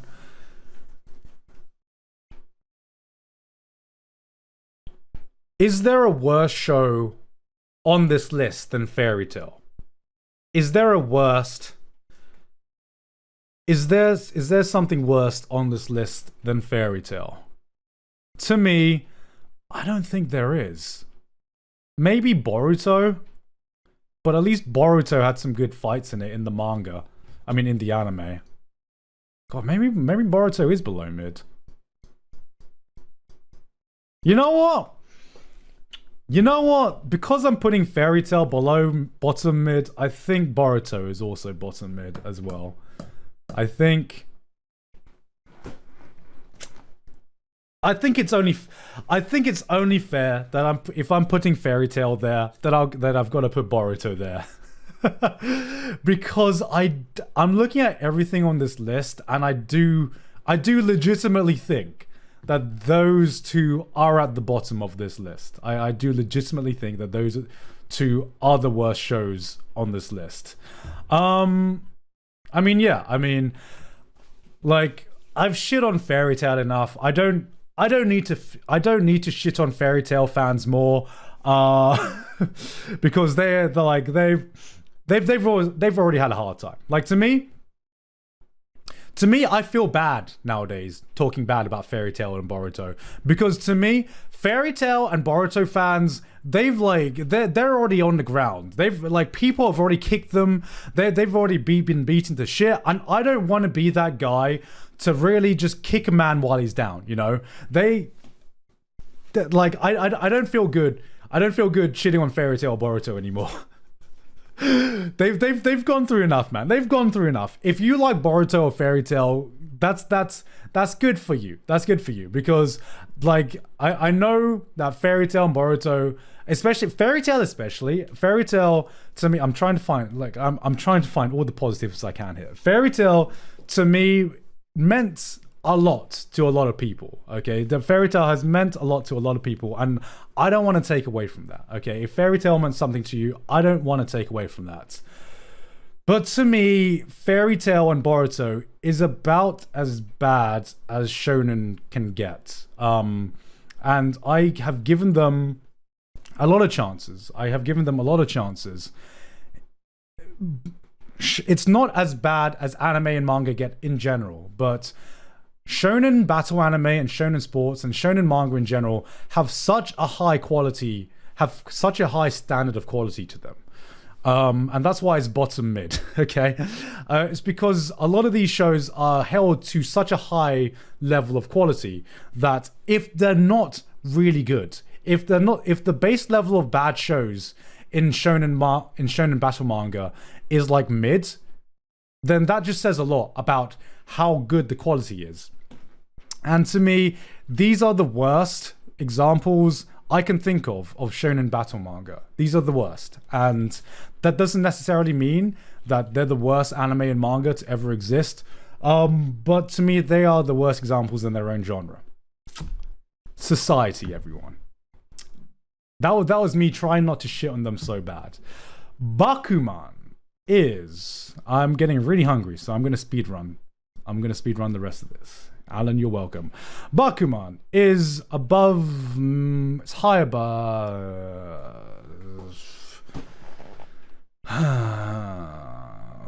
is it high mid? I'm not going to think about it. I'm so fucking hungry, guys. I'll be honest. I'm so fucking hungry. It's high mid. I really liked Bakuman. I feel like maybe it's above mid, but to me, Bakuman means a lot to me as a content creator. Like, as a content creator, Bakuman means a fuck ton to me. And I don't know, I'm going with my gut instinct now, partly because I'm really hungry and I just want to get this over with. Bakuman to me means a lot to me as a content creator, because some of the philosophy that I found with making my own content, I've gotten from Bakuman. Like, I can't remember, was it like the director of like Shonen Jump or something? His line where he said, like, it doesn't matter what your manga is about. I'm paraphrasing, by the way. It doesn't matter what your manga is about. It doesn't matter at all. All that matters is you make your manga interesting, and that's all that matters. And that's what I think about when I approach my own content. And there's also like a second thing as well, which is the concept of, you have authors in the Bakuman world that are pure geniuses, and you have authors in the Bakuman world which rely on data and trends and really try to build their story around the trends. And I've always related to that, because as a content creator, I've seen people on both sides of the spectrum. I've seen content creators on YouTube that are just pure geniuses and just go with their gut feeling and create whatever they want, and whatever they create is fucking amazing. And I've seen people who make equally good content that have based their creative process around data, around what they can see is trending and what they can see, what they think the viewers like, and they still make great content. And I've always related to the second side of things. I don't think I'm a pure genius when it comes to content creation, but I've always been someone who's taken my inspiration from the people around me, and I've tried to make the best content I can from that kind of approach. And to me, content creation is obviously my job, and Bakuman has played a massive part in getting me inspired as an artist and as a content creator. So to me, it's high mid.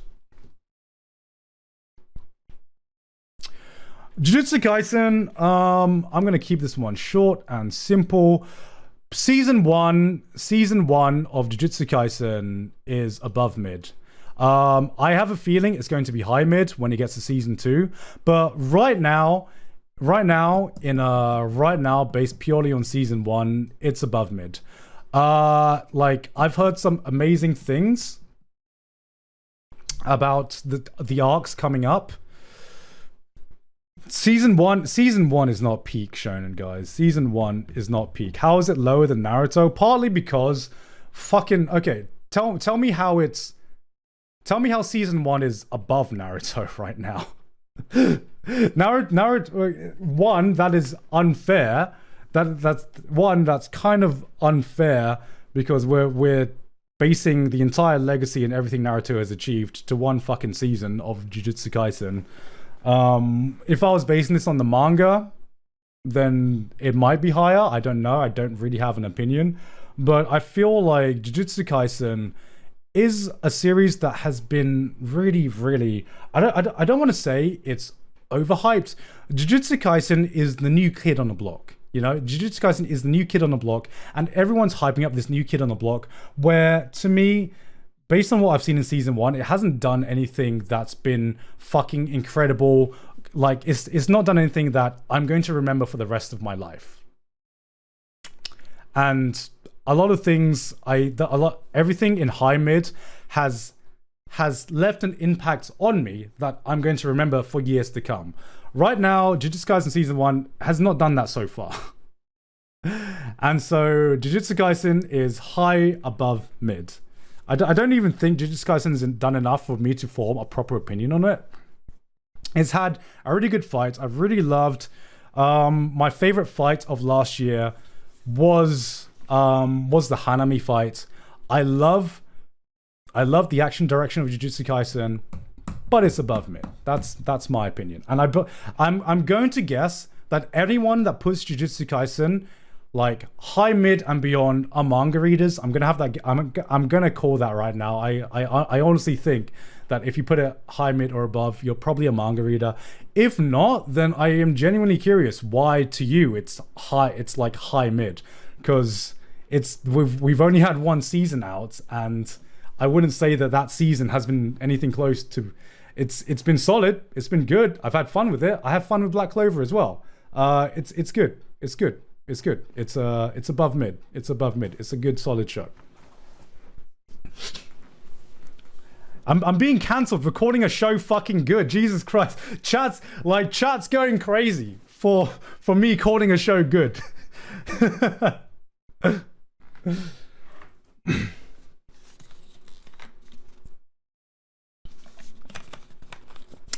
But anyway, that was it. Oh my god. That was my shonen tier list. That was me ranking every big shonen. Well, again, this wasn't my tier list, but this was me ranking every big shonen series that we could have got our hands on. I think there were some missing. But overall, I think I'm happy enough with this list. Like I said, I don't really care too much. I'm probably gonna get cancelled. This list is probably gonna get screenshotted and then posted on Twitter, and then I'm going to get fucking shit on by shonen fans left, right, and center. But I'm sticking with it. I am sticking with it. I'm ready for the salt, guys. I am ready for the fucking salt. Like I said, if you disagree with me, then honestly, fair dues to you. I honestly, like, to end this, like I said, I think in general, the shonen fans and the shonen community in general, more than I think every other community in anime, is like the most hyper competitive community in terms of how they rank shows. Whereas to me, a lot of these shows, depending on my mood, a lot of these shows could be different. Maybe one day I wake up and My Hero Academia is there and Bleach is below mid. You know, like to me, like that could happen depending on my mood, depending on my day. I don't want to think about it too deeply, because my opinion about anime changes all the time. But this list wasn't about being hyper competitive, or this list wasn't about showing you that my favorite shonen is better than your favorite shonen. This list was about discussion and just basking in the salt, okay? Because I didn't make this list so everyone could agree. Because please, if you want to make your own list, please use this exact same list and send it to me if it helps you cope with the salt that you are feeling right now.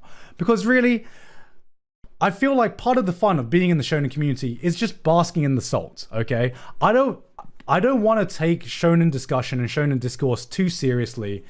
I find it fun to compare shows so that we can bask in the salt together. It's like the Crunchyroll Anime Awards. When it stops getting fun to me is when people start taking this too fucking seriously, okay?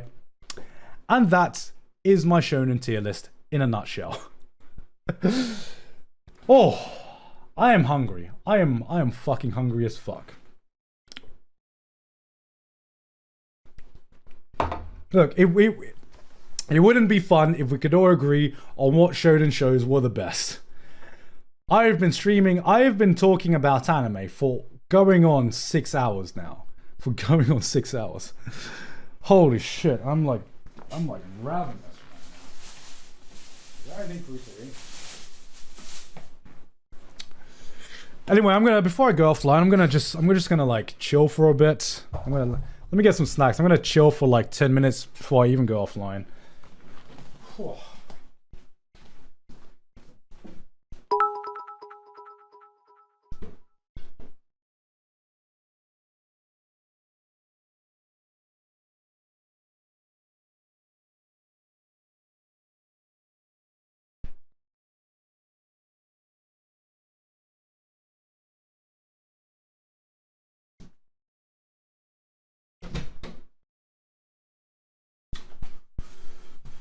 Oh. All right. Let me just chill for a bit before I end the stream. I feel like I'd need to decompress after that.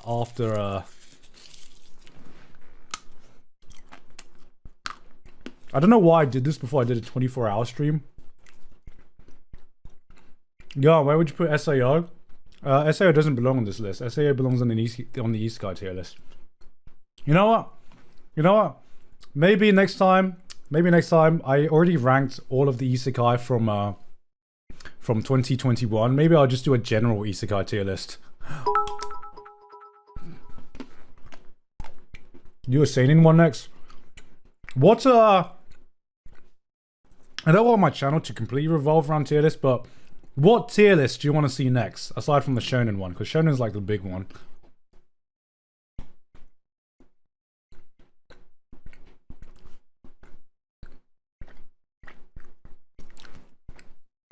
Rom-com? Shoujo? Seinen? I'm probably not going to do a seinen one because most seinen are like just S tier. Like, it's harder to do some where it's just like less variance.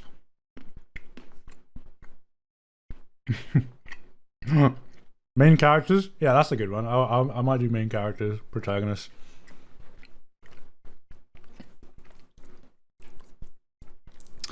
Fuck me. It is tiring talking about shonen anime for that long. Oh god. I am calling it now though. I'm calling it now. Part of this stream is going to get clipped out of context and spread on some corner of Twitter, probably by the My Hero Academia fans or the Jujutsu Kaisen fans or some fans. I don't know. It's definitely going to get clipped out of context. The new anime man, Romero. Yeah, I'll definitely get some rest. I need to.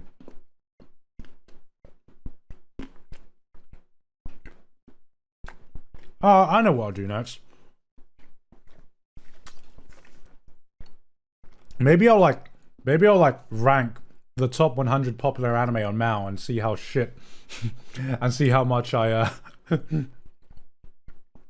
and see how much I agree with the most popular anime to exist. What am I eating? Just some chocolate. Joey will probably be salty about your Bleach takes. I don't know. As you know, me and Joey share the same brain cell. So I know for a fact that Joey is as hyped for the new season of Bleach as I am. And Joey shit on Bleach a lot as well, but I have a feeling that he feels the same way as me. Because like I actually had a conversation with Joey the other day. I'm gonna turn on text-to-speech again as well for my next stream. I actually had a conversation the other day with Joey about the new season of Bleach, and it was weird because we both instantly went from like equally shitting on Bleach together to now, we were both just equally as excited, and we looked back at Bleach with a fond memories. I remember Joey telling me, man, maybe the Huaku Window arc wasn't that bad. You know, it wasn't that bad.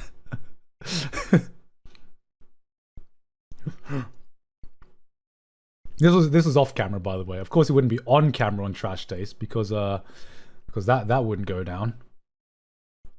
Let me get to the bits and donations in just a moment. Fuck.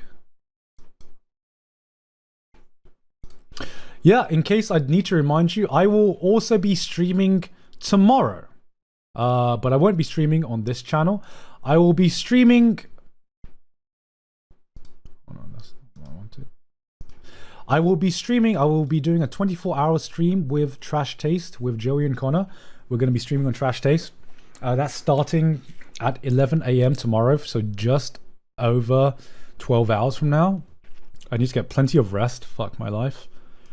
I shouldn't have done a 6-hour stream before a 24-hour stream. Oh my god.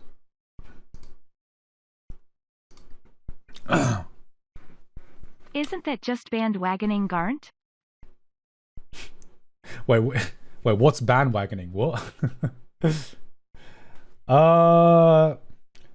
Thank you, X Rhythm Pro, for the 100 bits. Since you were an Eve fan, I'm wondering if you've read his manga. I had no idea he had a manga out.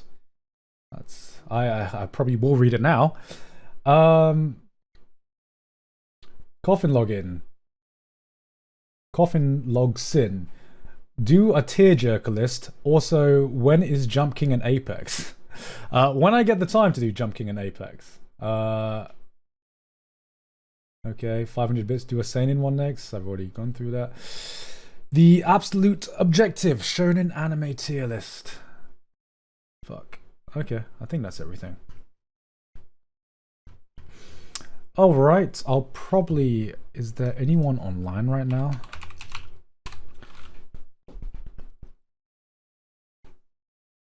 Who's online right now?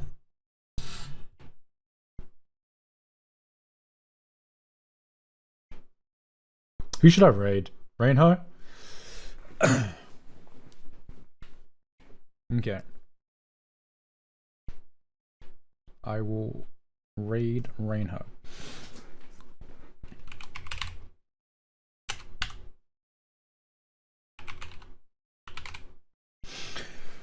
Oh, how do I spell her name?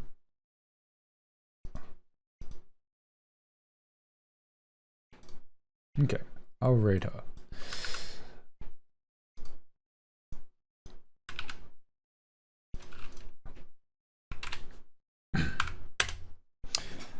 Okay. So all I know about Rainho is from Connor. I've heard that Rainho is a pathetic streamer. That's unfortunately all I know about Rainho. She might be a really good content creator. I don't know. My only knowledge about Rainho is completely from Connor. I don't know if that's a good thing or bad thing. So, anyway, that has been it. All right. Oops, that is not what I wanted to do.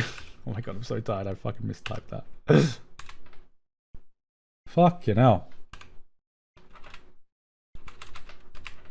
Let me do that again.